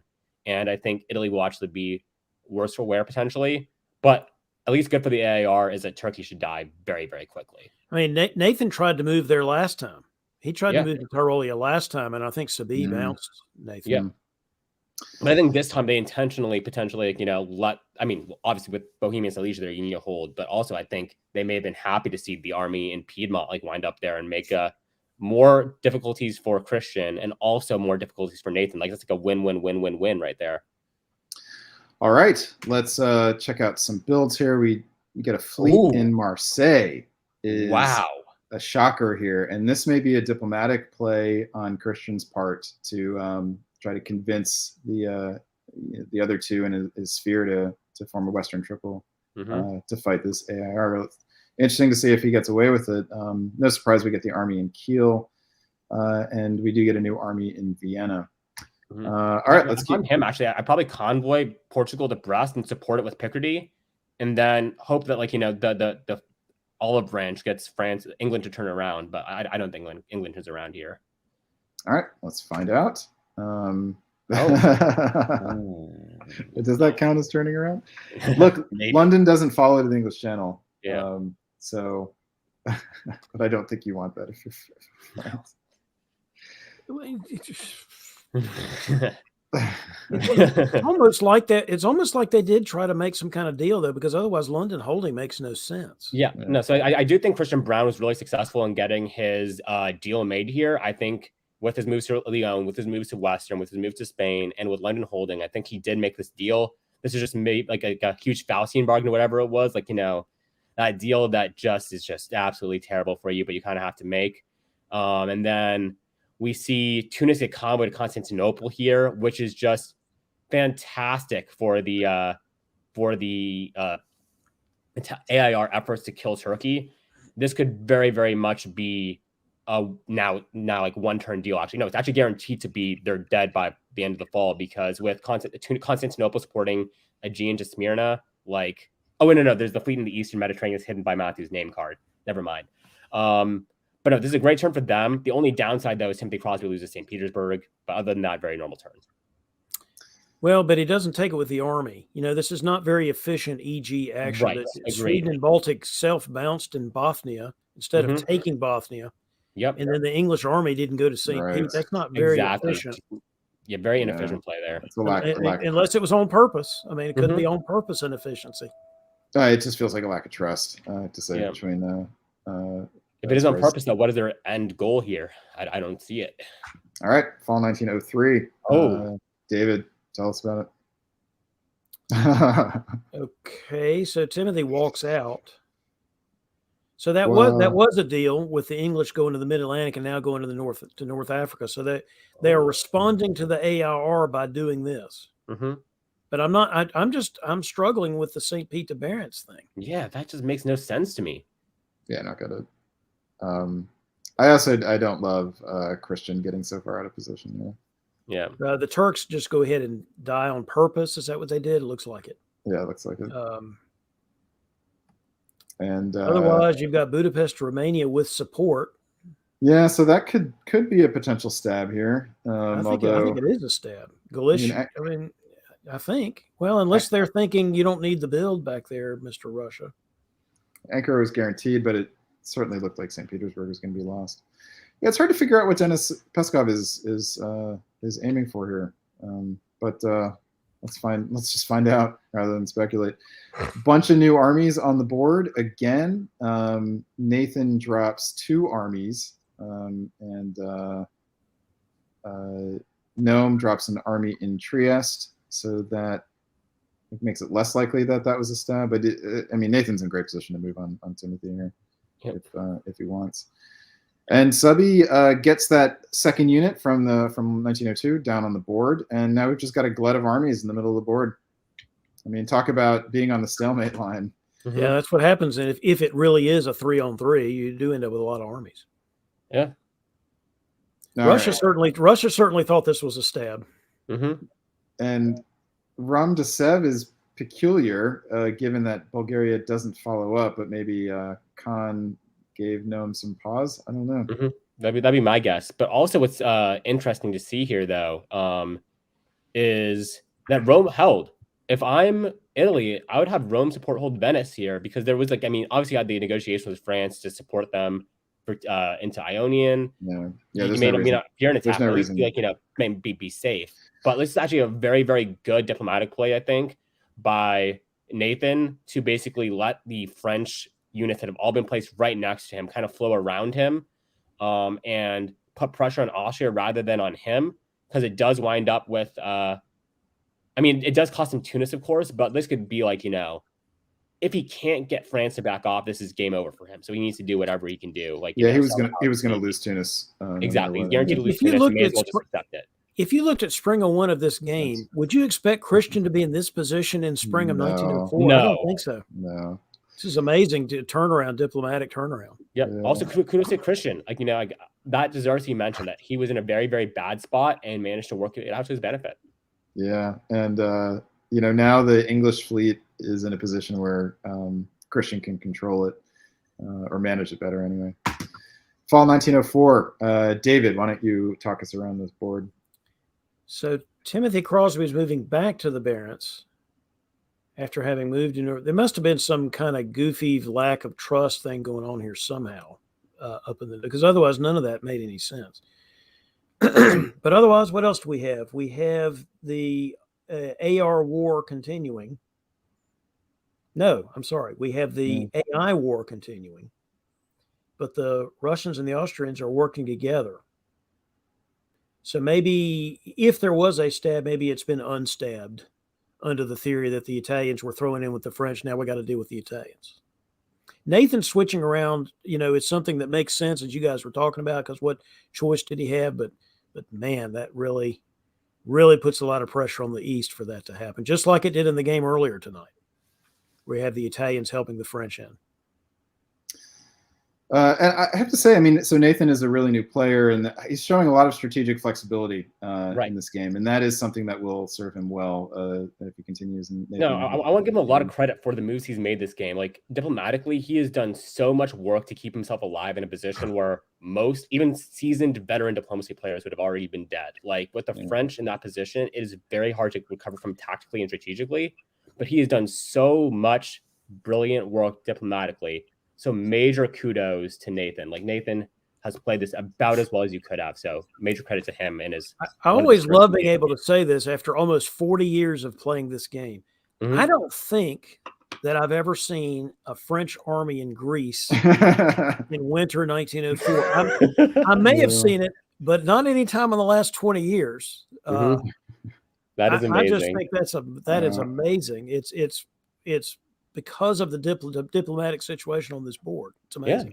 I mean, Christian Brown and Nathan Snyder have done an incredible job working out of a very, very tough position. Now, I will say this: a French army in Greece is probably not long for the world. I mean, maybe in this situation it is because of how many Italian units can help it. But usually, if you convoy an army like that by itself, it's not going to live very long. Yeah, but we'll see. All right. So as far as builds go, we have France and England waving. Wow. If I'm France here, I do not wave, right? Because the issue is you look like you're in a very strong position, right? And then England will most likely go London to English here, English to Brest, and you don't have a very strong defense against it. Because I mean, like, if England sees you basically being given Rome and Naples, like, what are they going to do? I mean, Brest is guaranteed, but the way Dennis has played so far, a stab feels really. It has not been the kind of game you'd set up for a big move like that. Yeah. He still does not own St. Petersburg, for goodness sake. All right, guys. So we have seen 4 years of all 4 games right now. What I'd like to do is to bring Adam on here and put up the standings and step off camera for a little bit and let you guys just review where things are and what you might be looking forward. Just give me a couple minutes, if that is all right with you guys. Sure. Adam, here you are, and I will see you guys in a couple minutes. All right. Well, these were the standings after the first round. And I think we talked about the fact that Hal had gotten into this third position, coming in a very strong second. To bring a term that we used to use in the old days, a strong second, which used to be a thing. And under this particular system, that is a thing. Yeah. I think if you I don't recall all of the positions for these players, but I think many of them were not doing so well last time we checked in round 2. If I recall, Robert and Hal were both in Germany's that were sort of stuck in the middle and not in an obvious way to break out. I think Sabine was doing okay, though. Sabine was doing okay, right? Sabine was also Germany. I think they were doing just fine. Steve Hogue, I think, was not doing so well, and maybe Russia, and Matt was having some trouble in Turkey, though not quite dead. I don't specifically remember Ben and Liam's position. I know Mastbaum was getting mass bombed, and Cade was looking pretty good, though, right?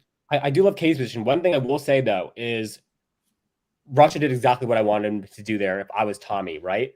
He did build that northern fleet.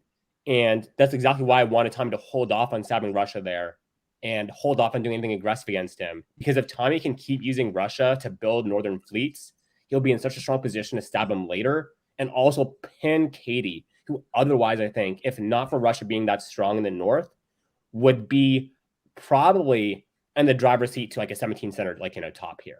But because Russia is there and Tommy's letting Russia do what he needs to do, I think Cade could be pinned, like, at like 9, maybe 10 centers, which is huge for Tommy's chance of topping this board.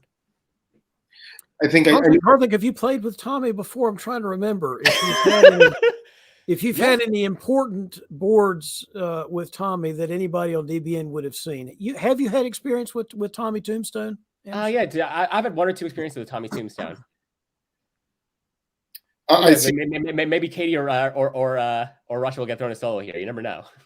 So someone has pointed out that in the comments that these scores seem to reflect some things going on in round 2, and I think that's probably right.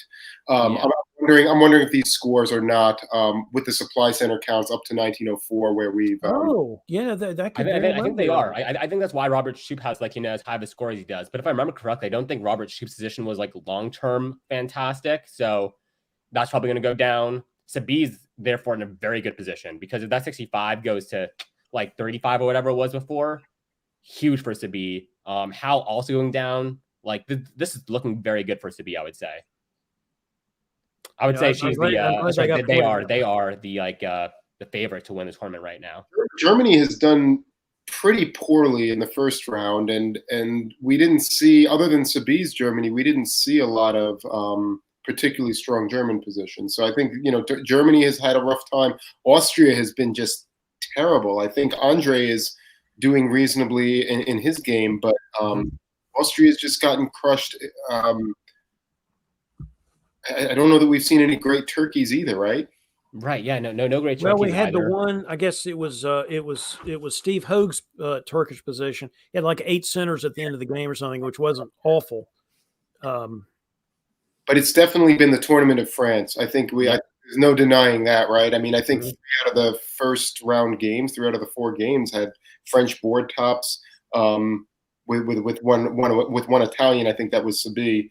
But man, yeah. I mean, speaking of strong French players, Katie Gray, like, looking at 10th right now, but like if she is able to, like, if Tommy makes a mistake, which David and Adam have said is more like possible, then Katie would be in the dominant position on that board. And like I said, she would likely get like a 17 center top. Like, I don't think she'll solo, but like she would be in a dominant position to roll the board. But if she does that, I mean, with the scoring system, she'd be the prohibitive favorite to win. But if that doesn't happen, I really I think either Christoph or Tommy could really do well here, even though they're not in the top 10. I don't know if they can get a high enough score to come back. Probably not. But like Sabi, Katie, Christoph, and Tommy, because I think that board that they're all on together has the most potential for explosiveness, if I had to guess. Yeah, there's been some crazy play. I don't think Tommy played in the first round, and I think Christoph was eliminated. Oh, okay. Well, yeah, then I guess Tommy can't win, but they would need really huge results to actually be able to come out in the top of the tournament. I think you're right. I mean, Katie, if she can maintain the position, but that's anybody's game. That's going to be the one to watch, I think. Well, let me provide a little historical perspective here. Last year's Cascadia, as I recall, had a bunch of gigantic scores in the second round. Isn't that the one where Sullivan got a solo and Matt Krill maybe got a solo, or at least pushed for? Anyway, yeah, it's an unlimited games. I mean, there could be some big scores. Yeah, I mean, I think Ed won the tournament off of like the last round from. I mean, he was in a good position coming into it, but great position afterwards. Yeah. So, hi, Brandon. Hey, Brandon. All right. These scores are, by the way, I heard you guys wondering about this. These scores are current as of everything we've viewed. And we viewed 4 years in every game. So this is the score after the standings after 4 years of every game. Interesting to see Robert Schippa's, his first round score was in the high 40s, right? 45 or something like that. Something like that, yeah. Interesting to see that only one person is even past his 1 round score. So survival for him, I think, is going to be pretty big. All right, what do you say we just dive back in? And why don't we keep going with the game that we were just watching? It seemed like the sort of one that had the most arranging going on, and that one might complete sooner, quicker. Sure. And that was Karthik and David, correct? I think so, yeah. All right, Adam, so we'll bring you back on in a little bit. All right, let me pull that back up. And I thank you guys for that little mini break. And here we are back on. Oh, wow, this is a totally new view. I don't think it's good for us, but there you go. Cool to see it. Yeah. All right, so here's where things stood. Winter 1904 looks kind of stuck a little bit. And we had some 2 waves, so just very curious stuff here. Spring 1905. Here we have Dennis Peskov finally taking St. Petersburg, doing it with an army. We have Sabi breaking the line for the first time now in several years. And we've got Christian Brown getting back into the Ionian, but losing the army in Greece as predicted. And Nathan hops up into Ankara, but we have just AR units moving kind of everywhere.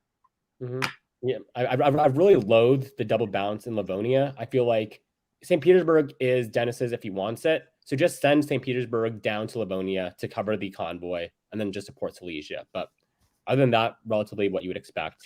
Unfortunate that Greece gets picked. I really like that army being there. Yeah, the East is just in disarray. And we've already seen this at least once tonight, where maybe a couple of other times tonight where the West just dominates and the East is in complete disarray, which is what's happening here. All right, so fall 1905. David, why don't you tell us what stands out to you? Okay. Well, there's some things that, I mean, I guess Russia could have defended Warsaw. Mhm. Did not, which is obviously not optimal. Otherwise, is this not just continued Western triple dominating the East kind of stuff? I mean, AR killing Ankara because Italy is part of the Western triple now. Mhm. So it's a losing battle. The question is, who stabs and when do they do it? Great question. I really like the English position. I like the German position. Do not like the French position for the stab, but both of them Well- I could easily see either winning this game. But the French have made a critical miscalculation here, which is to not take any of the Italian centers. Mhm. So Italy is getting a rebuild here, Yeah. which is not only unnecessary, but Christians should be taking at least Rome or Naples here, if not both. I think. Agreed. If I do nothing else, think because they this need to way. build something back there to make sure they're not stab bait. Right, exactly. Because I mean, if they Well, they wanted got to to, build like, anyway. Where's that coming? It was banked from last year. Remember, it was waived. Oh, that's right. The wave. Yes, the wave. Yeah. But Subby suddenly, like, the position as England and France continue to play passive, Subby's position just gets stronger and stronger. right.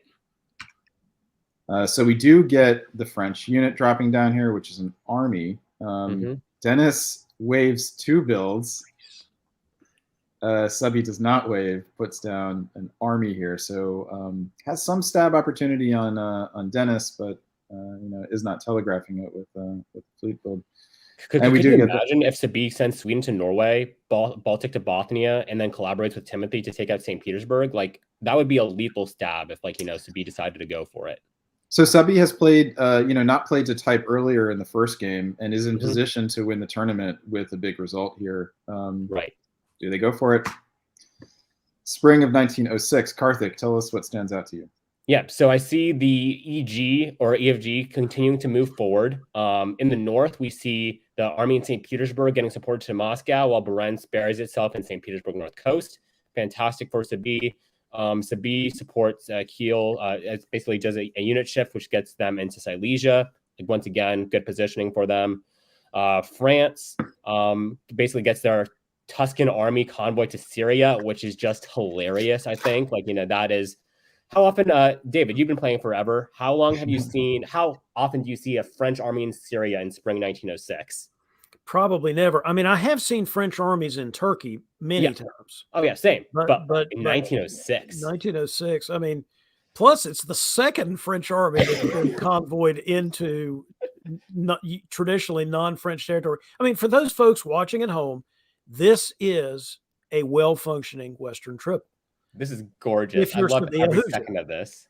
That's actually benefiting Germany more than England. I've never seen a Western triple be hugely beneficial to Germany here. This may be like the exception to the rule. Well, like, this is honestly a stunning game to watch. It's the only time a Western triple does have long-term stability is when Germany is the dominant power. It's the only way to do it.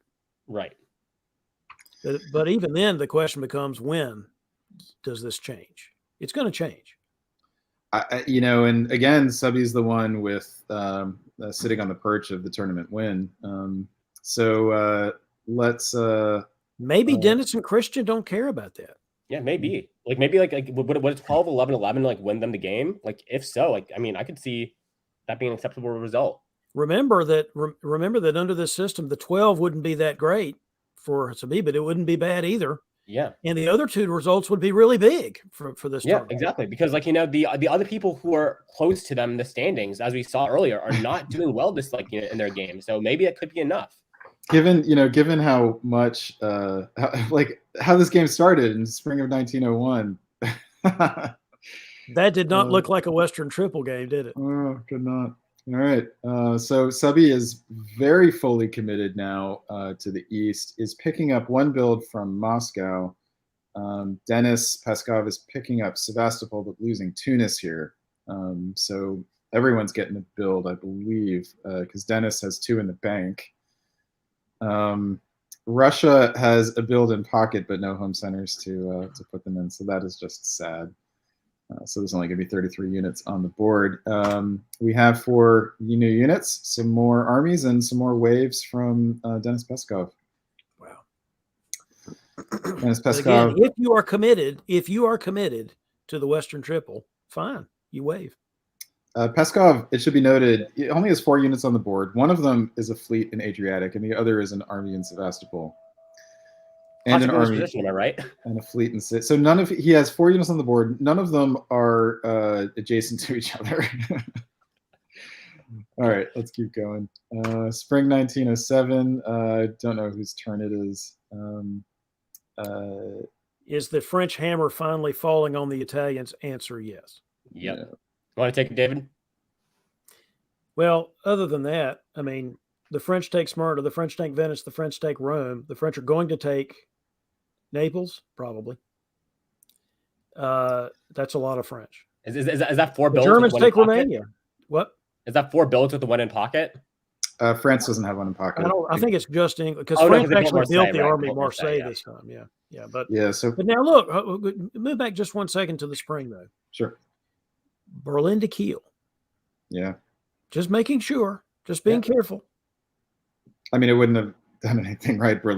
Belgium is still completely. Is Subby missing their opportunity?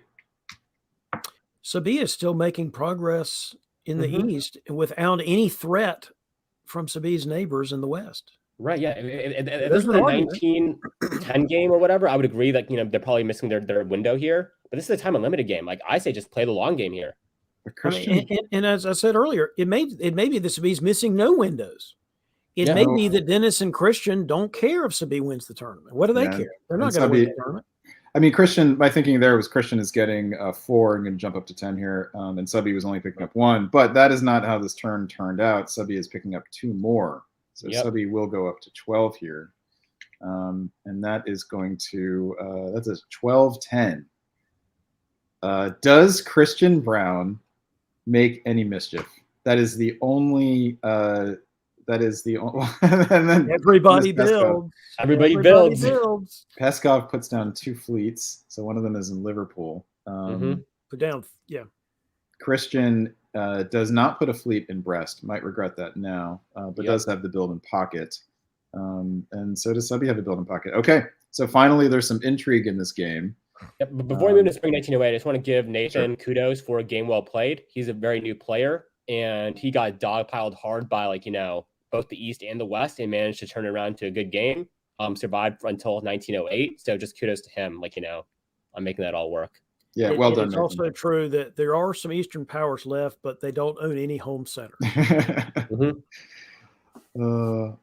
Yeah. No, well done, Nathan. This is fun. This is fun. Yeah, these are good learning And I don't experiences. usually like Western Triple games, but this is fun because now it is time to see what else they're going to do. Yep. What would you do who would you want to be, and what would you do? I want to be Sabi here for sure. With those builds from Dennis, I think the game is very much open for them.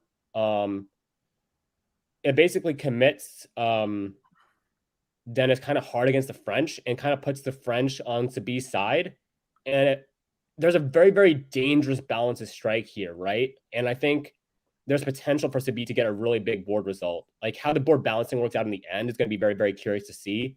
But I do not like that decision to put down all those fleets the way that Dennis did, unless it was all negotiated ahead of time, in which case, fine. But it's very, very risky. As opposed to what? Build a couple armies at home, I would say because it's more defensive, it gives you more flexibility. Yes, it would annoy Sabi, but at the same time, you do want that flexibility in order to be able to balance both powers. You could easily sell some of it. It's just Fleet Liverpool is so. All right, so so Karthik, you have picked Subby. David, you want to make a different argument?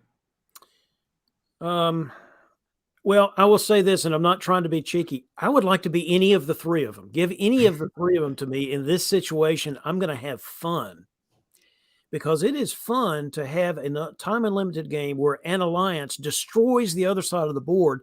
Then you start fighting between that alliance. That is a way to play that is very historically prevalent in the world of diplomacy, but we hardly ever see it anymore because of all this balance of power business. That's not how this game was played. This game was just go destroy your enemy, then decide what you're going to do, and hopefully you're going to come out on top. I would be any of these 3 and love it.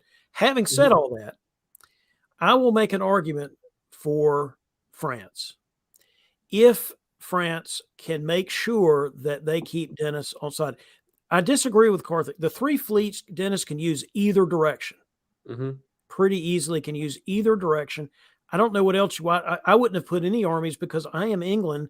I'm surrounded by oceans that have no fleets in them. I need fleets to go project my power. Fair enough. So I'm making an argument for Christian. I still think Sabine is in better position. Don't get me wrong. Well, But I one thing I think didn't there's mention an was talking about argument the for diplomacy there. Sebastopol, easily forcible. The Vienna, Budapest run position, very holdable with the armies that are available. St. Petersburg, also vulnerable in the near future. I may actually I may actually like the fleet builds more than I thought before. You probably do want some fleets to go around the area and just be able to project power and hold position. Yeah, I think so. It would be different if there was a potential risk to English home territory and you need the army for defensive purposes. There ain't no risk of that anytime soon. All right. So the operative questions remaining in this game are, can Subby hold on to the board top? Can Subby go for a huge board top and possibly the tournament win? Or can the rest of the board work something out? Sabine might win the tournament if they stopped it right now. Yeah. And I think the question is whether Dennis and Christian want to play this out. I hope so. All right. Well, here's how spring 1908 goes, and it does not. This is what I was thinking all along. I just don't think they cared if Sabine won the tournament. In fact, they may be very happy if Sabine wins the tournament. Fair enough. It is a legitimate psychological situation in diplomacy to want to be the kingmaker and want your alliance partner to win the tournament. That is a thing that goes way back, and there's nothing wrong with it because that is the way humans operate. If they don't think they could do it, they want their friend to win. Yep. Yeah, no, great game by Sabine, well played. Great game by Christian as well, and great game by Dennis. Like all three of them played a well done Western triple, probably the best Western triple I can think of in recent memory. Besides, I think Brandon did one as well, or someone else did like a 10-10-10 one, I think. But yeah, kudos to them. Like, I mean, it is harder to make a Western triple work than people give it credit for. A lot of times the Western triple will get stalled out like at like 22 centers or something like that. To make it all the way that they did, especially in a position where no Eastern powers in any of their home centers, like that takes tremendous tactical skill, tremendous diplomatic skill. It is it's a testament to their diplomatic ability that this game went as well as it did. And under this scoring system, 28.2 points for Christian ain't too shabby. Right. So this score is enough to take Subby into the lead as far as what we have seen, which again includes 8 years. Oh, I'm sorry, it does not. It's fine. Robert Shoup is going to fall off, like well, we haven't checked back in on his very count. dangerous. Yeah, we haven't. But I actually thought that was enough on its own. So okay, so and this is so these other games are still 4 years behind, or 3 years behind. So all right, but I will say this: whether Subby wins this tournament or not, they're likely to finish pretty high up and probably have punched their ticket to the DBNI. Almost certainly. Sabine was on the bubble, right? Or am I remembering that correctly? Yeah, I think all 4 of the big players in this board were on the bubble. So yep, no longer. All right, so David, it is getting kind of late Eastern time. How are you doing? Do you want to stick around or take off soon? What are you thinking? I'm probably okay either way, but if I was a sane person, I'd probably say, let's do my other game and see if we can get off. Well, I tell you what, let's. But I'll do this anyway you want. It's fine. Okay. Why don't we give you a quick break? We'll chat behind the scenes and figure it out. All right. So bringing back to the stream is Adam Silverman. David, we'll talk to you in a bit. Yeah, Adam get married to Ed in the meantime. Something we didn't know about. All right, we're heading back over to game B, which is the Enterprise. And here is how things stood when we left it in winter 1904. This is the board with Robert Schippa. Actually, you know what? I'm sorry. Why don't we head over to the Orville? We'll come back to that one with Robert Schippa. So this was a really fun board with Zach and Cade and Christophe Bourget. And Tommy and and Cade had a nice Janissary little action going. All right, let's dive back in. And spring 1905. Adam, why don't you walk us around the board? Well, what's striking to me here is this really is Tommy going all in with Christoph and shifting his units to the west for the most part, right? He's pulling out of Budapest up to Vienna.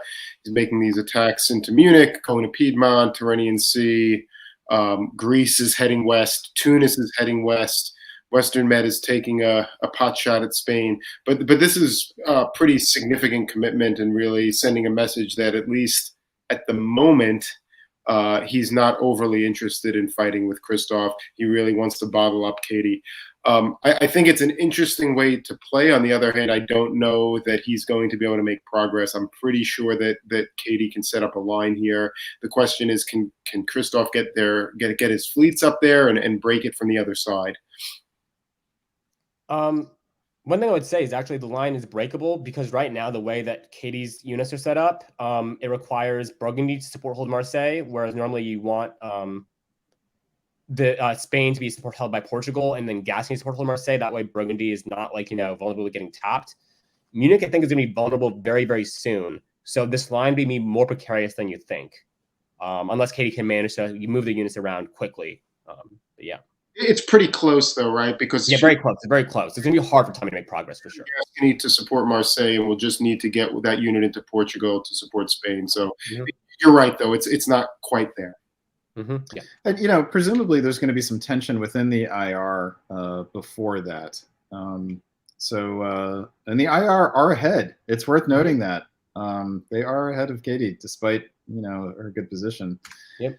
Fall of 1905. Karthik, tell us what you say. Oh, Tommy. This is exactly what I wanted Tommy not to do. My fear was if he stabbed Christoph early, he would basically give Cade freedom to rule the West. And I think Christoph, now that he has Norway, now that he gets Kiel, the stab is not likely to succeed because I think if I can read this right, he's still going +2 because he gets Norway, gets Kiel. No, he gets Berlin and Kiel. Gets Norway, gets Kiel, gets Berlin and Smyrna. Okay, so actually, I take that back. Maybe this is absolutely just necessary, forced upon him by Zach doing what Zach did, and by Hal doing what Hal did. But oh man, this makes a huge mess of this board.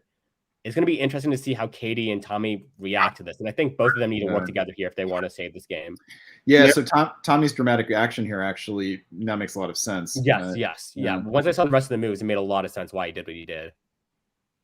Yeah, I mean, this is sort of, Karthik, what I was alluding to earlier when I said that if I'm Tommy, I want to be fighting Christoph, not Cade. And I think, obviously, I think there were arguments to both ways, but he lost the whole turn of momentum by turning around and then having to back around in order. But he had to move back around, right? Because I think Russia probably solos if he doesn't, right? Because he'll be putting Warsaw, Moscow, Sev. Romania would be exposed.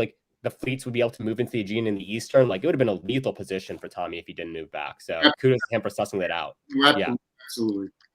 Yeah, I criticized Tommy at first for doing it the opening when I saw the moves, but he saw that, played that tactically really well, strategically really well. Major kudos to him. My perspective is I would have preferred that Tommy didn't move west in the first place and just previous position. But here we are. This is exciting.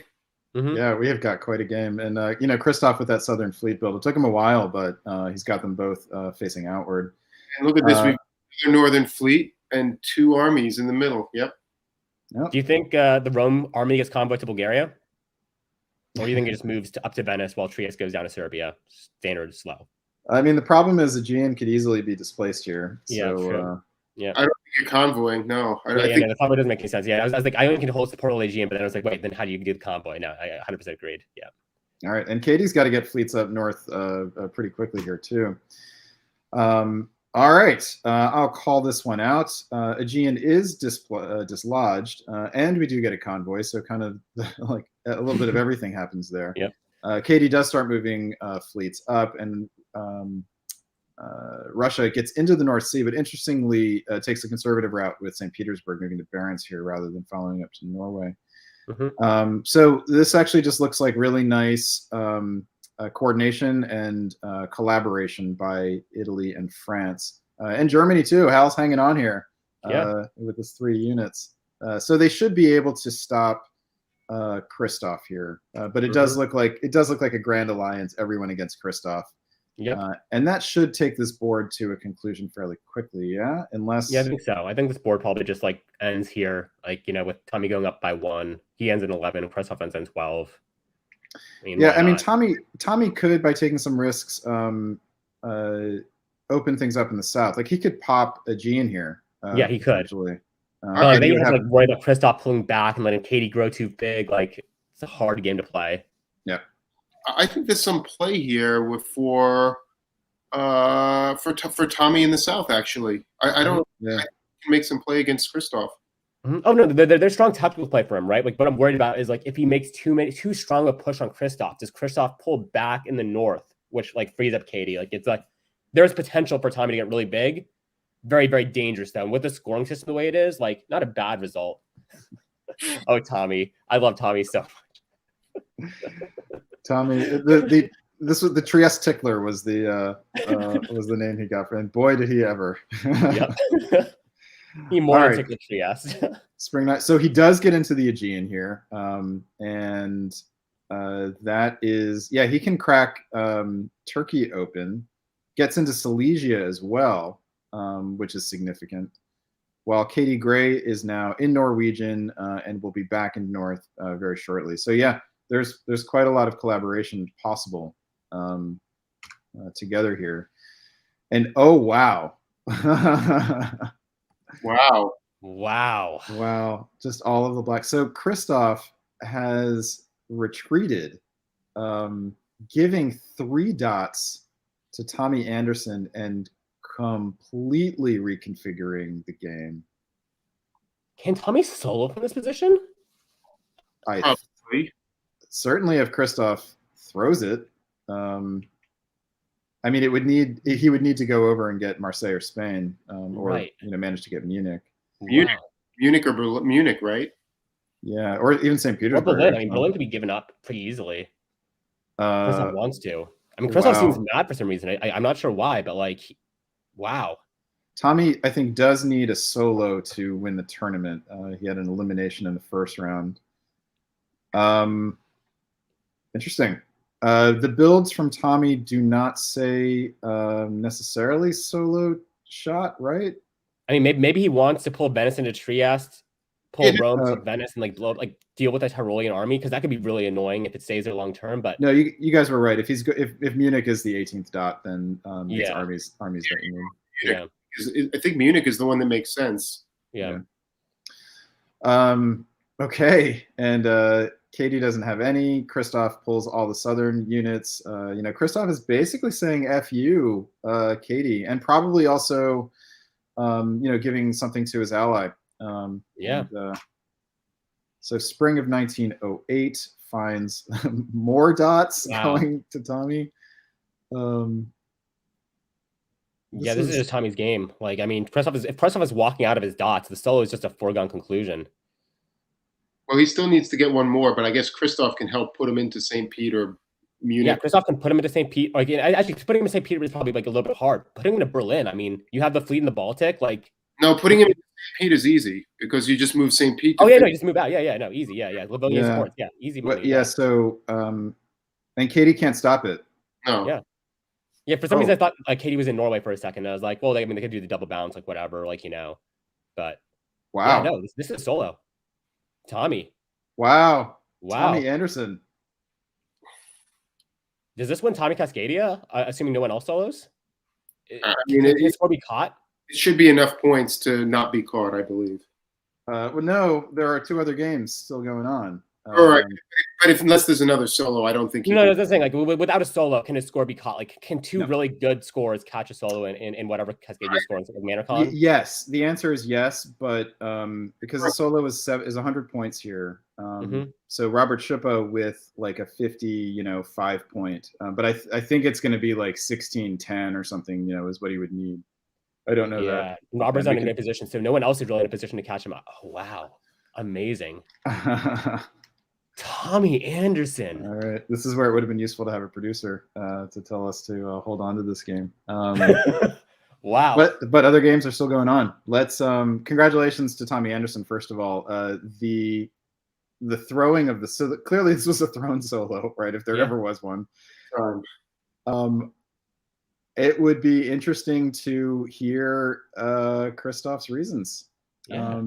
But Christoph, I believe, is hopefully sleeping right now. Yep. You know, it's like, well, it's now 7 a.m. I think over there, 7:30. Maybe he's waking up soon.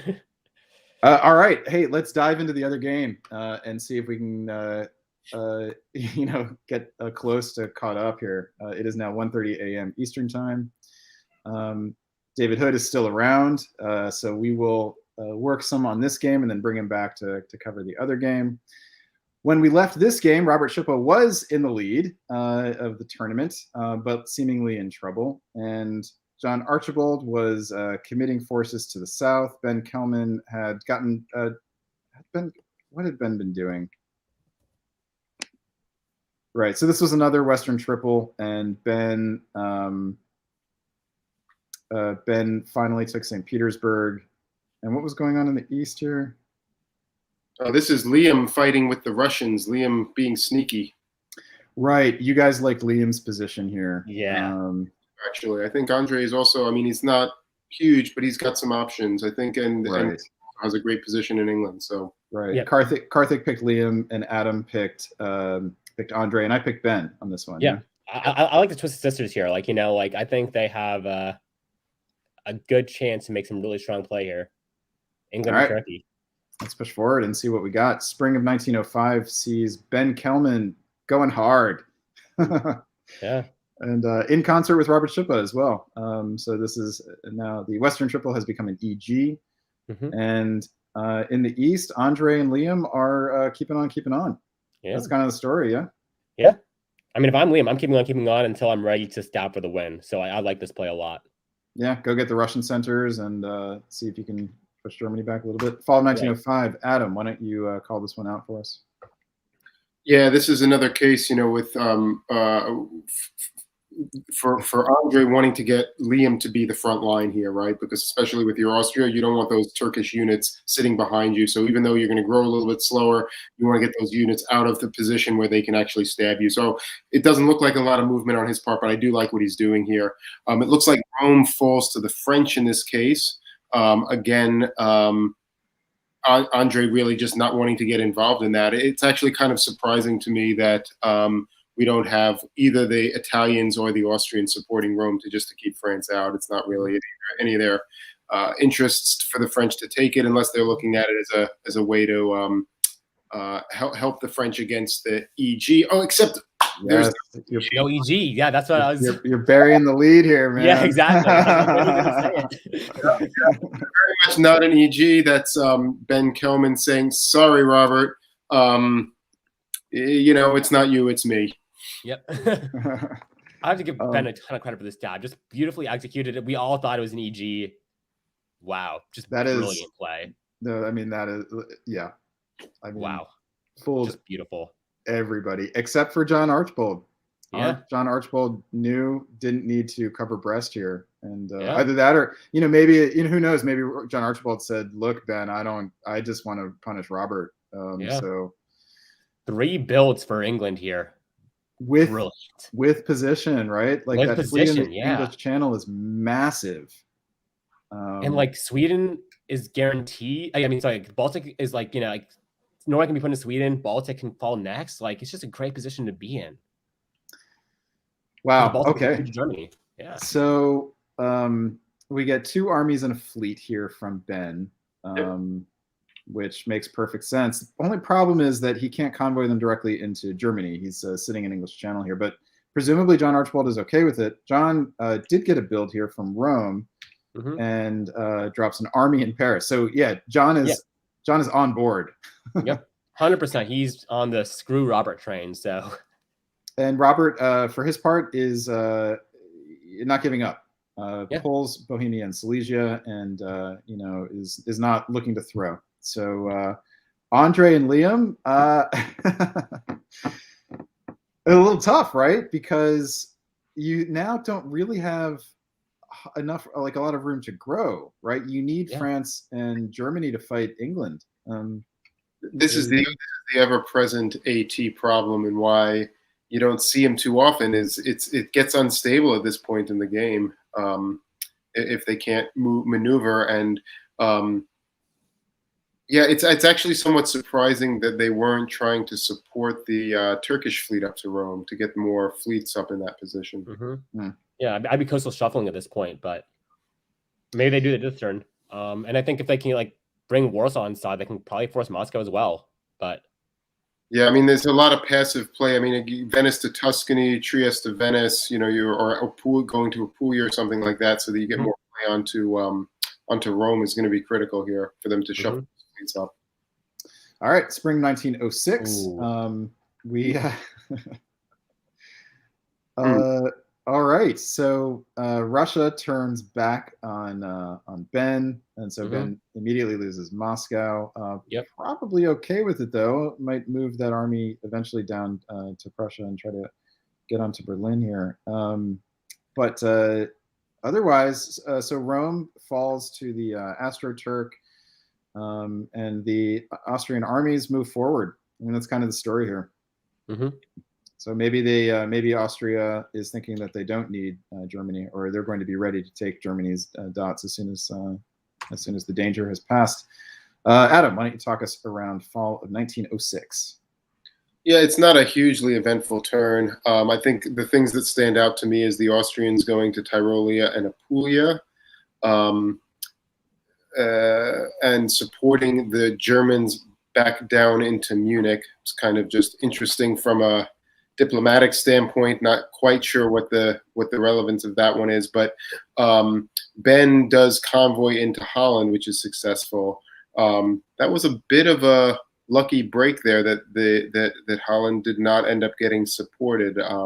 Robert instead went after Denmark and dislodges it, or actually it left Denmark anyway. So some guesses there. I think it was an okay set of orders by Ben. There's probably more tactically sound things he could have done here, though. It just doesn't feel very strong to me. Yeah, I think the real issue came from his spring 1906 orders, in that he didn't support here. If I was him, I'd have English Channel support Eddie to North Sea and Denmark support Norway to Sweden. If I lose Belgium, whatever, we can easily take it back the next turn. Yeah. But if I can force the Baltic Sea in fall 1906, Germany is mine whenever and whenever I want it. So, like, you know, I think that's like the key mistake there. I think you're probably right. Yeah, and then also could even just support Denmark to hold. Wouldn't have to lose Denmark in that case. Yeah, exactly. All right, let's keep on going here. Winter 1906. So Robert gets a rebuild. So hey, could have made an argument for a fleet there actually, but probably not. And Ben drops the reverse fleet. So Ben is now actually fairly army heavy for England, and he's got 5 armies and 3 fleets. He's now tied with Turkey. Liam Stokes now seems to be in quite good position, but will have to stab Andrei Gribakov in order to get the board top, most likely.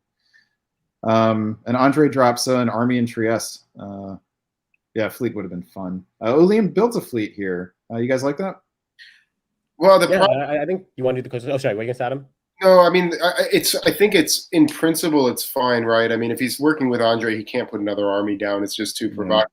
I think the problem is that instead of putting Andre's army into Rome, they should have pushed up there to start getting more fleet pressure against France.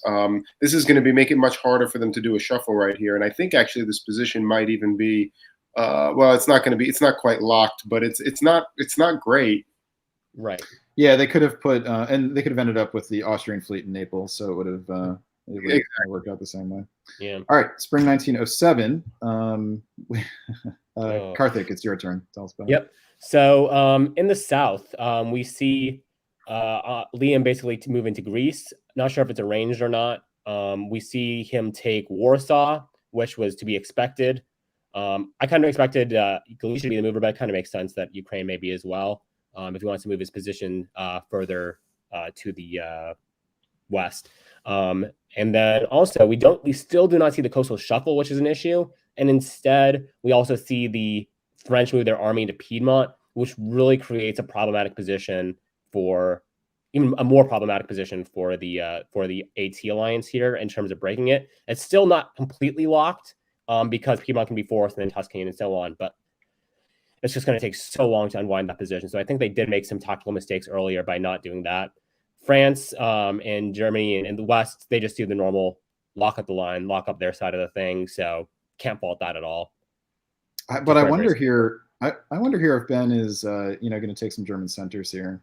It's a good position to do so. I'm not sure if he does it this turn. I think he will probably wait a little bit, but I would not mind a stab here if I was Ben. I think it's a good idea. Stab? What's the stab? Ben and Germany have been fighting for. I know, but they've gotten back on side to some degree. I mean, I think some of this was somewhat arranged given like the way Ben's moved his units around. What incentive why doesn't Ben take a shot at Kiel and Denmark this turn? I don't know. I feel like he wants to keep the AT like a little bit like more pinned, make them stab each other first. Like I'm not sure. Yeah, so give Austria the units to do that. I say. Yeah. No, it seems like it's a win-win between. Yeah, that's true. Actually, no. Now that you mentioned, I do think I was trying to be like cautious, but no, I think you're right. Like you had to stab here, honestly. All right. Does Ben Kelman agree? And does Andre get designs on any say Romania here? I wouldn't think so. It kind of feels like Andre is okay with Liam topping. Yeah. The answer is Ben passes up the opportunity to take German dots. That's what I expected. Like I thought it was going to be an all-hole type deal there. Interesting. All right. Well then, the question is. Here we go. There are the two armies. Oh, Liam moving on the Austrian centers. Yeah, I think so. I mean, why do you not get Condabo, Smyrna to Greece, Greece to Albania, something something along those lines at this stage, right? You can even put France in Rome if you really want to. Mm-hmm. All right, spring 1908 finds the game over. Or that, or that. All right. Well, so if nothing else, Robert Schippa clearly can't win the tournament at this point. So he was probably fine ending the game here. And Liam, let's have a look at the standings as far as we have viewed them. And so for some reason, Tommy's score is not showing up properly. I think I needed to go one more turn. Yeah. Let me see if I can do this. Hold on. And then, ta-da! Okay, needed to press another button. So Liam Stokes, 49.3. That score is one that he clearly could have increased, and probably could have passed. Certainly Robert, probably Subby as well. Mm-hmm. So, right. So Liam has ended here at 10. And probably has a lot more dots in the bag if he wants them. I guess the question is, if you do that and you keep playing, I mean, are you going to end up better than England in the long run? And are you going to have to start pushing more stuff up towards Russia to be able to hold Warsaw and Moscow if England starts pushing armies across Germany? It's a question of sort of, how much better do you do at if you end up at like 12 or 13 and England's at 11 or 12, and that's a complicated question with respect to the scoring system. It's also possible that they had already gotten word of Tommy Solo at this point, depending on how the games were, if one game was a little bit slower than the other. All right, this leaves us with one game, which we left in 1904. And it is time to go back to. Let us bring David Hood back on the stream here. Hey, David, welcome back. Glad to be here. So Tommy got a solo. I guess I was eating my sandwich. Yeah. It was the board with Tommy and Cade and Christophe Bourget. And Christophe took a big lead, and then Tommy and Cade allied against him, and then Christophe just threw it to Tommy. Picked up, I think, 7 centers in 2 years. Tommy, 2 rounds are overrated. Anderson. Because didn't he just I play did one not see it round? coming. Didn't he just play one round? No, he played the first round and was Oh, he eliminated. did play the first round. Okay. So Mhm. did he really play? That was the Um, 3-army build Germany, wasn't it? yes, that's right. That's right. That's Yeah, right. you're totally Oh my right. Took God, Vienna. Tommy. Totally right. Took Vienna. All right, let's dive back Swinging a tale in. of two Tommies. Let's dive back into this game, which is in 1904. And Adam's going to take a break. Adam, we'll see you in a little bit. This game was with Jason Massbaum falling apart in Germany. Loic Bourget and Stephen Hogue were atop this board with Farron Jane lurking in the south, slowly, steadily building up solid position. And also Chris Brand, no slouch, sitting in Austria at 7. So 4 players who are strong characters, strong players in this game. Let's go ahead, guys. Spring 1905 finds this set of orders, and David, we're going to throw you right back in the fire and have you tell us what This was the game where AI had just moved against the Russians, as I recall, and now they continue that move here. Let's see. Was that? Yes, yeah. That's right. With Chris getting into Ukraine and Galicia. Very good. Yep. All right. So that's just simple progress there. This was the one where Loic had attacked successfully England with having 2 fleets. It was kind of awesome. And then Jackson had decided to become the Janissary, right? I think that's right. All right. So what do we else? Jason, of course, is helping the Russians up there.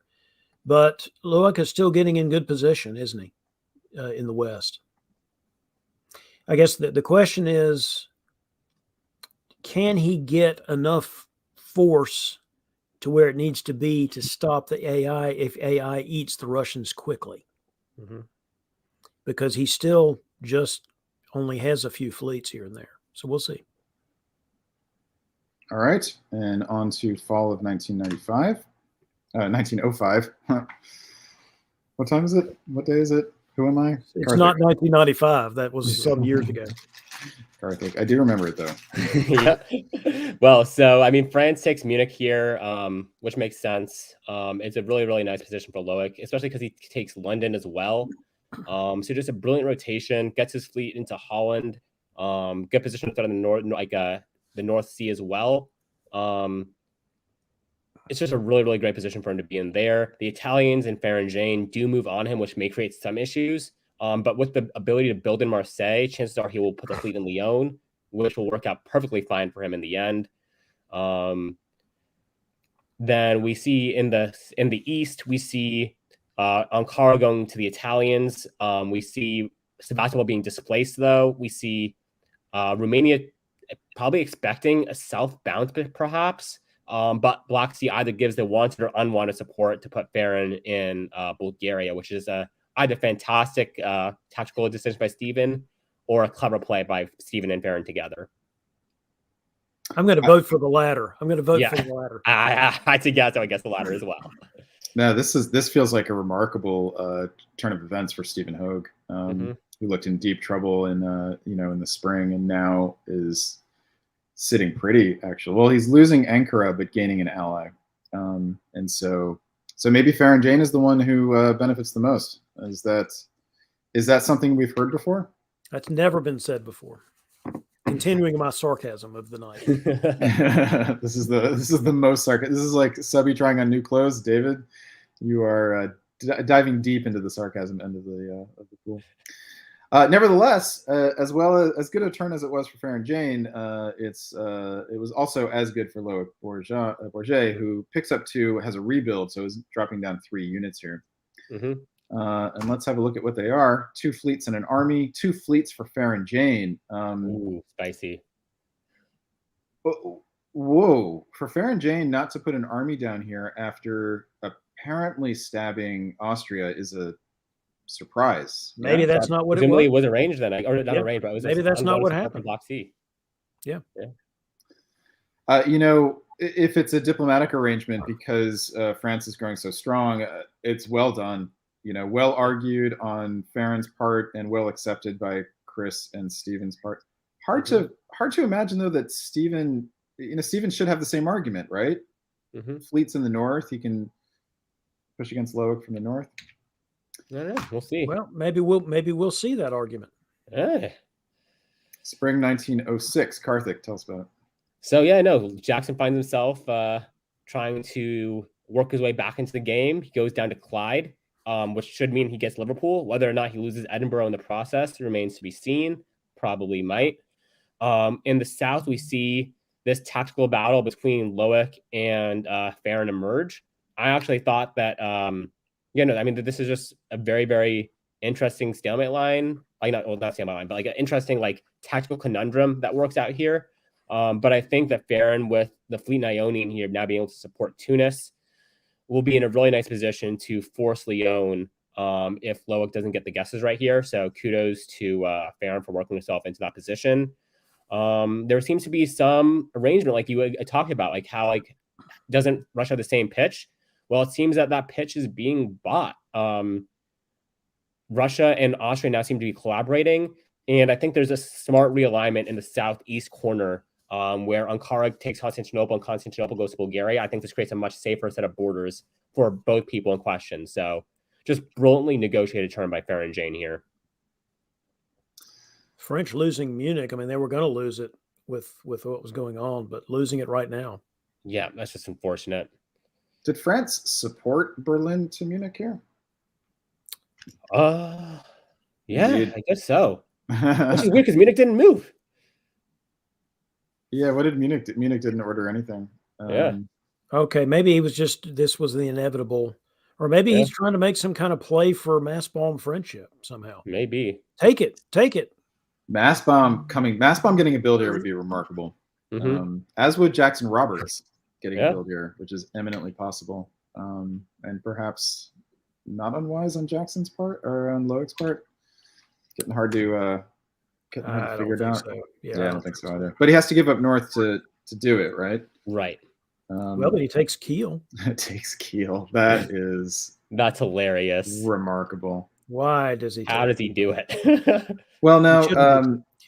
Jason supports the unit to Berlin, so this appears to be something that Jason wanted. Maybe. And maybe with the fleet there, like, less threat, and Munich is a position that he feels that local wanted to hold. So I could see that being the case. This is kind of a remarkable game here, isn't it? Yeah, this is really fun. I really enjoy this because, like, I'm sure that Jason could make the argument to Loic, like, hey, let me hold the line. Like, let me just survive in Munich. Burgundy and Ruhr support it. Holland supports, Kiel supports Berlin. Like, just let me live there. Like, why not? And Jason may not have Loic may not have a good reason to say no. I mean, this line can be broken with Russia where it is, but still. Yeah. Loic's position's in deep doo-doo. Let's just be honest. Yeah, he's lost North Sea, and he's got an English potential English raider now. I mean, we'll see. Yeah, but I don't like it. So for all of the centers that changed hands last time, there was no net change in dot count.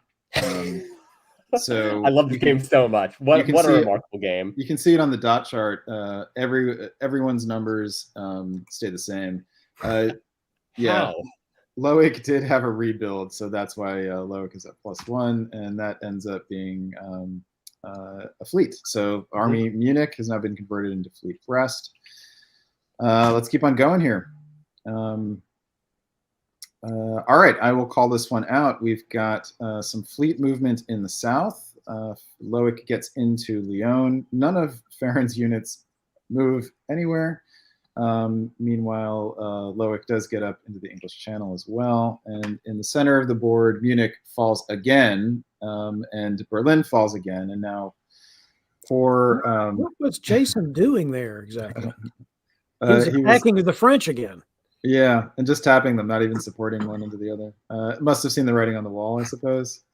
With Kiel supporting north into Denmark, he must have known that Loic had turned against him again. Meanwhile, we've got Stephen taking an Austrian dot, which I don't think was agreed upon and involved some tapping here. I don't know why this wouldn't be supported in, though. So plausible deniability, perhaps. Like, this makes it like, oh, no, I was just keeping you honest. I swear, Chris. Whereas actually outright supporting it would be more problematic. Well, Oh, fun. as, Yeah. So I'm just like, this looks like it's something that, Steven thought Farron's ready to stab Chris Brand here, but Farron is able to persuasively argue, like, hey, like I said, this was just me, being safe. Farron And he doesn't take the support to Bulgaria. Serbia displaces Romania again, and it seems Steven may have some hell to pay for this. But maybe not, because Russia gets supported into Kiel. Silesia goes to Berlin. North goes to And Holland. This is North a gets into very Holland. wild position. So despite all the issues Steven may have, he's going up 3 this turn. Yeah. Wow. Steven's completely fine.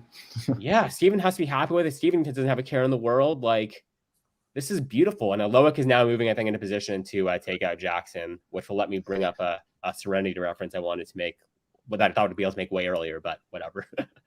We need to wait until the elimination happens. Yeah. Okay. I will say, so Farron hasn't been able to keep a lot of units in the east. So in order to keep the wolves at bay, she's just gotten Austria and Russia to keep fighting each other to a complete standstill. Steven, however, like it was said, has 3 units to put down. That should pretty much end the assault on Austria from Austria. One of those units is a northern fleet, St. Petersburg. So that is clearly an ask, I think, to Austria to let me go fight Loic. And elsewhere, there were Loic had to pull 2 units, so those are 2 fleets. That is a big deal. Yikes. That is a big deal. His position is in the crapper, so to speak. Yeah. Yeah, Farron's got all those fleets poised to move against him, and doesn't have an enemy in the east. So, are we looking at a long-term Farron? No, what I was going to say is, with Farron just having such a strong position, does this justify someone turning now? Maybe, maybe not. Maybe Austria finally turning. Yeah, or Russia. All right, David, tell us about this turn. What do you say? Or Austria could just continue to go after Steve. Yeah, which is what is happening with the Italians going to Armenia. Yeah, I don't. This is tough. But Steve continues to make progress. Takes Munich with French help, because they're best buds now. Considering and Denmark. And Denmark. Considering that he apparently cannot have a good relationship with Chris Brand. That's really the unfortunate thing for Steve, is that he's been somehow cornered into this fight with Chris by Farron, or whatever the reason is. It's unfortunate for Steve's position, but the French position was untenable. So Loic making a deal with the Russians here makes perfect sense. Yeah. All right, some tactical choices here. It does look like actually Warsaw can't be guaranteed. Now that I look at it. All right, let's see what happens. And everything's coming up Stephen Hogue right now. Yeah, wow. He did lose Holland and Kiel, though.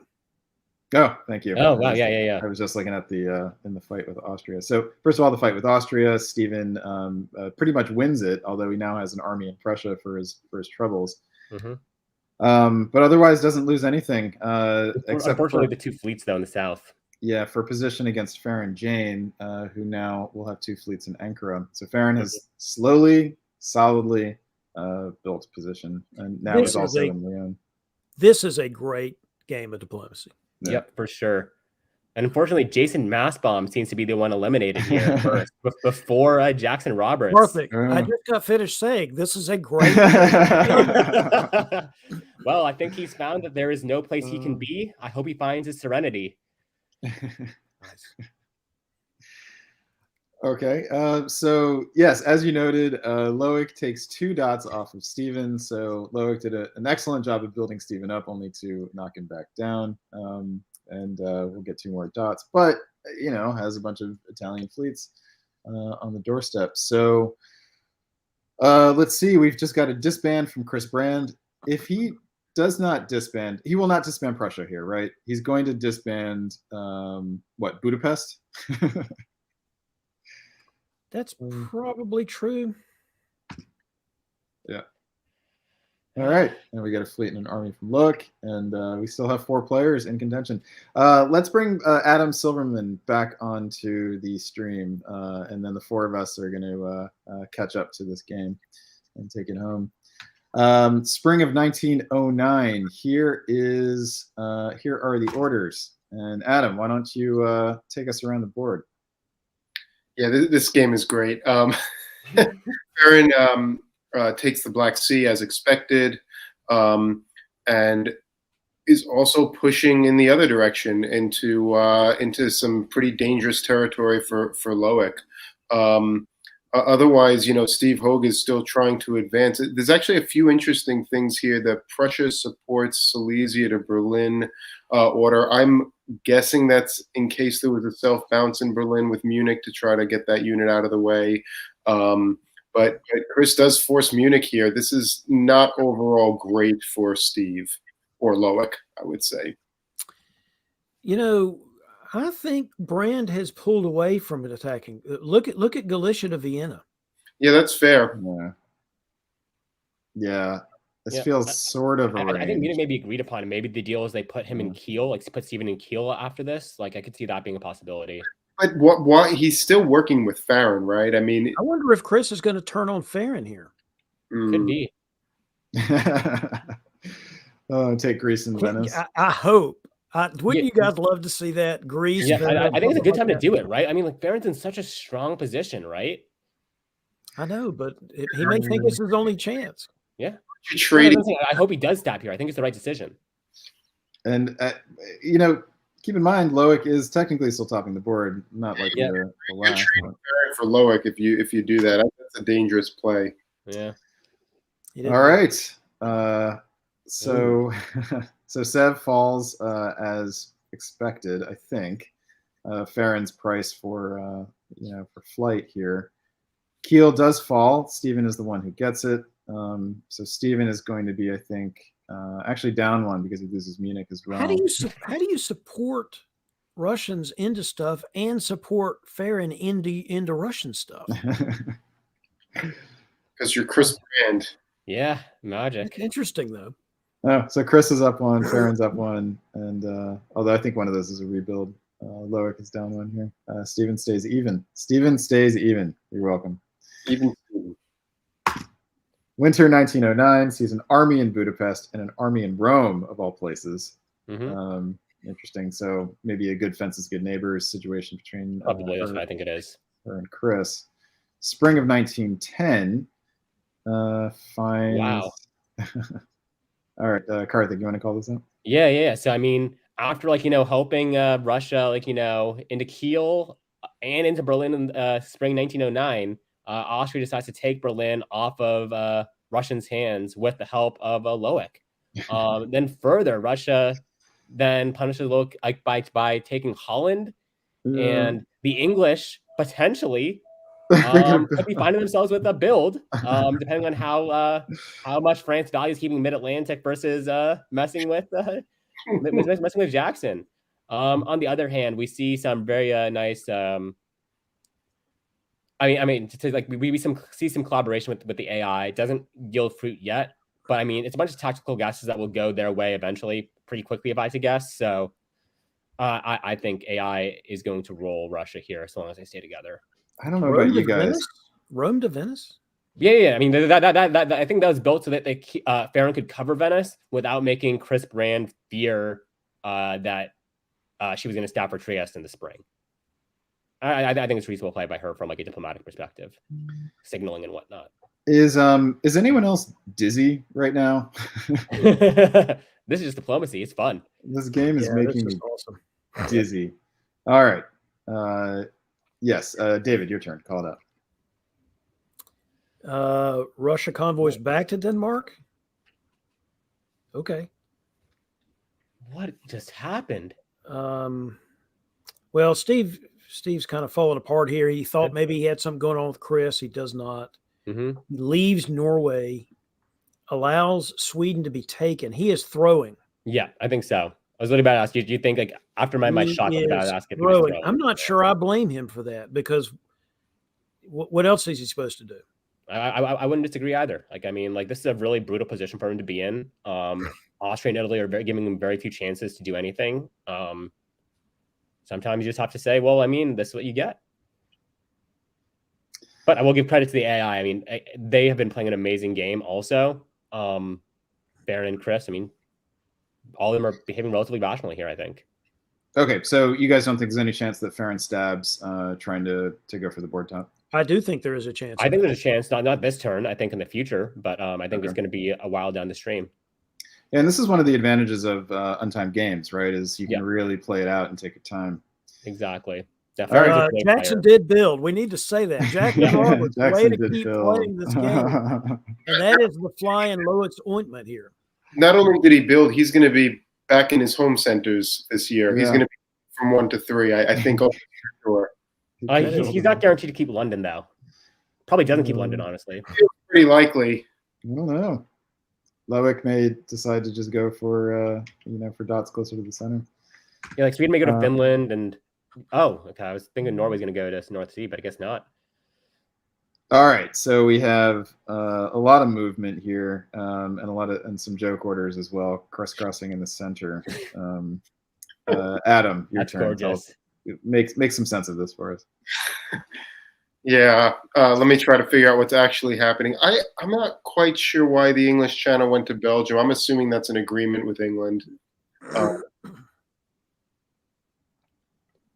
I mean, you've got Austrian armies moving into Burgundy. This is not a good position to get.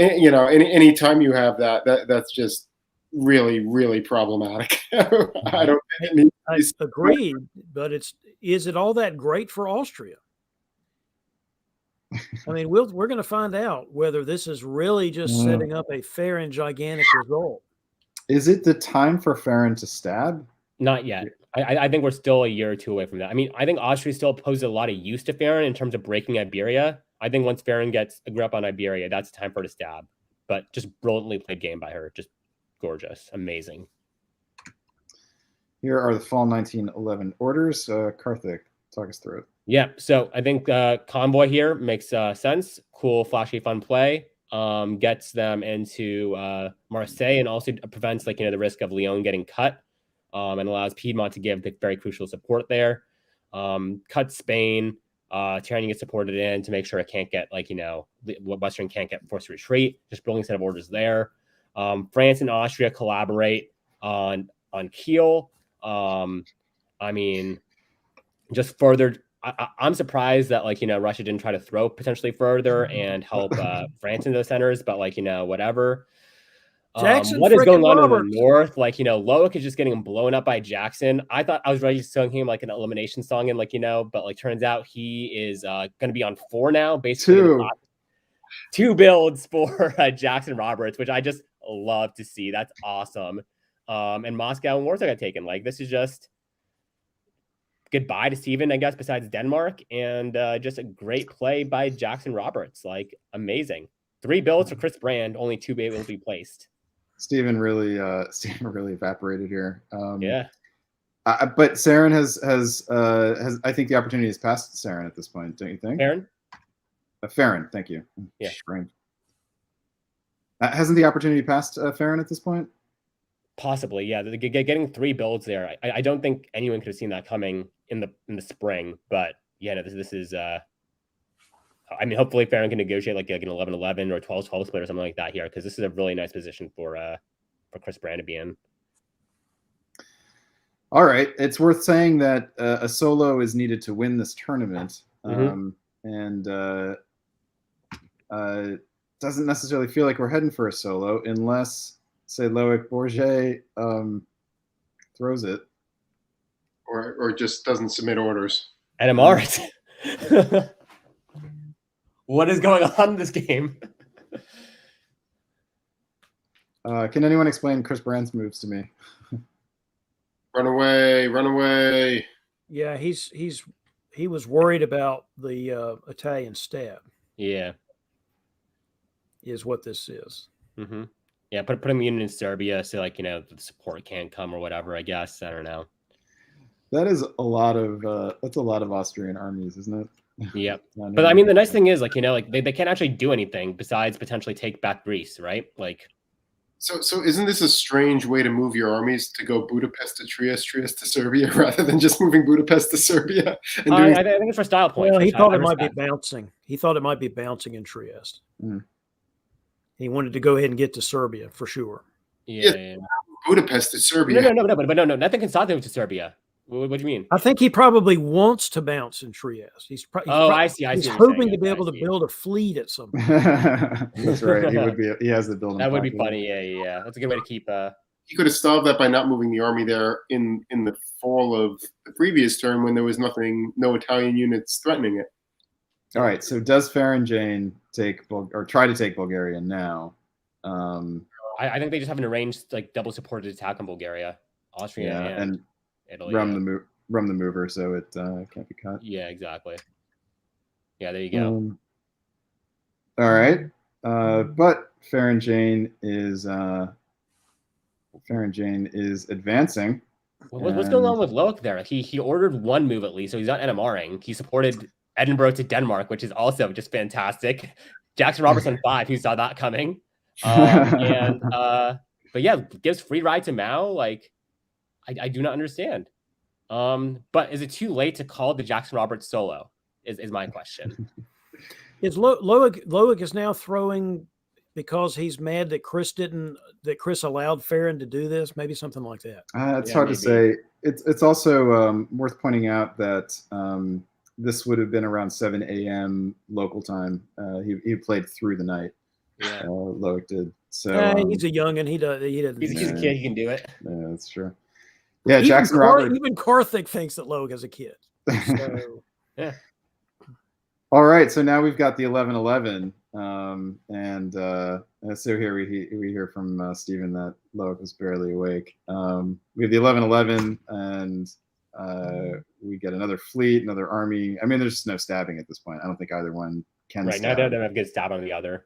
Well, Sebastopol could be taken. Sebastopol can be taken, Greece can be taken, but neither of them are great stabs, right? Like, you know, you get the top, but nothing more. I mean, it's Manacon, right? So. That means that the game ends in spring of 1913, and that means that we have a champion. Mr. Tommy Anderson has won Virtual Cascadia 2022. It is his first tournament victory since the Liberty Cup in summer of 2020. And it is second tournament victory of the virtual era. I don't think he won a tournament before that, so this would be his second tournament win ever.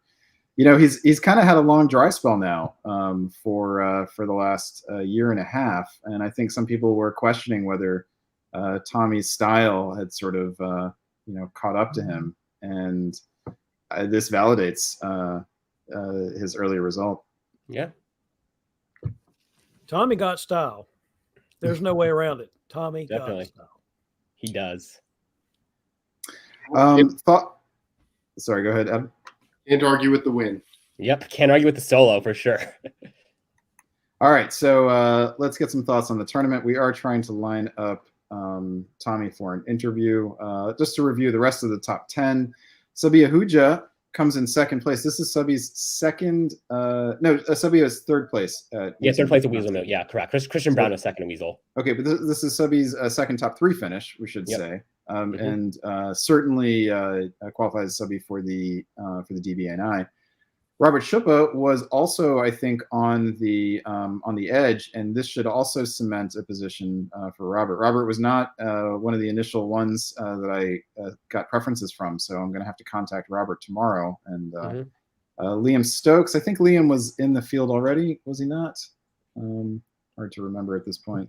Ben Kelman in 5th place, Matthew Krill in 6th, very familiar name, and Christian Brown rounds out the top 7. With a 7th place finish. So Christian Brown doing well. Chris Brown should not appear in the standings. The score does not count. Baron Jane will be in 10th place then, with also 32.1. Yeah, that would make sense. And then here's the rest of the top 20. I would like to introduce to you guys right now your 2020 Cascadia champion, Mr. 3 Army 18 Center Tommy Anderson. Welcome, Tommy. Oh God. Hello. Hello. How are Welcome, you doing? and It's Tommy 2 tournament win Anderson. There That's you right. go. Barely. Congratulations, Tommy. I honestly almost did not play the second round because I was like, okay, I got knocked out the first round. So like, let's go to bed. I'm feeling sick. I'm not feeling very well. It's like, all right, let's just play it. And sure enough, why not? You're not Magic sick Cascadia anymore, are you? magic. You're not What's sick that? anymore, are you, buddy? You're not sick anymore, are you? Kind of a little bit. I don't believe it. I don't believe it. Yeah, Win cures everything. and if you're sick, then why don't you play sick all the time? Yeah, exactly. All right, man. So so talk to us a little bit about this board. What happened? How did so the big turn was obviously at toward the end here. Oops, wrong one. The big turn happened, let's see, around it was when Christoph suddenly turned back. Yeah. So you and Katie were fighting him. What made him decide to turn tail and throw this to you? So that was very kind of strange in the sense that like I was trying to like proposition him in the sense that like, okay, look, like I don't want to solo this way. Like I want to earn it. Like let's not do this. Like let's be like friendly, whatnot. We've all played well together. But he for some reason just wanted to just like spite Katie for some reason. I have no idea why. And I kind of felt a little bit bad about it, but I'm like, you know what? Like, I'm right on the cusp of the DBNI. I kind of want to get in there, so I'll take it. I bet you're not that bad right now. Yeah, exactly. That's right. You weren't in position to qualify. You were Right. you were outside the bubble coming in. So this was a huge result for you. Yeah, I honestly don't know why he actually allowed me to gain that position because, well, it was kind of interesting because so like I started out, I got positioned against Austria with Wardy. Like Wardy and I have never been able to really been on the same page. I always stab him because just why not? It's fun. and then A new nickname is born, Tommy, because why not, Anderson? Thank you. and he always believes me. I have no idea why, but so it works out. I don't think it's going to happen again. See, I thought that too, but it did apparently. Well, you've now called him out on national television, so to speak. International television. That's true. International television. I give him credit for believing at least. And so yeah, we had that sort of like back and forth, and then so Turkey and I we wanted to work with each other from the beginning. So I played with him in the first match at the beginning of this tournament, and I got royally screwed over. I haven't watched the commentary. I'm sure you guys had a little 3-build little joke about me earlier when I was Germany. Tommy Yeah. 3 Army Anderson. I don't know. what Yeah. you're talking about. That could have happened. I figured that would happen. But I had reasons for it, but that's okay. We'll revisit that. Mhm. And what's it going? Where is I going with this? So yeah, so oh man, yeah. So I really did not want to stab Turkey, but like I got to a point where like I think one of the biggest things here was that when I spoke with Katie right away. I was just like, hey. I feel like you and Zach I really thought her and Zach were going to work together like right away. And there's just so much bad blood in the West. So I was able to kind of like benefit from that a little bit, which was kind of weird. I really thought they were all I thought they were going to work together and just like go against me. But so I was able to buy a little bit of time from that, which was nice. Sorry, So I am very drunk. I apologize. And there's the answer to how we got this solo. Yeah. Good. All right, we will look at one turn, which Okay. was so you had gone up to the line. No, so I've already passed it. Yeah. Yeah, you'd gone up to the line, and then this turn happened. You suddenly sent all of your units east, and Karthik's initial Yeah. reaction was not good.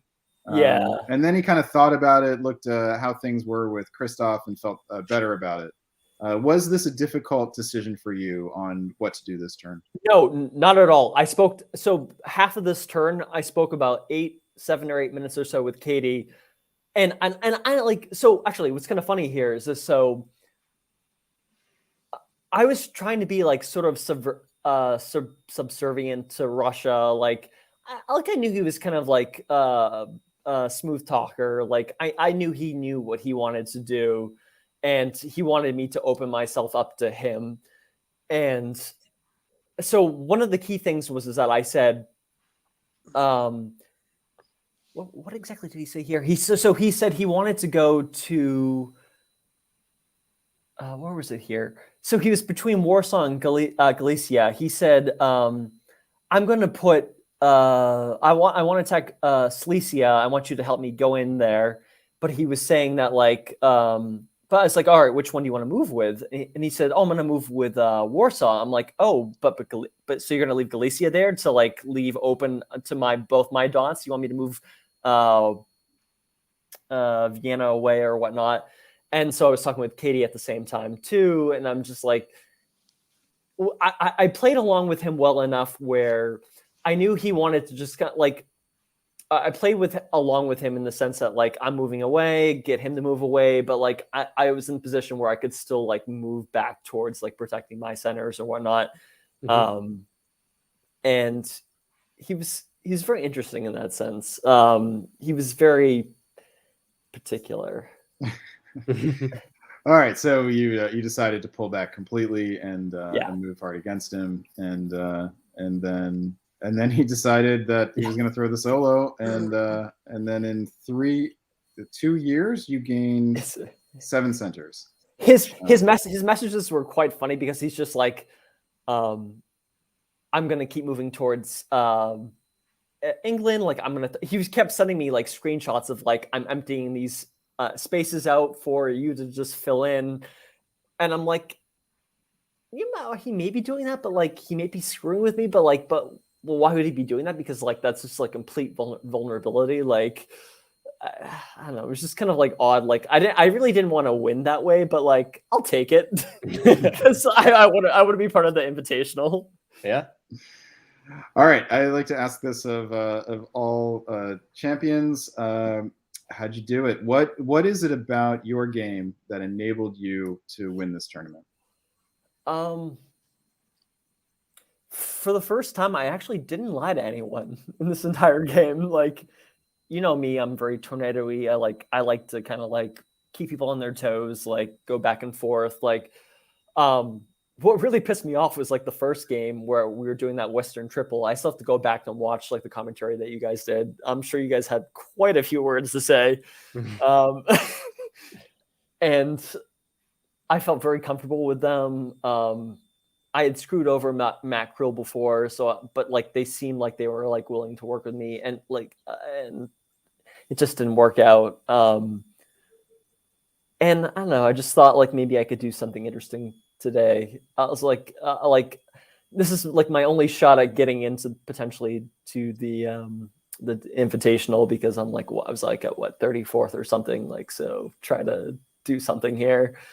And but I never really said that to anyone in the game, even though that what's his name was in the running. I'm terrible with names. I apologize. I am very intoxicated. I did not anticipate this. It's all right. We're too drunk, Anderson. There we go. I think we're all getting the sense of the because why not that you approached today's games with, and it worked out. Take your shot. All right, let me. Why not Anderson? I'm going to give my fellow commentators a chance to offer congratulations and pose a question if you would like to, starting with David Hood. I'm just going to say congratulations, Tommy, on this tournament win. We've enjoyed watching you the first time you won back in the Boston Massacre 2020. We're enjoying it tonight. I'm not going to ask you any questions because I'm kind of afraid of what the answer might be. I'm just going to leave it as congrats. Oh, thank you. Garthik? I will also follow David Hood's lead and just offer my heartfelt congratulations. That was a brilliantly played final board. I mean, like in round 2, like even before like all the throwing and whatnot, you played an amazing game in order to get into that position. So you deserve like immense kudos for that. Just brilliantly played. Like even when I disagreed with you, I realized within 30 seconds that you were right and I was wrong. Like you just played an immaculate game there. So major respect. Oh, thank you. So when you come back into Boston, we can go back to number 9 Park. Carnage. I'll probably be back there for Carnage. It's coming up. Yeah, nice. Yeah. A year from now. That's too long. I don't like that. It's in November of this year. Yeah, November. Yeah. And Adam. Well done, Tommy. What tournament, aside from the Invitational, what tournament will we see you fighting for the win in next? Maybe the Invitational, maybe? No. So besides the Invitational, will you be at Whipping? Is what he's trying to ask.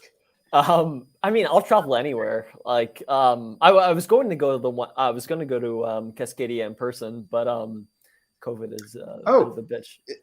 Is there a tournament coming up that you know something about, Adam, that you can tell Tommy to come to? Well, you're gonna be fighting for North American champion at DipCon at Whipping this year, right? At the end of April. So. I'll be there. All right. Just look me up. I'll be there. All right. Oh, you all heard it first. All right. It's in California. You'll have to make some plans ahead of time. It's in California. I just wing it. I'll pop up. Yeah, that's right. He'll just hitchhike. And maybe be fully clothed when he gets there. Tommy, congratulations. Wow. That's wishful thinking. Sorry. Tommy, thank you for gracing us with your presence this evening or this morning, as it may be. And congratulations on winning. And we will see you in a few weeks at the Invitational. I'm excited to play. And I'm not even kidding you. I honestly did not. I was about to not play the second round. So I'm really glad that I played. So yep, it'll be fun to play with you guys later. Congratulations once again. We'll see you. See you, Dixie. Yeah, see you, Dixie. All right. It was an entertaining way to conclude the broadcast. Let me give you guys a chance to give some final thoughts on the action you've seen today. We'll go in reverse order here, starting with Karthik. Oh, so sorry. So could you repeat the question you cut out for me? Or just give some final thoughts on the tournament and the season. Really, this is the conclusion of the regular virtual face-to-face season before the Invitational. Yeah, so I think the first thing I want to say is once again, Tommy played an incredible game in round 2 that earned him a well-deserved win, and gave us another champion to a list of great champions in 2021. We saw not one particular person dominate the entire season. We saw great results from a huge wide variety of people in terms of winning tournaments. I think Saren was the only person to win more than one, if my math is correct, in terms of virtual events. But no, it's just an incredible season from that perspective, seeing a lot of young players, a lot of new players, and a lot of old players as well have great success. We had Carnage come back in person, which was a great triumph, I think, considering all of COVID. And I think this was a great season that will set up really well for the DBNI in a couple of weeks. And I'm really looking forward to that. For this tournament in particular, I want to say first, outside of Tommy's win, I thought that game that he played with Christoph and Cade was really, really tense and really, really interesting until the throw. I thought that could really be anyone's game there. And I think despite the solo end up happening, I think everyone in that game deserves plaudits for getting to where they got in that game. Then I would say Farron and Chris Brand's game also stood out to me as also a really, really fun game to watch. And then there was the chaos game, I also want to give Jackson credit for fighting back, coming to 5 centers down from 1. Huge credit there. And then all the other games too. They were just super dynamic, super fun games to watch. So thank you everyone who played just for making some really, really good games. Thanks, Karthik. Adam?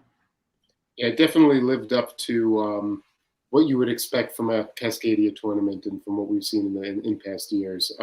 I guess 2 things stuck out at me, and one is how generally dominant France was in this tournament. And we all know France is really powerful and gets good results frequently, but it felt like France was really the force to be reckoned with. And other than a few exceptions in those 8 games, it was showing why it's usually the first power chosen in the Paris method, why most power people really like to play it. Very defensible, very easy to get out off the gate really well. But the other thing was that we had some really strong Italys today. And I'm not just talking about Tommy's solo, but Farron's Italy, Sabi's Italy. We saw some really good performances there as well. So could this be a turnaround where we start seeing some bigger games from that power?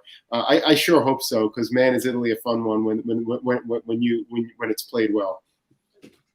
Yeah, I just pulled up the power summary here. Of the 8 games, France topped 3 of them, and Italy had 2.5 of the other tops. So, yeah, and their scores were much higher as well. David? Well, I'll just go on a different tack for a second and say, if you're watching this for the first time, or for the many times that we've had virtual games and virtual tournaments on DBN, this is a tournament, Cascadia, that's not going to be virtual going forward. It's going to be face-to-face. But it's a good example of how fun virtual tournaments can be and virtual diplomacy can be. So as we go into the next season, when we're going to have even more events go back to being face-to-face, this is my pitch to folks to not only try virtual, but we probably need some people to step up and do some more virtual events. Because some of the ones that we have been running virtually are going to be back to being face-to-face, mine and Dixicon being one of them, and this Cascadia being another one. This kind of diplomacy is fun. These games were great fun. There was a couple of them that I think had some clunker moves in them. For the most part, good stuff. And I hope that we can continue to have this kind of competition, this kind of contest going forward into the next year, and not just once every 6 months or once every 3 months, but we should have some more virtual events. I'm hoping we do. Yeah, I second that. And, I'd love to see virtual continue as a thriving part of the hobby. And there's really no reason why it can't. We've been trying to grow the presence outside North America. It's been a bit slow, but I think that is going to be critical to it. The Invitational is coming up. Today, it felt to me like the hobby took a bit of a step forward out of cautious play. There was a lot of aggressive play, going for it early, taking chances, and recovering from when those chances didn't work out to take more chances further down the road. So I feel like it's a really welcome development. People just really going for it. And I look forward to seeing that in a few weeks at the DBNI, where we've got all the sharks in the same pool, fighting for just a little bit of chum, and should be a lot of fun. All the sharks plus Karthik. Yeah. Well, maybe Karthik will be. I'm not chum. a shark. I'm a Care Bear. Very important to remember. Yep, a Care Bear. Yes, indeed. We'll let that one sit and mold and rot and see how it looks in a few weeks. Gentlemen, thank you very much. I think 5 hours, 36 minutes is good enough for Cascadia. To all of you out there, we wish you the best. And we especially hope that you both stay safe and stab well.